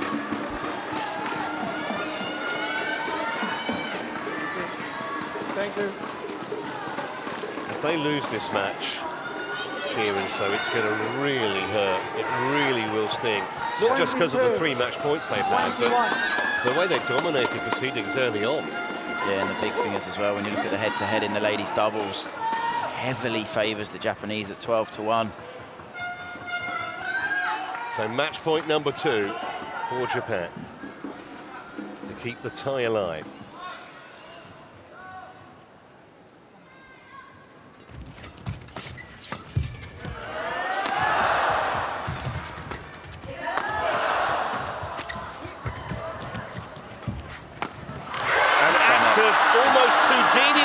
Kikuchi. Japan have won the match against all the odds initially. They've levelled the tie at 2-all, and the women's doubles is going to decide who wins Group C. What a match. Incredible, and I have to say, full credit, full admiration there goes to that man, Kobayashi, because at one stage his level was miles off everybody else's, and as the match went on, he got better and better, and at the end he was the best player on court.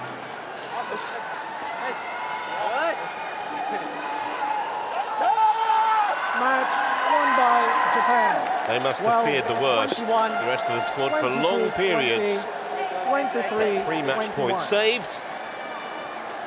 And now it's back in Japan's own hands. If they can win the women's doubles, they'll win the tie. Top the group, avoid China until at least the last 4. Just got the impression they knew how to play the big points better than their opponents.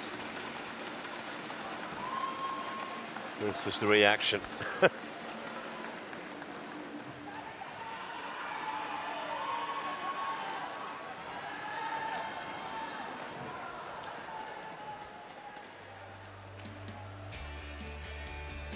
So there's confirmation of the score. They win, the Japanese, 12-21, 22-20, 23-21, 69 minutes on court. So 1 match to go. This is going to decide the group. It's 2-all. It's down to Matsuyama and Shida versus Pearly Tan and Tina Muruletharan, and it's next.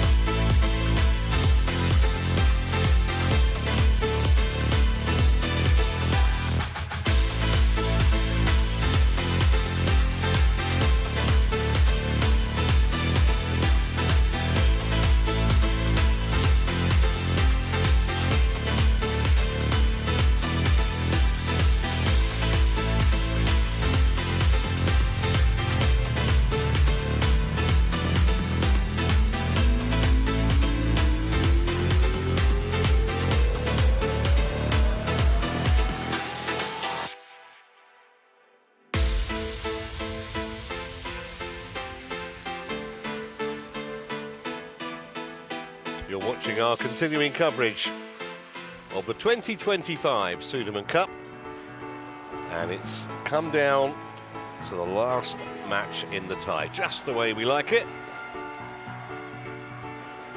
Malaysia having taken an early lead, 2-love, but through Tomoka Miyazaki and then Hoki and Kobayashi, Japan have levelled, and now Matsuyama and Shida taking on Tan and Tina Muruletharan, and they've won 12 of the previous 13 matches. Japanese pair.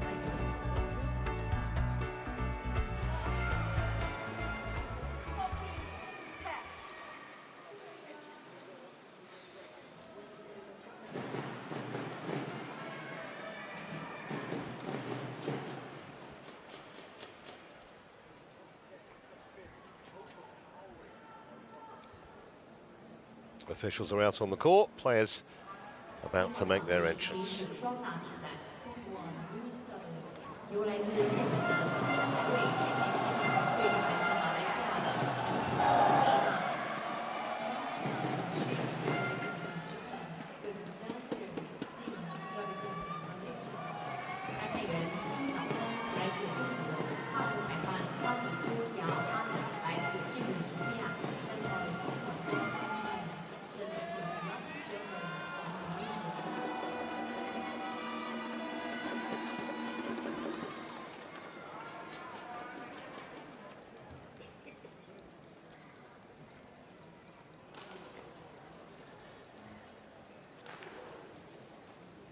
Hello. Hi. Hello. Hi.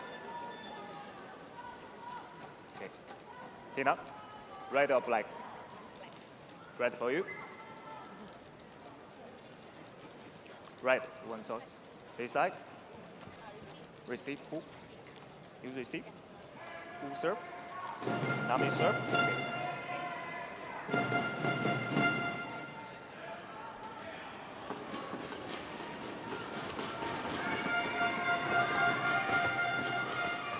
Well, I wonder how many of these four actually thought when the order of play came out last night that they could be playing in a match to decide things. Well, that's the case. Chiharu Shida, who turned 28 a couple of days ago, they actually had a little birthday presentation on the court after she won a match. But this is their first outing as a pair together, Matsuyama with Shida. Ranked 2 in the world. And of course, this is a repeat of the bronze medal match from the Paris Olympics, where the Japanese pair came out on top, as they have done in 12 of their 13 previous meetings. They've won the last 6, most recently at the All England in March. And the only victory for Tana Murulitheran was 2.5 years ago. So the portents are not good for the Malaysian pair, even though they're a top 5 in the world.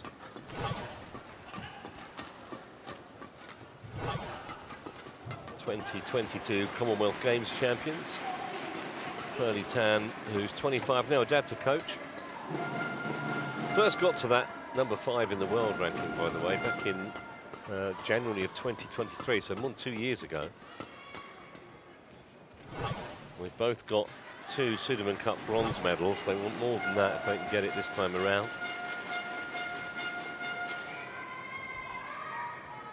Won one event last year, that was the Hong Kong Open. It was actually their first tournament win for a couple of years.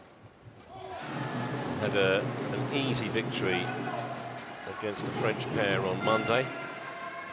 But this is just about as hard as it gets. Liu and Tan obviously seeded or ranked 1 in the world, but Matsuyama and Shida very, very tough to beat.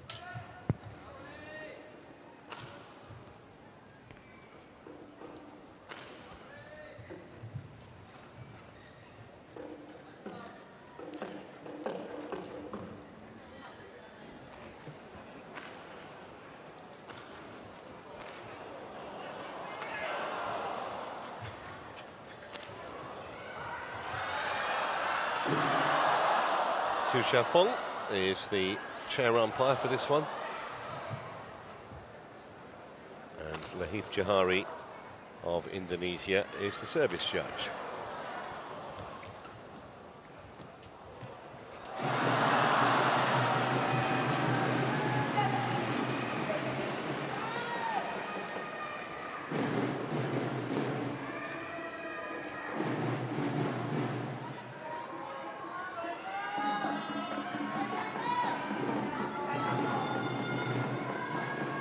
Ladies and gentlemen, on my right, Malaysia, represented by Badminton and Tina Murulitheran.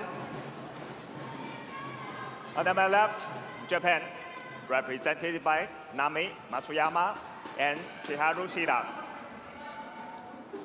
Japan to serve, Nami Matsuyama to Tina Murulitheran. Level, play. So here we go. Final match. All comes down to this. Matsuyama to serve.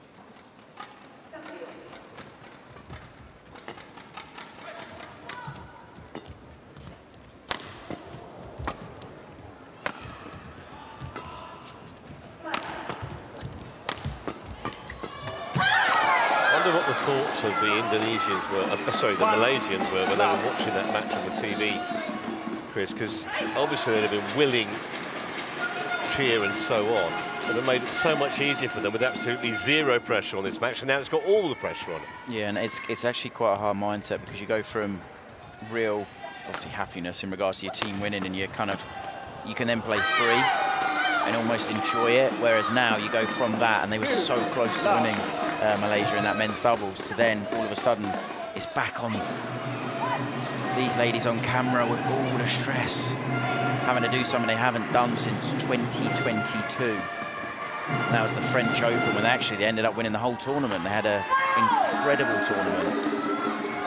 Yeah, that's a good 2.5 years ago. 1, 2.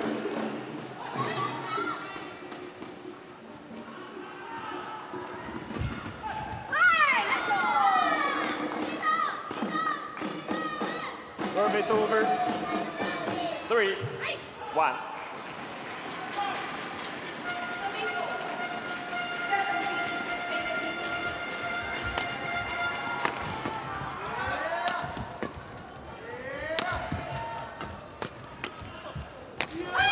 Easy kill. Yeah, I didn't know if this was going to be a bit more of a challenge for Xiamen, just because she hasn't actually played yet. So she's not really used to the conditions in the same way the other players are.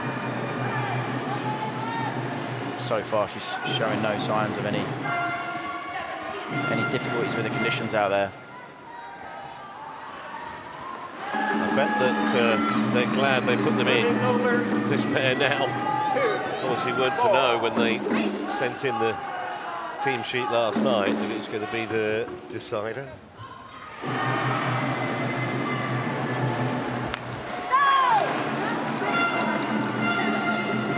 3, 4.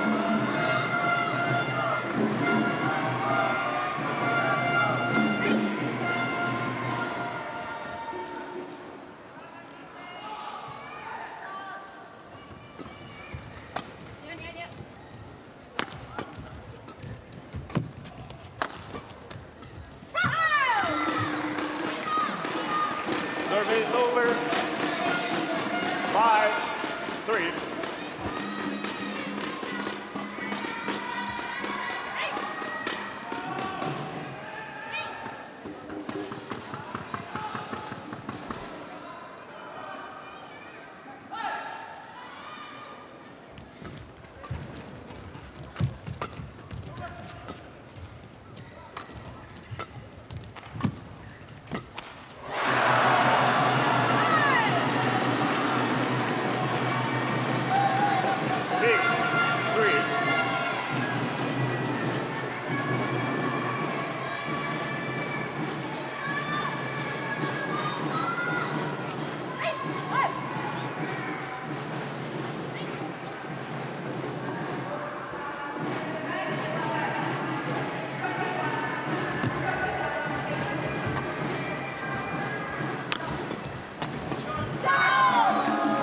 Attack. Service over. 4, 6.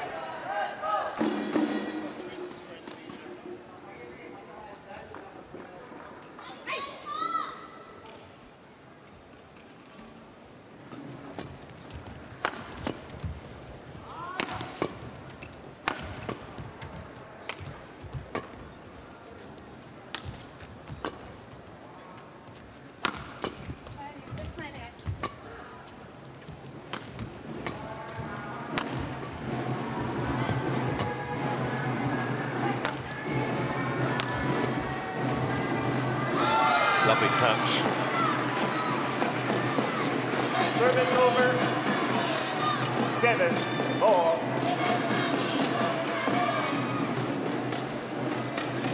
Really good from Shida.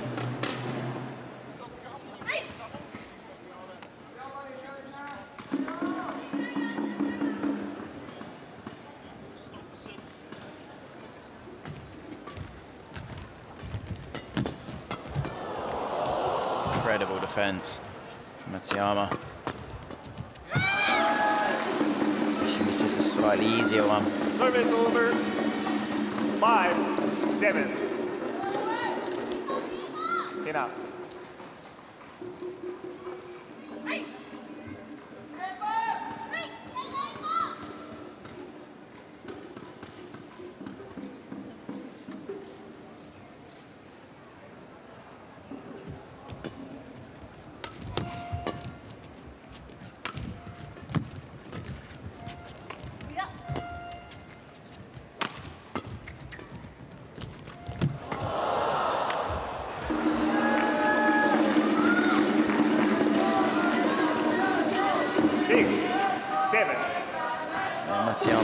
steps up because she believes they're in such a good position. From Shida being able to brush it off the net, but Malaysians do incredible to get over her.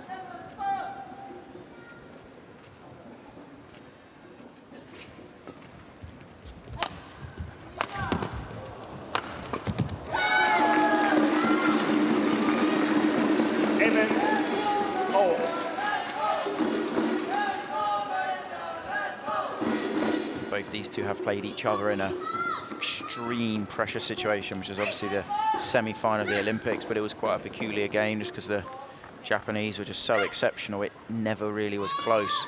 So I don't think nerves quite came into it, but this one could be slightly different.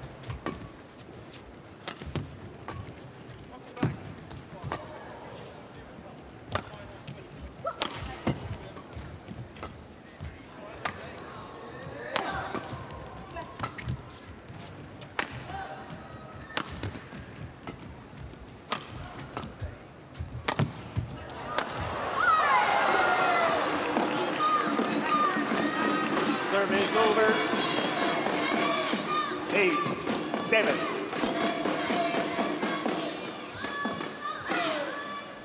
Confident before the end of the match. 29 shots will not be the longest rally. There'll be quite a few much longer rallies.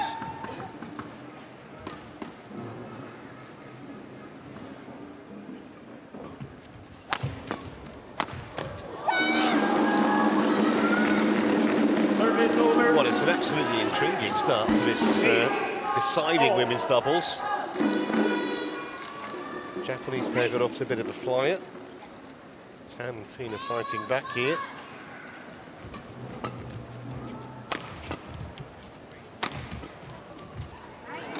Brilliant. Perfect shot into the gap. 9-8. Tam is such a gifted player. Probably got the best ladies stop drop. She's got so much finesse and control and skill.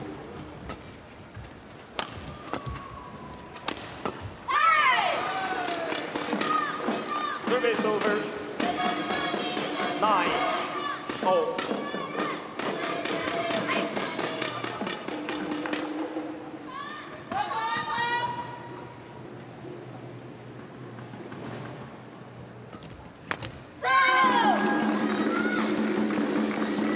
Service over. 10-9. It's going to be like the men's double. It's going to be nip and tuck most of the way. 2号场地女子双打比赛，根据 BWF 由来自印度尼西亚的富苏马克拉队对阵来自丹麦的博尔克拉斯托普森。Kusuma representing Indonesia versus Coach Christopherson representing Denmark. Brilliant. 11-9. Did it exactly the right time.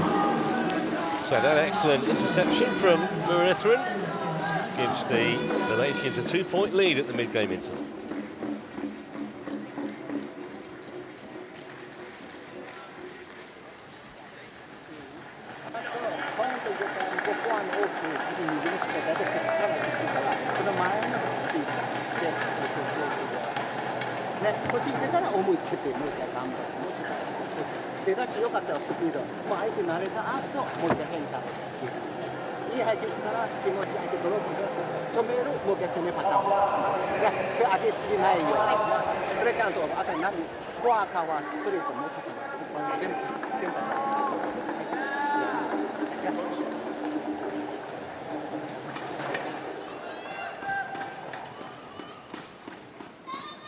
Tina serve.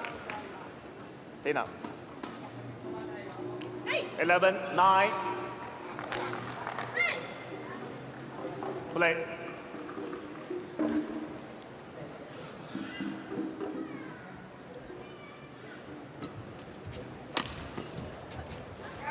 Well, a bit of miscommunication there in the Japanese ranks. 12-9. Again, the Malaysians finding exactly where the gap was.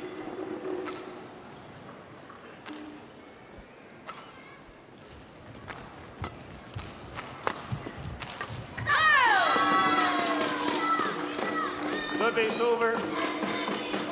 10, 12.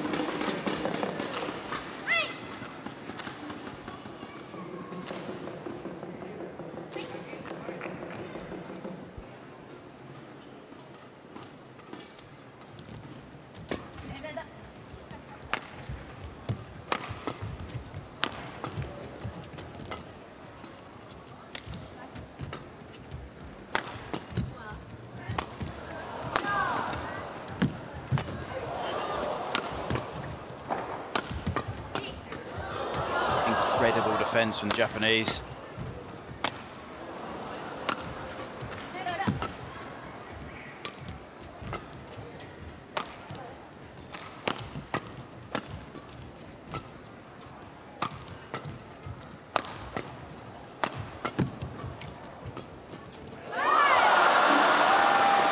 Great rally all round. So often they find a way. That's Xiamen and Shida. Yeah, and this was a lovely cutout. Went exactly to her in the end.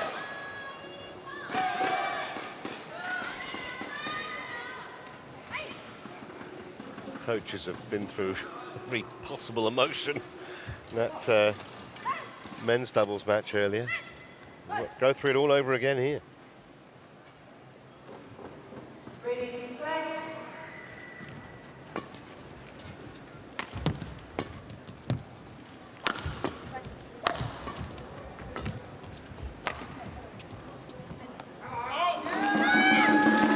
Challenge here from the Japanese pair.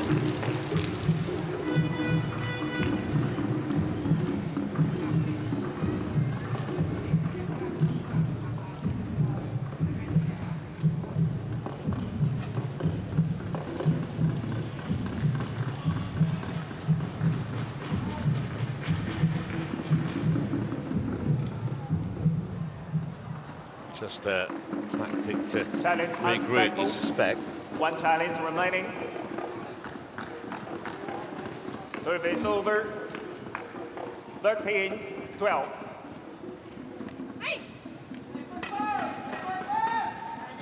Play.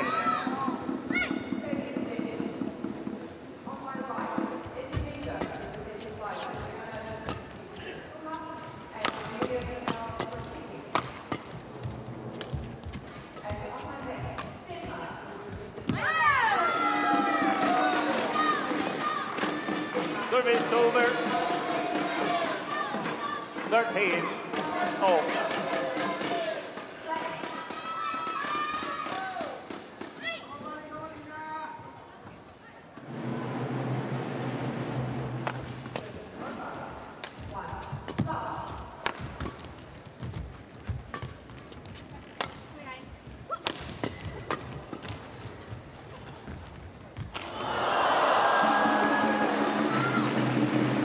Over. A little bit of good fortune. 14.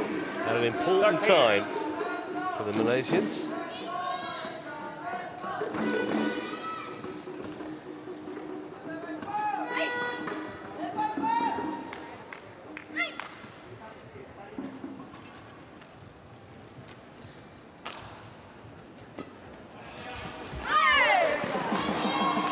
Well, there's a present returned. 14. Oh. Always knew this was going to be potentially close, tense. I mean, close match anyway, potentially, even without the fact that the tie rests on the result of it.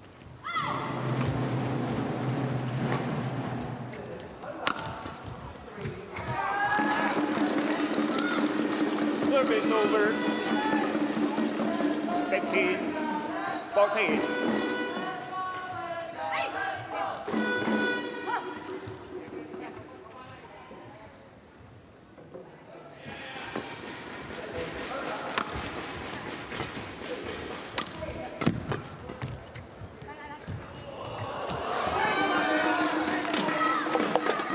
Service over.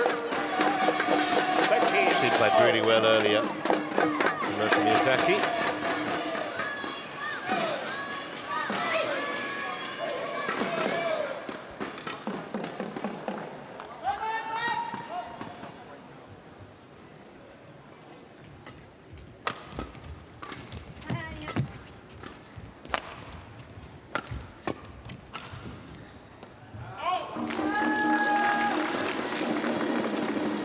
Service over. 16, 15.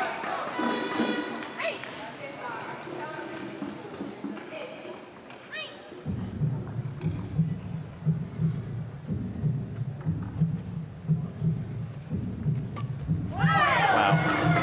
Incredible return of serve. Service over. 16. Oh.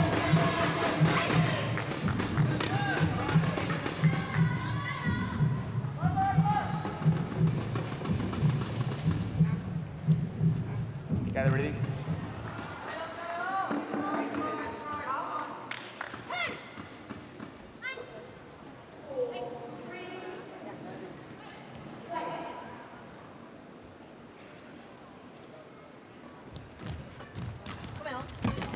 Good pick up.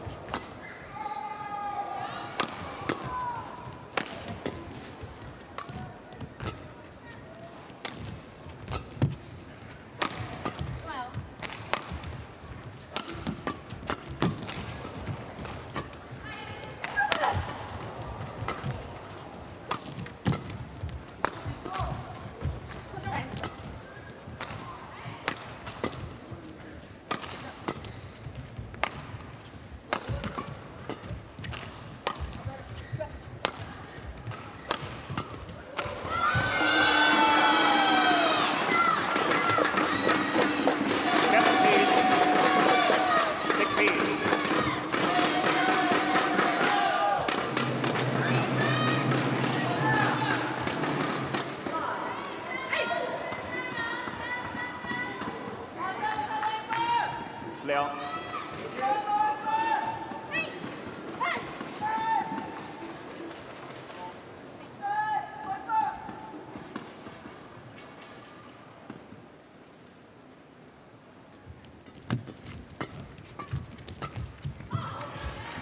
That's a stunning shot. Yeah, Xiamen. I mean, when I watched her at the All England, she was just so good. I do think sometimes she doesn't really get the praise that she deserves.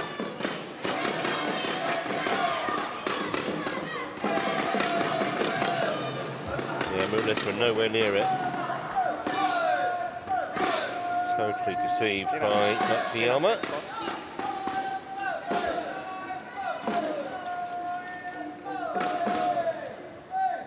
Thank you.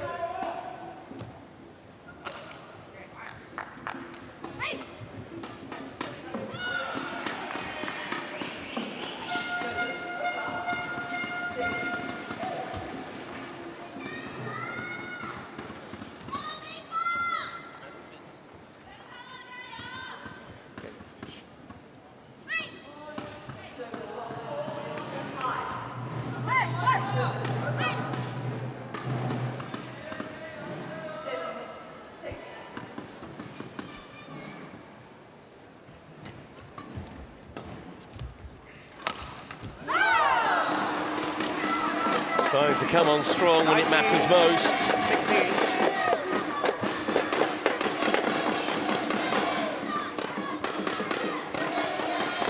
Straightforward put away that for Shiharu Shida.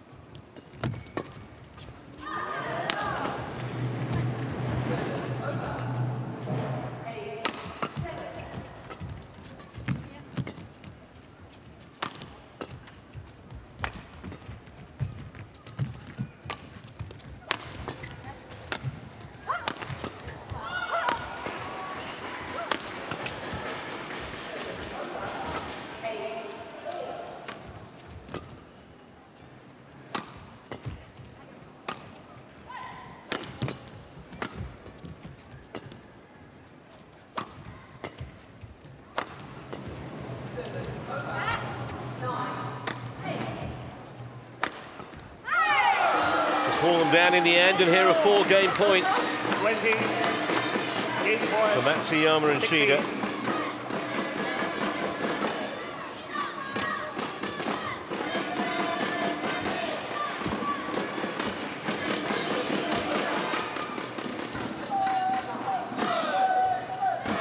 Get ready.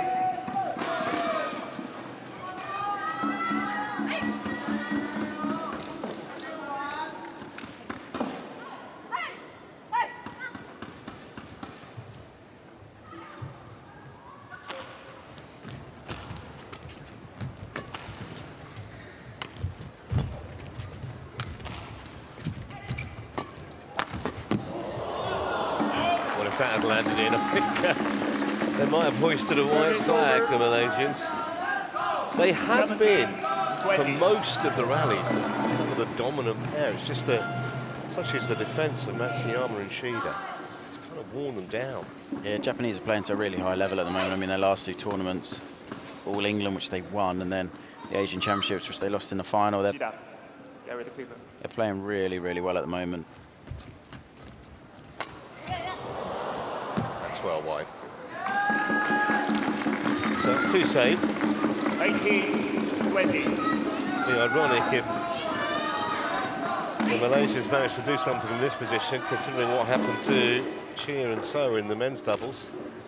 3 match points and then went begging. But not a problem for the Japanese. They take the opener, 21-18, and it means they take the lead in the tie for the first time. But they need 1 more game to secure it. 1-love Japan lead.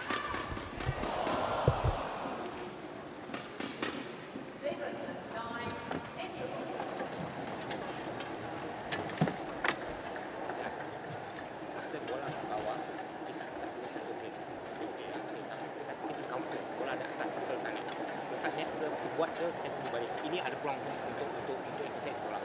So ada peluang tu dia bukan lagi defend tau. Ada peluang kita buat, tunggu main dengan dia, ambil itu peluang. Okay? Tapi bola bawah dia defend tak apa. Ini okey. Okay? Ingat first dia bola ada you tinggi atau you block straight. Tahu? Okay? Because straight ni bola dia tak jaga. Semua keluar cross dia jaga. Okay? Jangan kita fight lagi. Apa? Okay?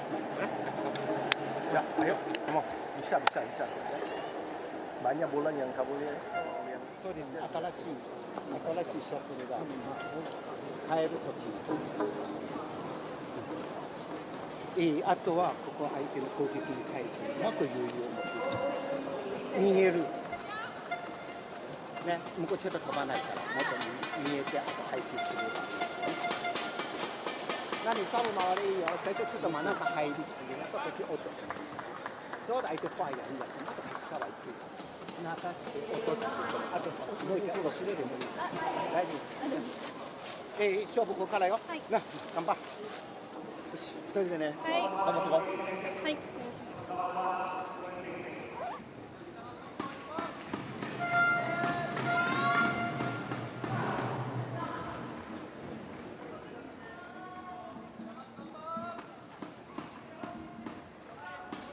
Second game.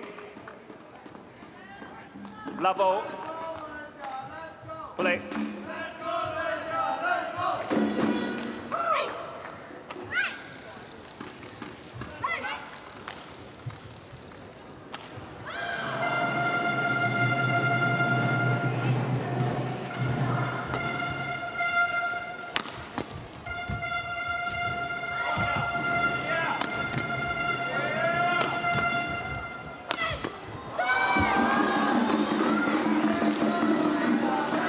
Service over. 1 love.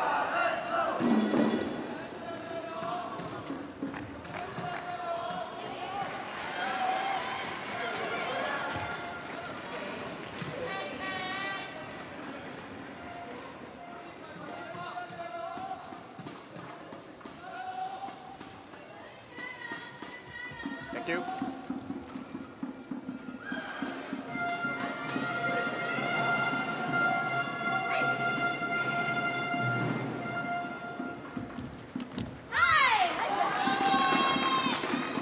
Service over. 1-0.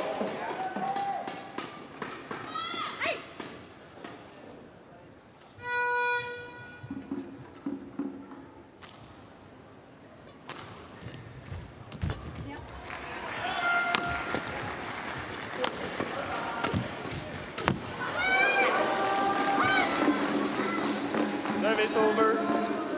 2-1.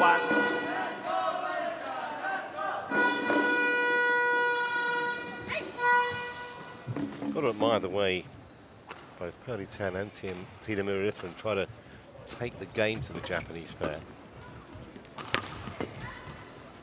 Matsuyama and Shida ranked 2 in the world, but Malaysians are no respecters of reputation.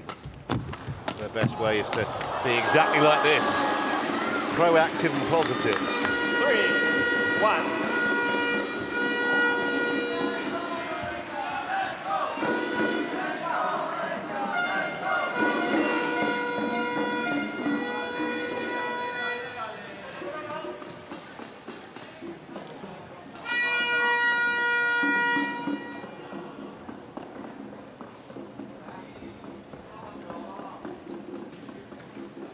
Thank you.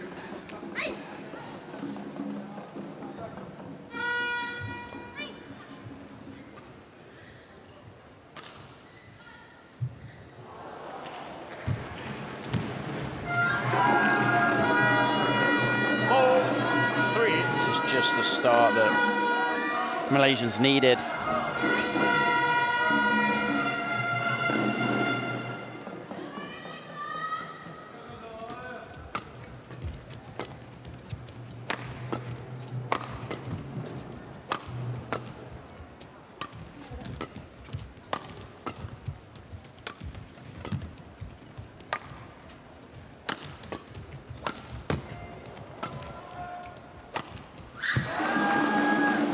Well, this is a really good start for the Malaysians.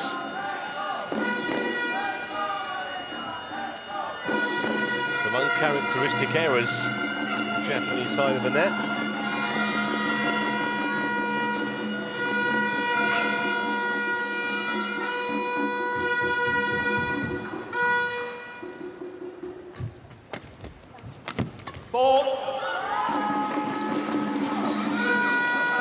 Play there from Pearly Tan, and full credit to the Malaysians because the way it didn't get snatched from them the first game, but they were playing at a good level. The Japanese, to be honest, were just too good, but they could have come out and crumbled a little bit in the second just with the pressure and everything that's going on, but they didn't. Full credit to them. Hope that's not a bad slip. Nah, she's fine.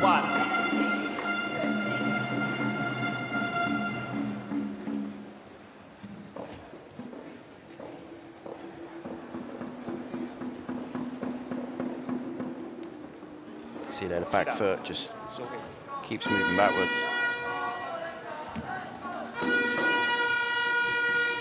This is why it's so integral. There's no sweat on the court, even a tiny little bead of sweat. Thank you.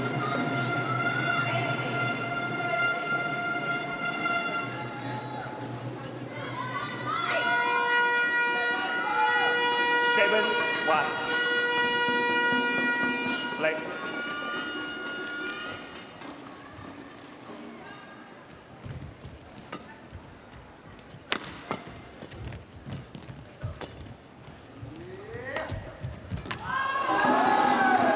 Well, they're being absolutely demolished at the moment. Matsuyama and Shida in this second game. Quite know where this has come from. See any change in the Malaysian tactics? They were very attacking in the first game, actually.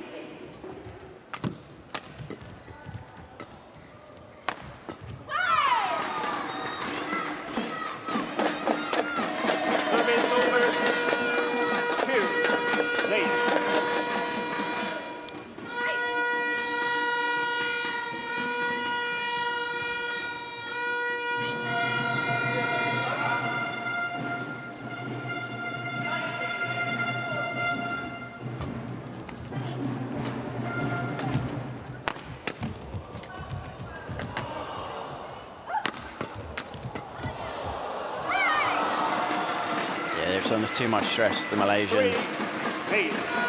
Constant bombardment of the attack.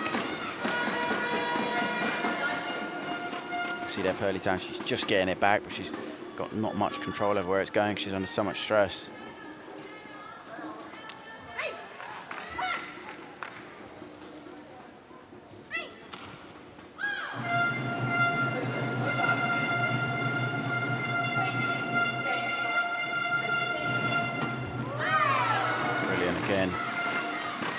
Xiamen just reads it so well.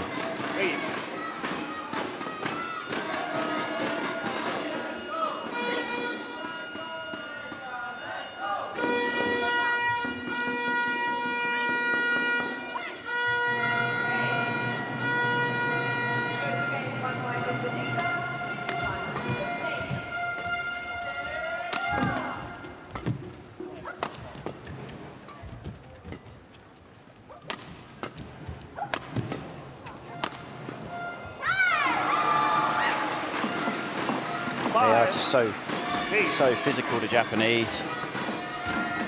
They definitely are the fastest ladies doubles pair in the world for me.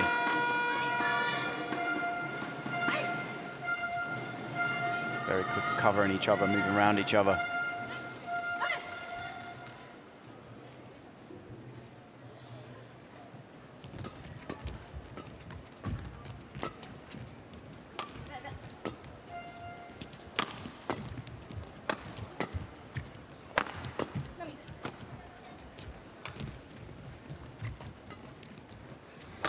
Racket needed, Matsuyama.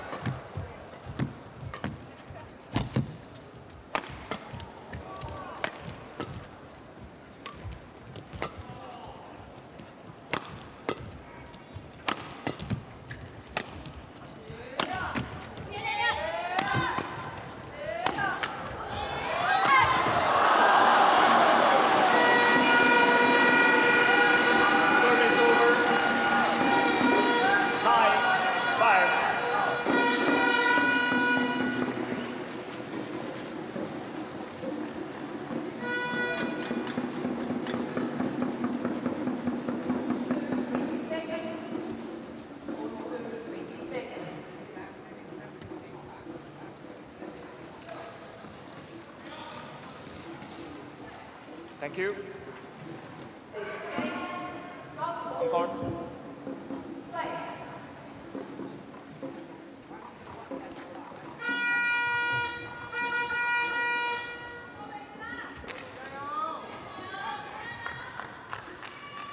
Nine, 5.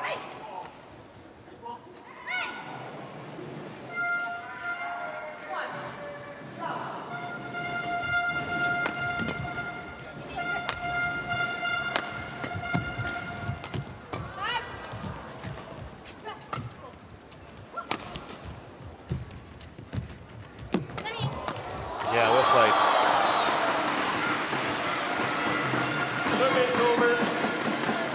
Yeah, you can just see and feel the momentum changing again. Japanese just pulling this back. If the Malaysians were able to find a way to take this to a third, see, we're incredibly early in the second, but if so, it's going to be a real physical battle. We're 35 minutes in. It's only 9-6 in the second game.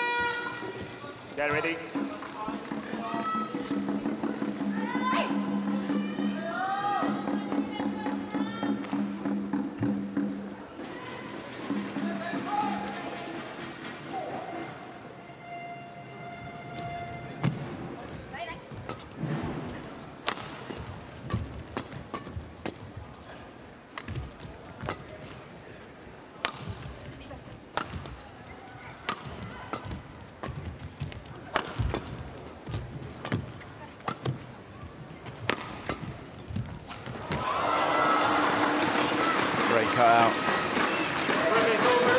How many times over the years have we seen that? Perfect from Xiamen.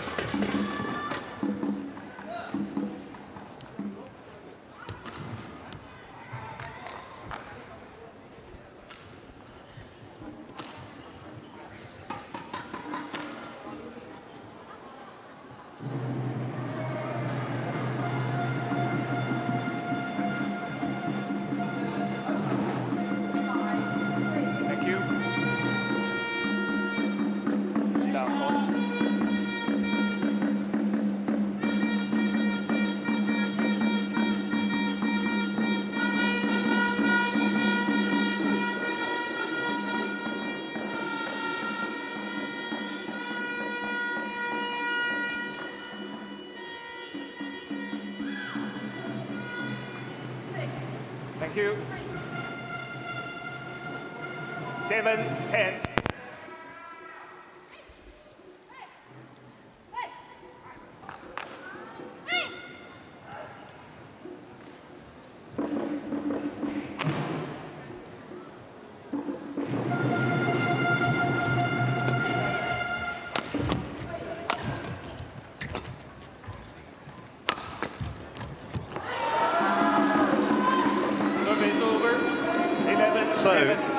So, Malaysia's looking good here at 11-7, and we could be literally going all the way to see who's going to win Group C. Tan and Murilithran in charge at the moment in Game 2.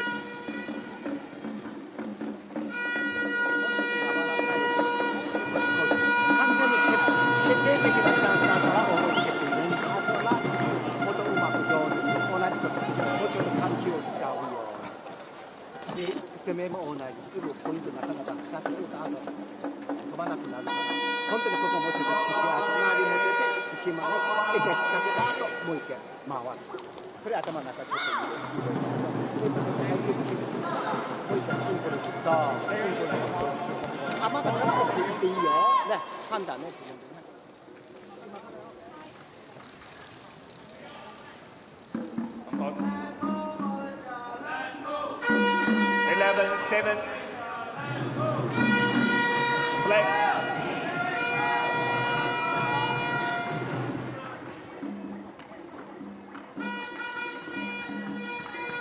Ready.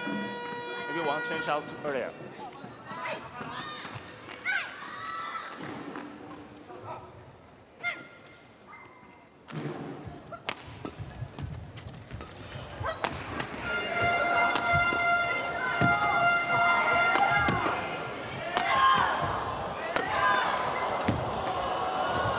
Defense from the Japanese. 12-7.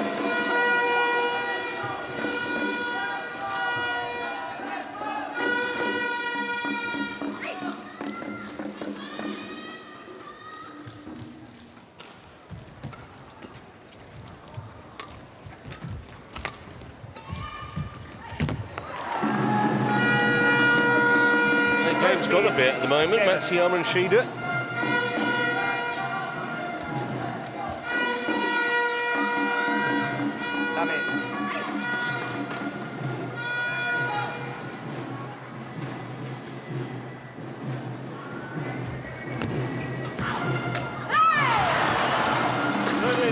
Tan, she had it. She's done all the hard work in that rally to get into that position. Brilliant there, sharp there. Too much. Could have put it anywhere, and I don't think the Japanese would have had a chance.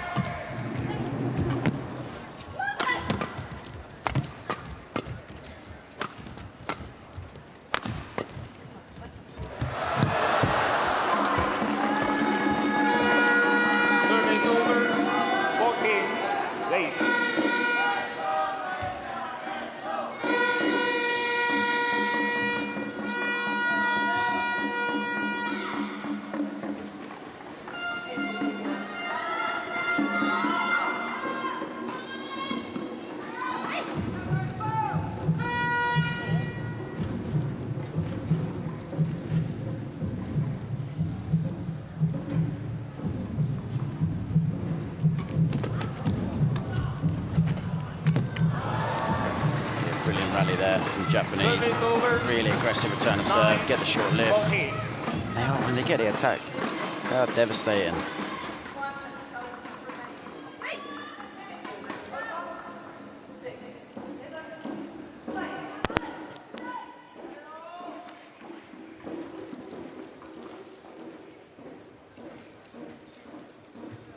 Thank you. Shida. Shida. Shida.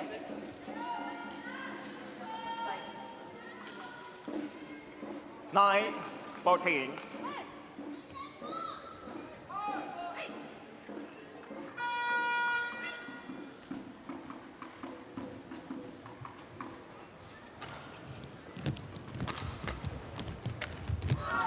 Well, their level has dropped significantly since the first game, Japanese pair.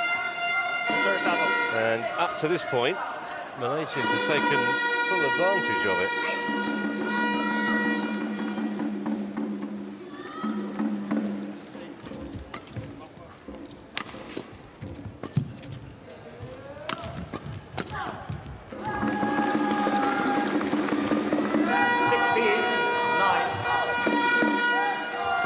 To see at the moment anything other than 3 games going on, but what we saw in the men's doubles is the game can turn on its head in literally a matter of points or even in a point. Stand here.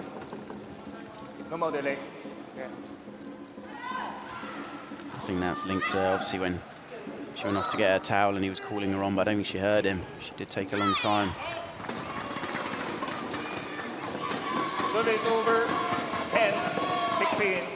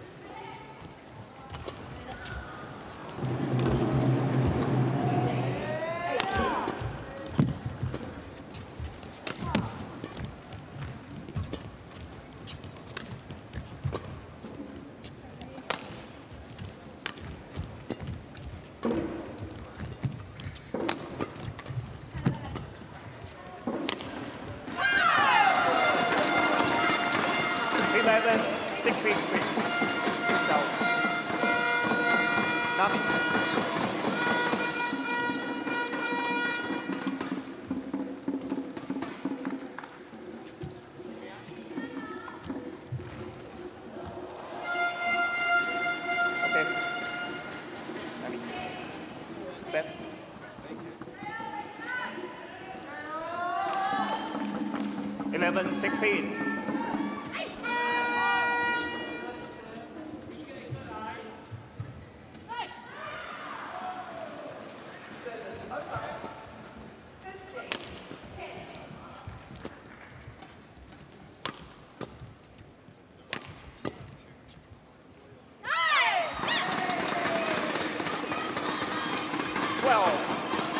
Japanese are just managing to claw it back. They can definitely still come back from this. Take away some of the cheaper points they gave their opponents. Probably would be level right now.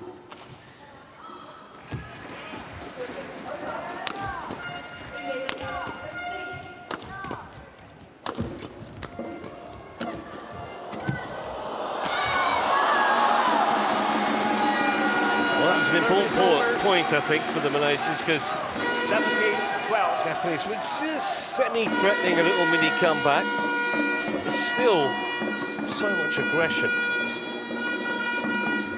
from Tan and Tina. Thank you. On court. Tina.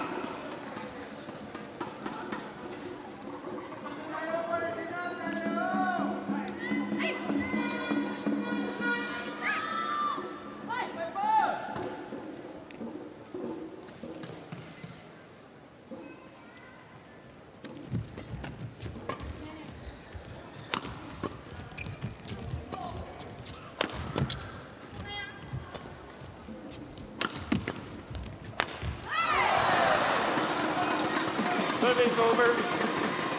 13, 17.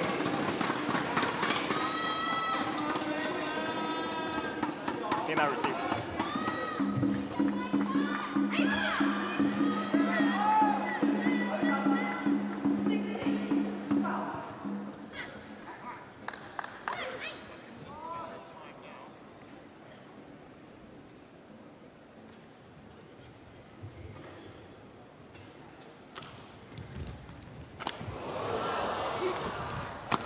Yeah, incredible return of serve.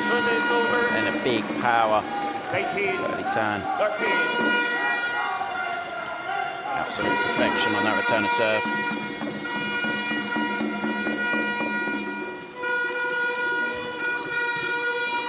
Play. Serve.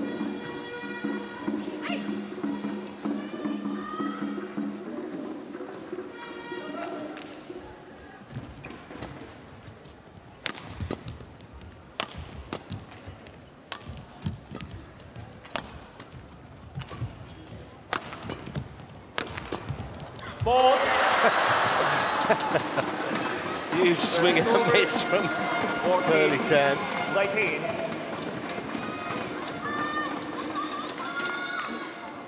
Almost felt the gust of air. Brilliant.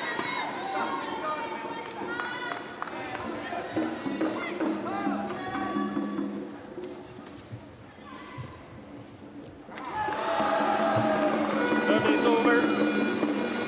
19. 14.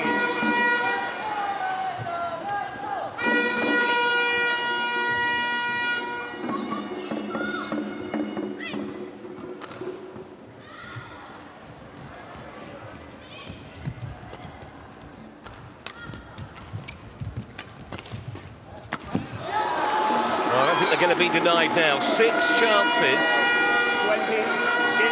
to level the match.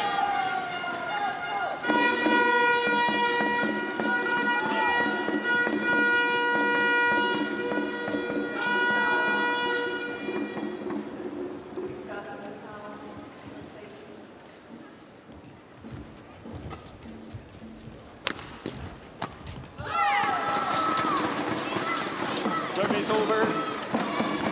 15. 20.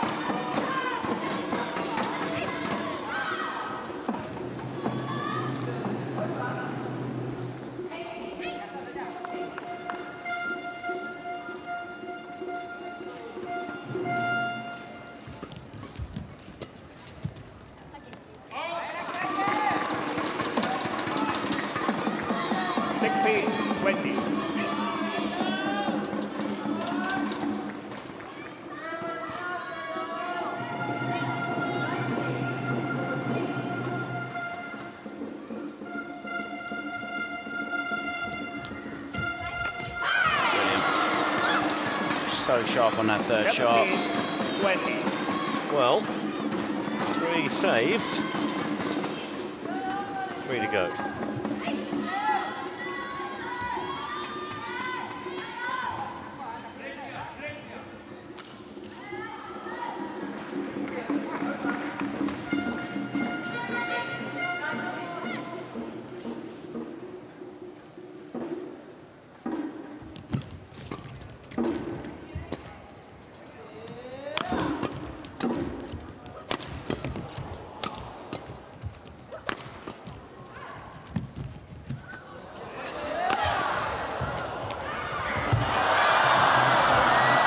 Get that!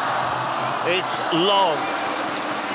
Well, they want a challenger. They're not going to win the challenge, but what astonishing round. Yeah, that was absolutely incredible. Lithuanian with a quite unbelievable pickup in the middle of that point.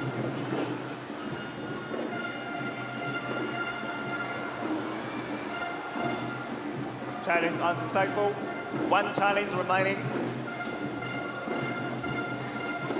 18, 20.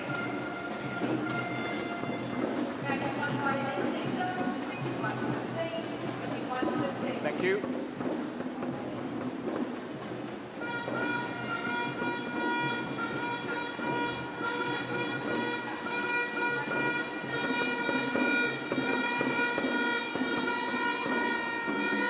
Thank you.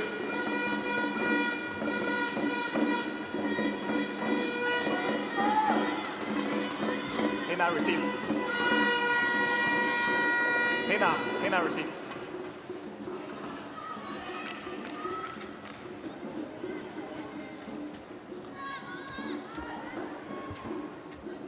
Okay. Get ready.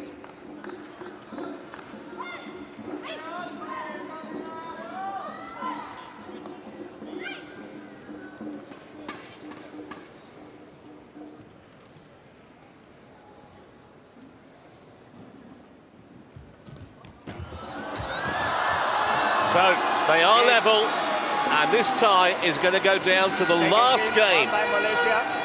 21-18, Malaysia win it. 1-1. Serve a little bit loose. Tina was so quick on it though.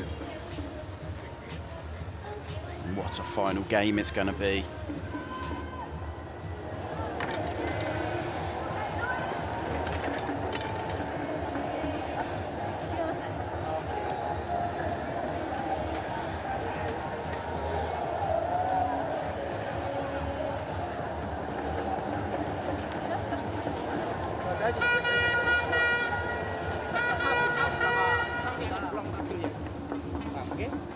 So sama juga, ingat satu je, tak boleh bagi isoke was counter saja, selesai. Tak boleh main lagi, main bola. Okey? Yang lain okey. Goal itu defense saja, jangan terlalu sia-sia. Okey?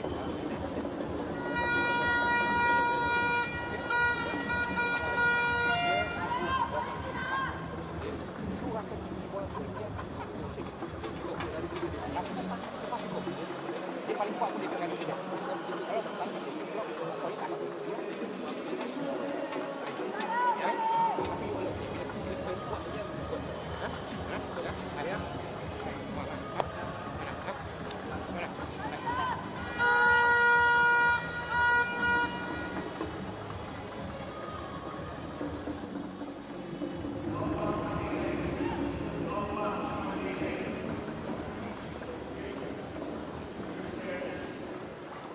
Thank you, coach. Player Pathok.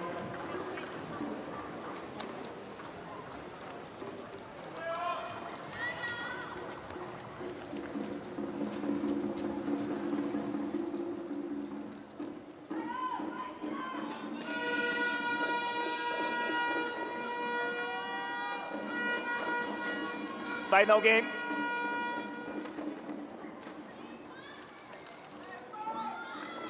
Level. Play. So here we go then with the decider. Not just the decider of this match, but also the decider for the tie. I thought they were strangely off colour, the Japanese pair in that second game, albeit the scoreline looked close in the end, but really a true reflection.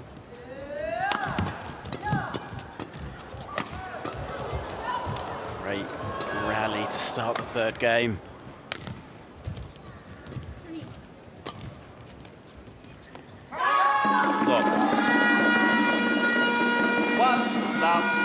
And then just a length of the match. We're at 56 minutes and we're only at the start of the third game. That's because we've had so many high intense, high quality rallies.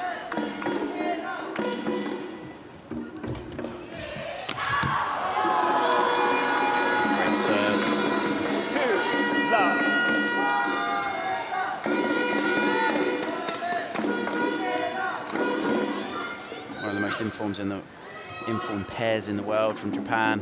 Number 2 in the world against number 5 in the world here. Service over. 1, 2.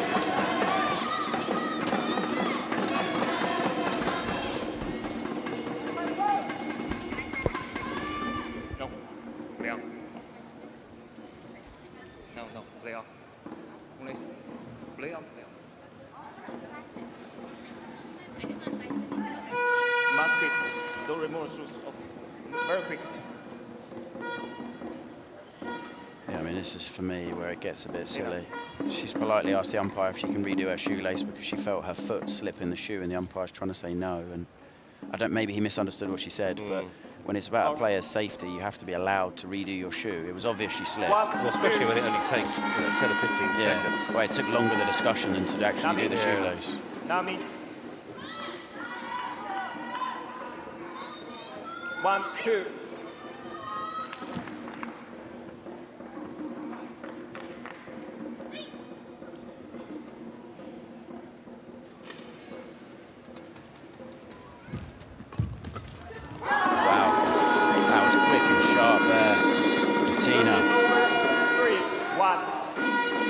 excellent anticipation. Yeah, she read so well where that was going.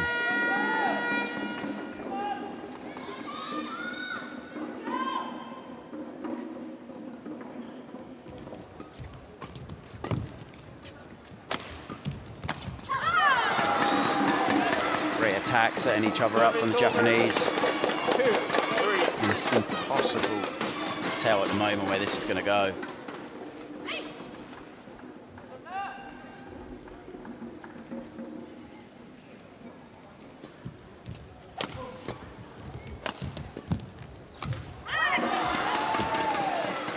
And if this could possibly be kind of nip and tuck the whole way, as it were, if it could keep close the pressure on these four players. Just reminding everyone, this is the last game of this group, and whoever wins this will finish winners of the group.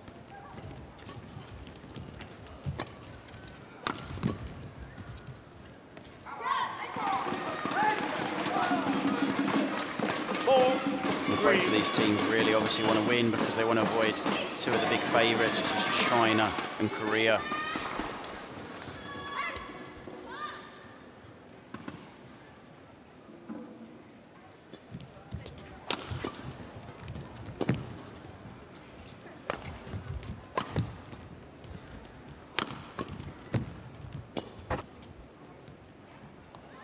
Well, the last one was there of judgment. She got that one right. 4-all.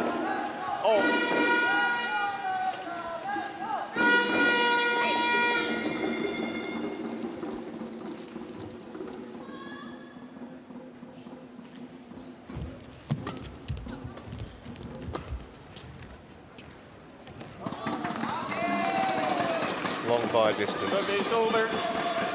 5-4. Get ready.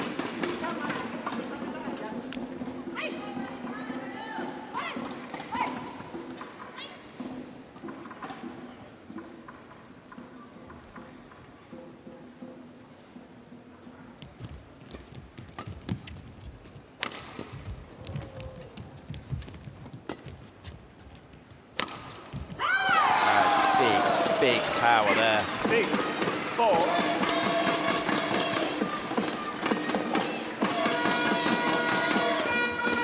So one of these ladies on court actually has the world record, the fastest smash ever recorded. Pearly Tan at 438 kilometers per hour. That is impressive.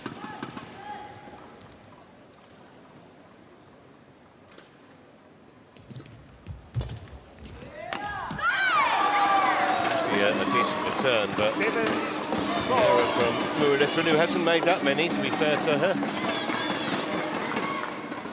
Just talking about smashes and world records, and obviously Ranky Reddy having the fastest smash out of any male player at 565 kilometers per hour. It's about how fast the plane goes, isn't it? Well, it's a lot faster than a Formula One car.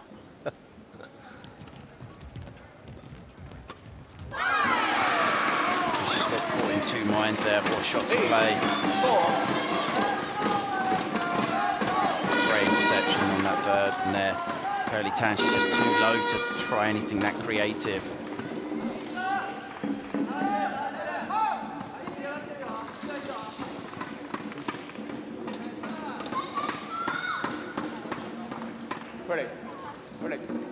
Pearly Tan. Show him. Lenjat. Lenjat. Lenjat.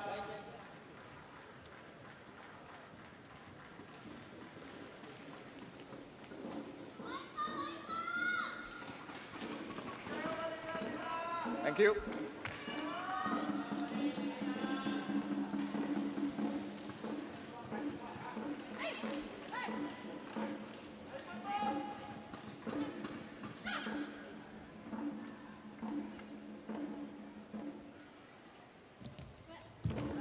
Great return, yeah.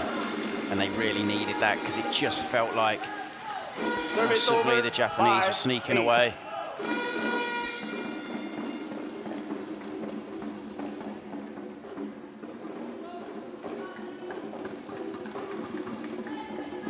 Thank you.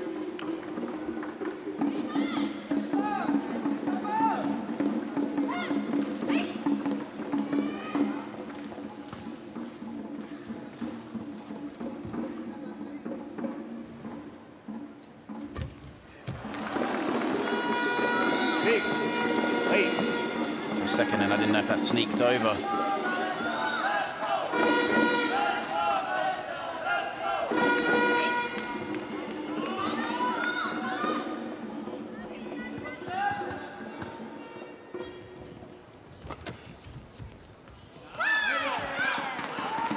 Well, it's a quick challenge. Everyone was challenging, yeah. Cheat out. Cheat out. Cheat out. No shout for that decision.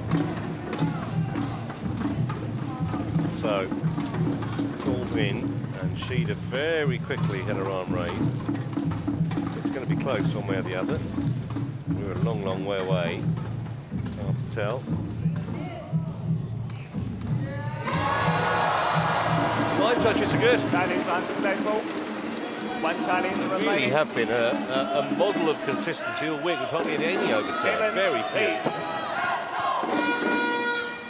Play.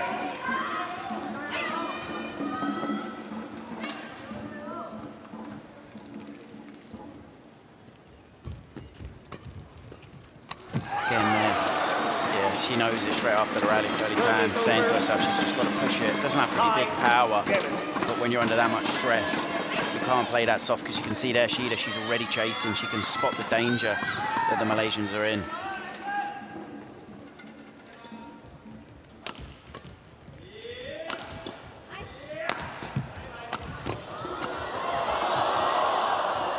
That was close, just sneaks out. But that was that big power we were talking about earlier from Pearly Tan. 5 or 6 really big smashes then.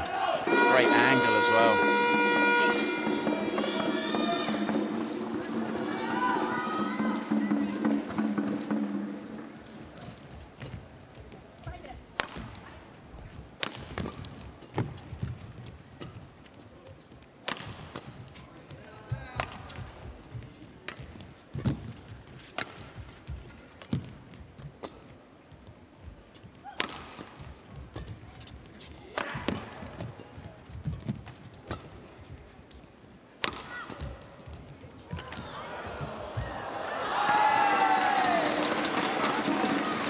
To the stage now where literally every point feels important. This deciding game.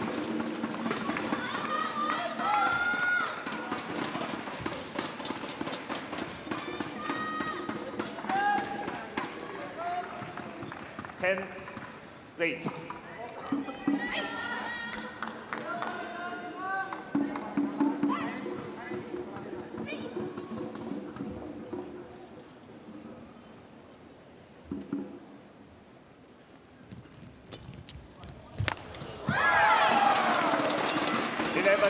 Well, any lead's a handy lead at this stage of proceedings. 11-8 in favour of Matsuyama and Shida.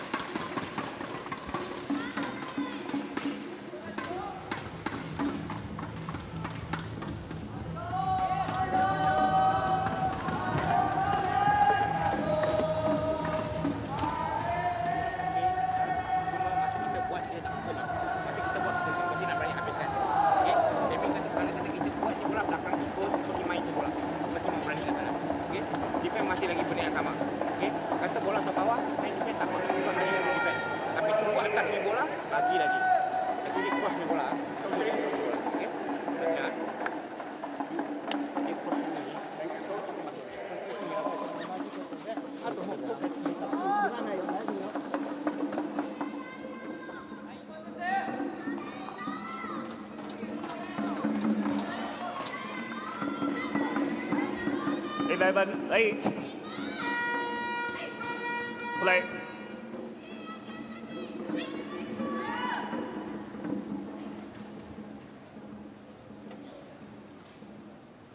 So here we go then. Can the Japanese pair see it out? Good start. 12-8.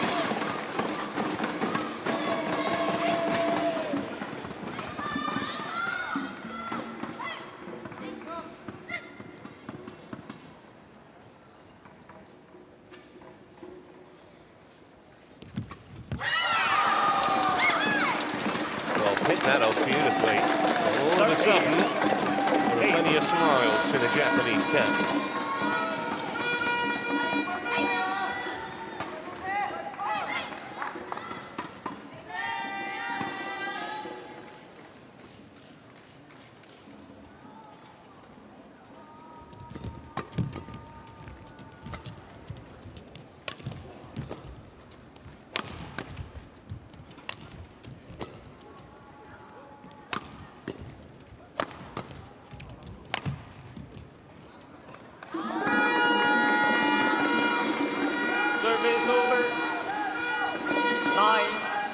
13.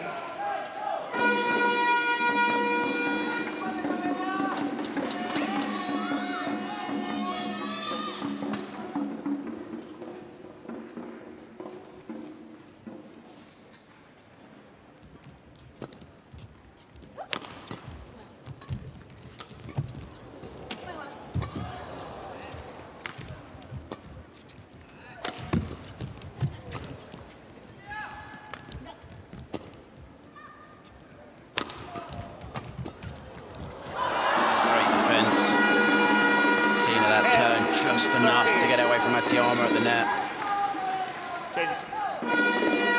She's in trouble here, and just, you can see, just enough to make Xiamen slightly off balance.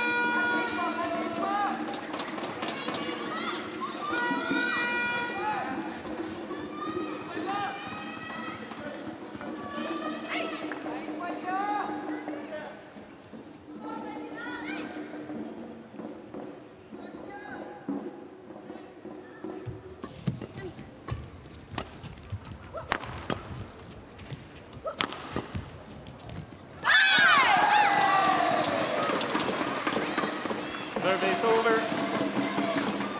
14-10.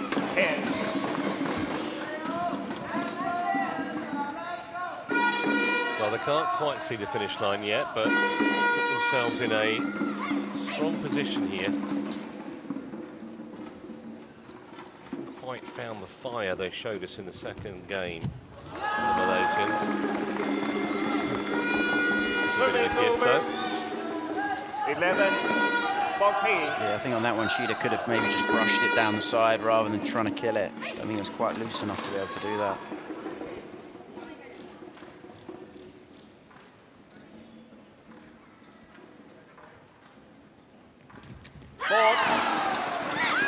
Service over. 15-11.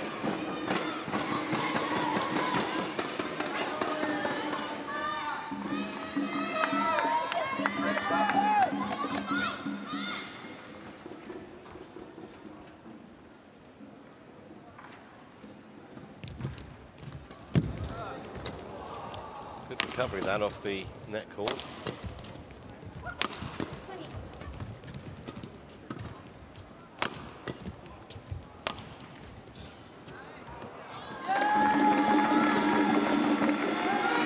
Service over. 12-15. Problem for the Malaysians is it's kind of going point for point, which the Japanese obviously they're more than happy with because of that 3-point or 4-point buffer.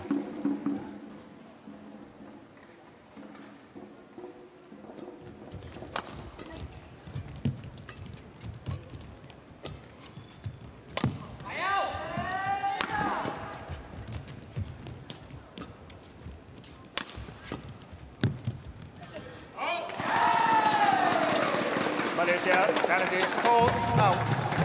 So Hawkeye going to get a run out here.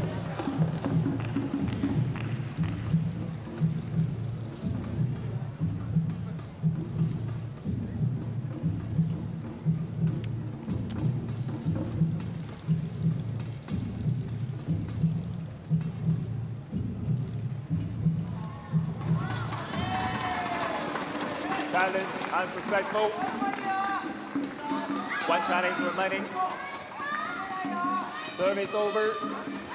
16-12. Play.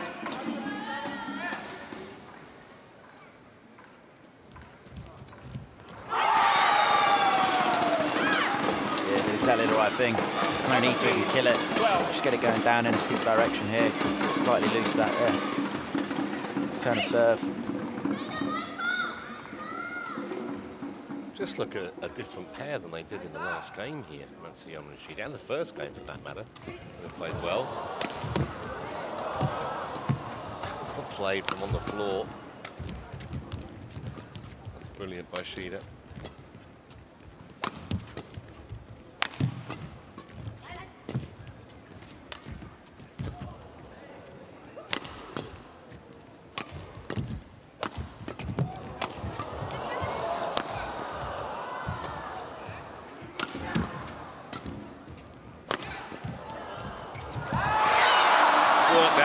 wonderfully well. Yeah, and there's just no gaps. The Japanese are so quick round each other and they're so quick onto the shuttle in. It's that relentless pressure, but it's the no time that the Malaysians have. That's why I said the Japanese, they are the fastest pair in the world for me.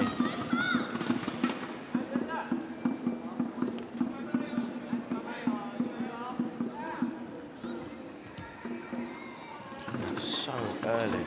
Xiamen at the net. In up, touch the ball.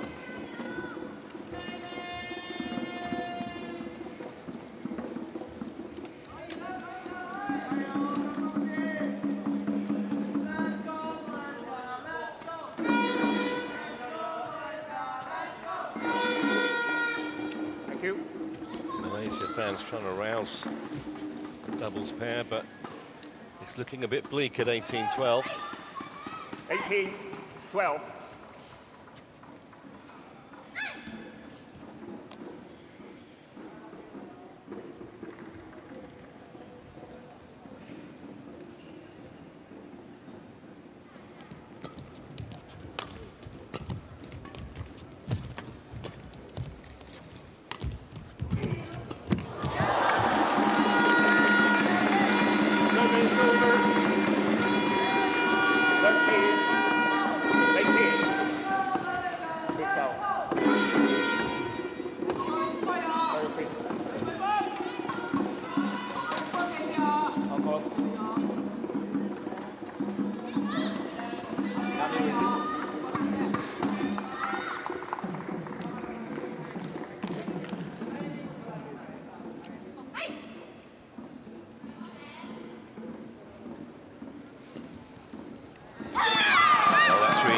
They can't afford that. Consoling that's on the back from Muranithram, but Tony Tan will be furious with herself there. 2 points away.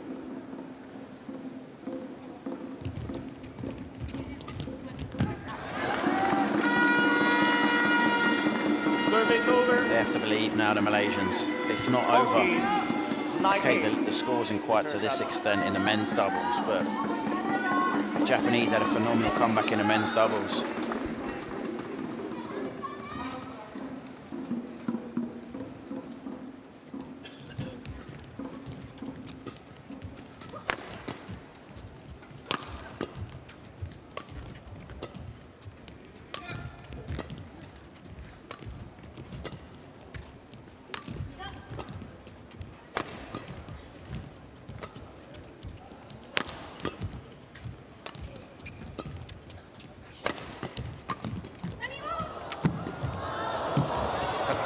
Rally, they're still going. Brilliant,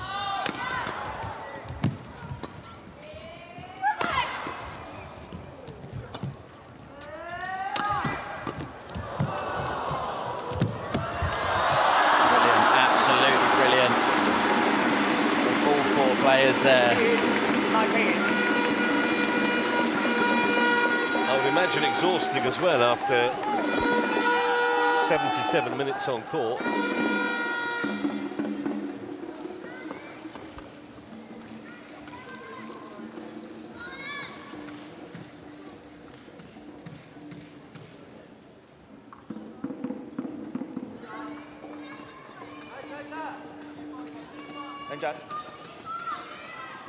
Sit down.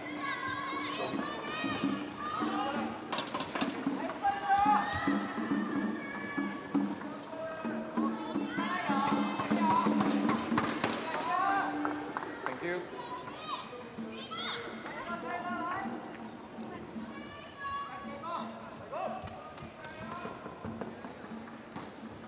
Hey. 15-19.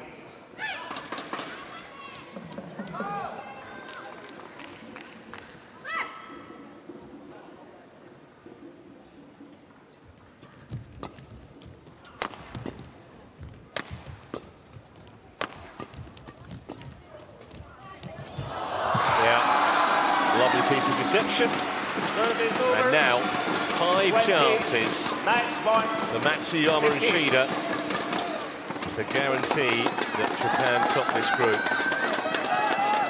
What an unlikely win would be if it happens from where they were at one stage in this tie. Lina, check the court. Lina, check the court. I think they were 2-0 down, and not only that, in the men's doubles, quite a few match points against them as well. 3 match points, yeah.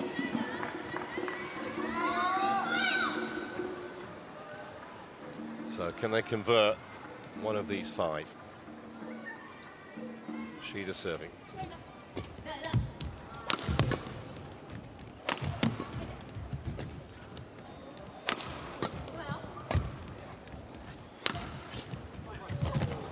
Pick up. Service over. 16-20. Well, they won't be immune to a little bit of pressure. No one is. Thank you.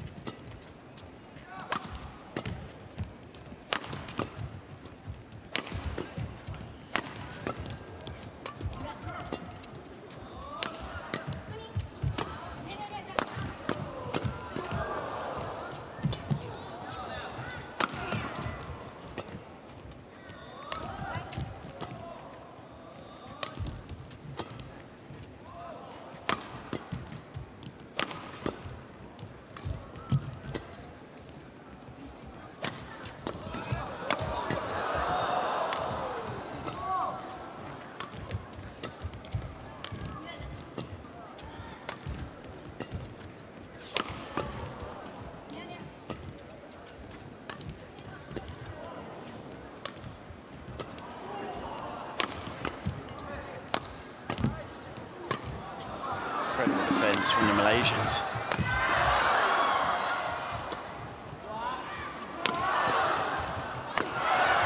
Brilliant rally. Unbelievable. Longest of the match, surely. This is not a done deal just yet. Such good defence in that rally from the Malaysian pair. And then when they got in the attack, brilliant precision. Yeah, look at that placement. Shida got trapped between a forehand and a backhand. An hour and 21 minutes. Longest rally, 78 shots. And to do that after an hour and 20 minutes is very impressive. 17-20. Get very, very nervy if Japanese don't get it done on this third match point.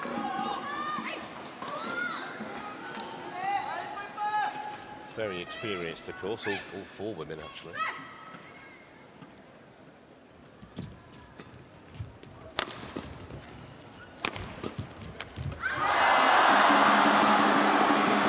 Just couldn't quite reach it. 18-20. And you can just feel now the tension in the hall. Yeah. The whole atmosphere. Everyone in the arena totally absorbed in this. If Malaysia could win this point, take it to 19-20.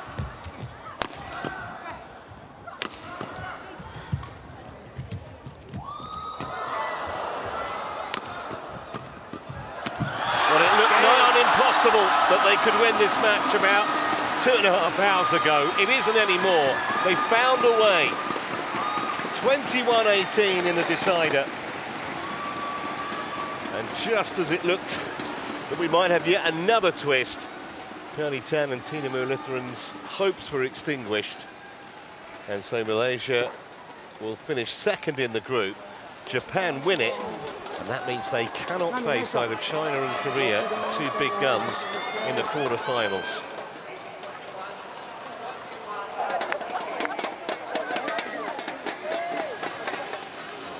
Absolutely incredible drama we've had here. First with the men's doubles and then with these two, almost an hour and a half on court.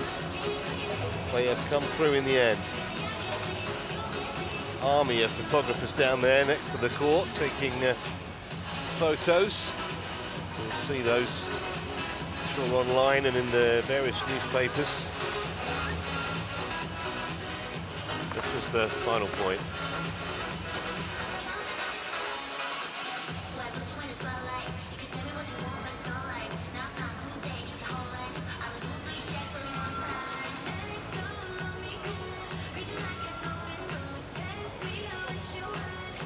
As much relief as exaltation. It's a nice little dance move going on there.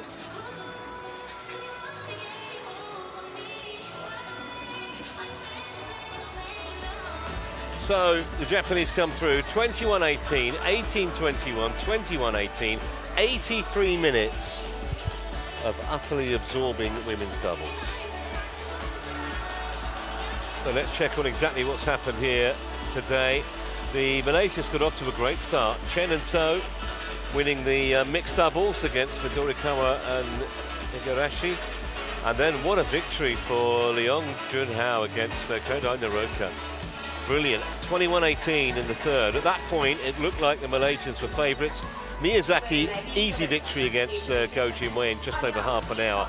And then Hoki and Kobayashi saving 3 match points against Sheeran, so therefore saving the tie and setting up Matsuyama and Shida to win it so dramatically in a decider of their own just a few moments ago. 3-2 Japan, the way it finished. And that's how the table is going to finish, or at least the top two. The other two play tonight. Japan and Malaysia qualify, but Japan with 3 wins out of 3 cannot face another group winner in the quarterfinals. Malaysia will go through, but they'll have to play a nation that topped their group. Coming up in about an hour and 3/4, Group C clash between France and Australia. That's with Jill Clark and Steen Pedersen. 5 o'clock local time. Until then, I hope you've enjoyed our coverage. You can't not have, really. Nearly 6 hours of it. From myself, Trevor Harris, Chris Langridge, all our production staff here in China. It's bye for now.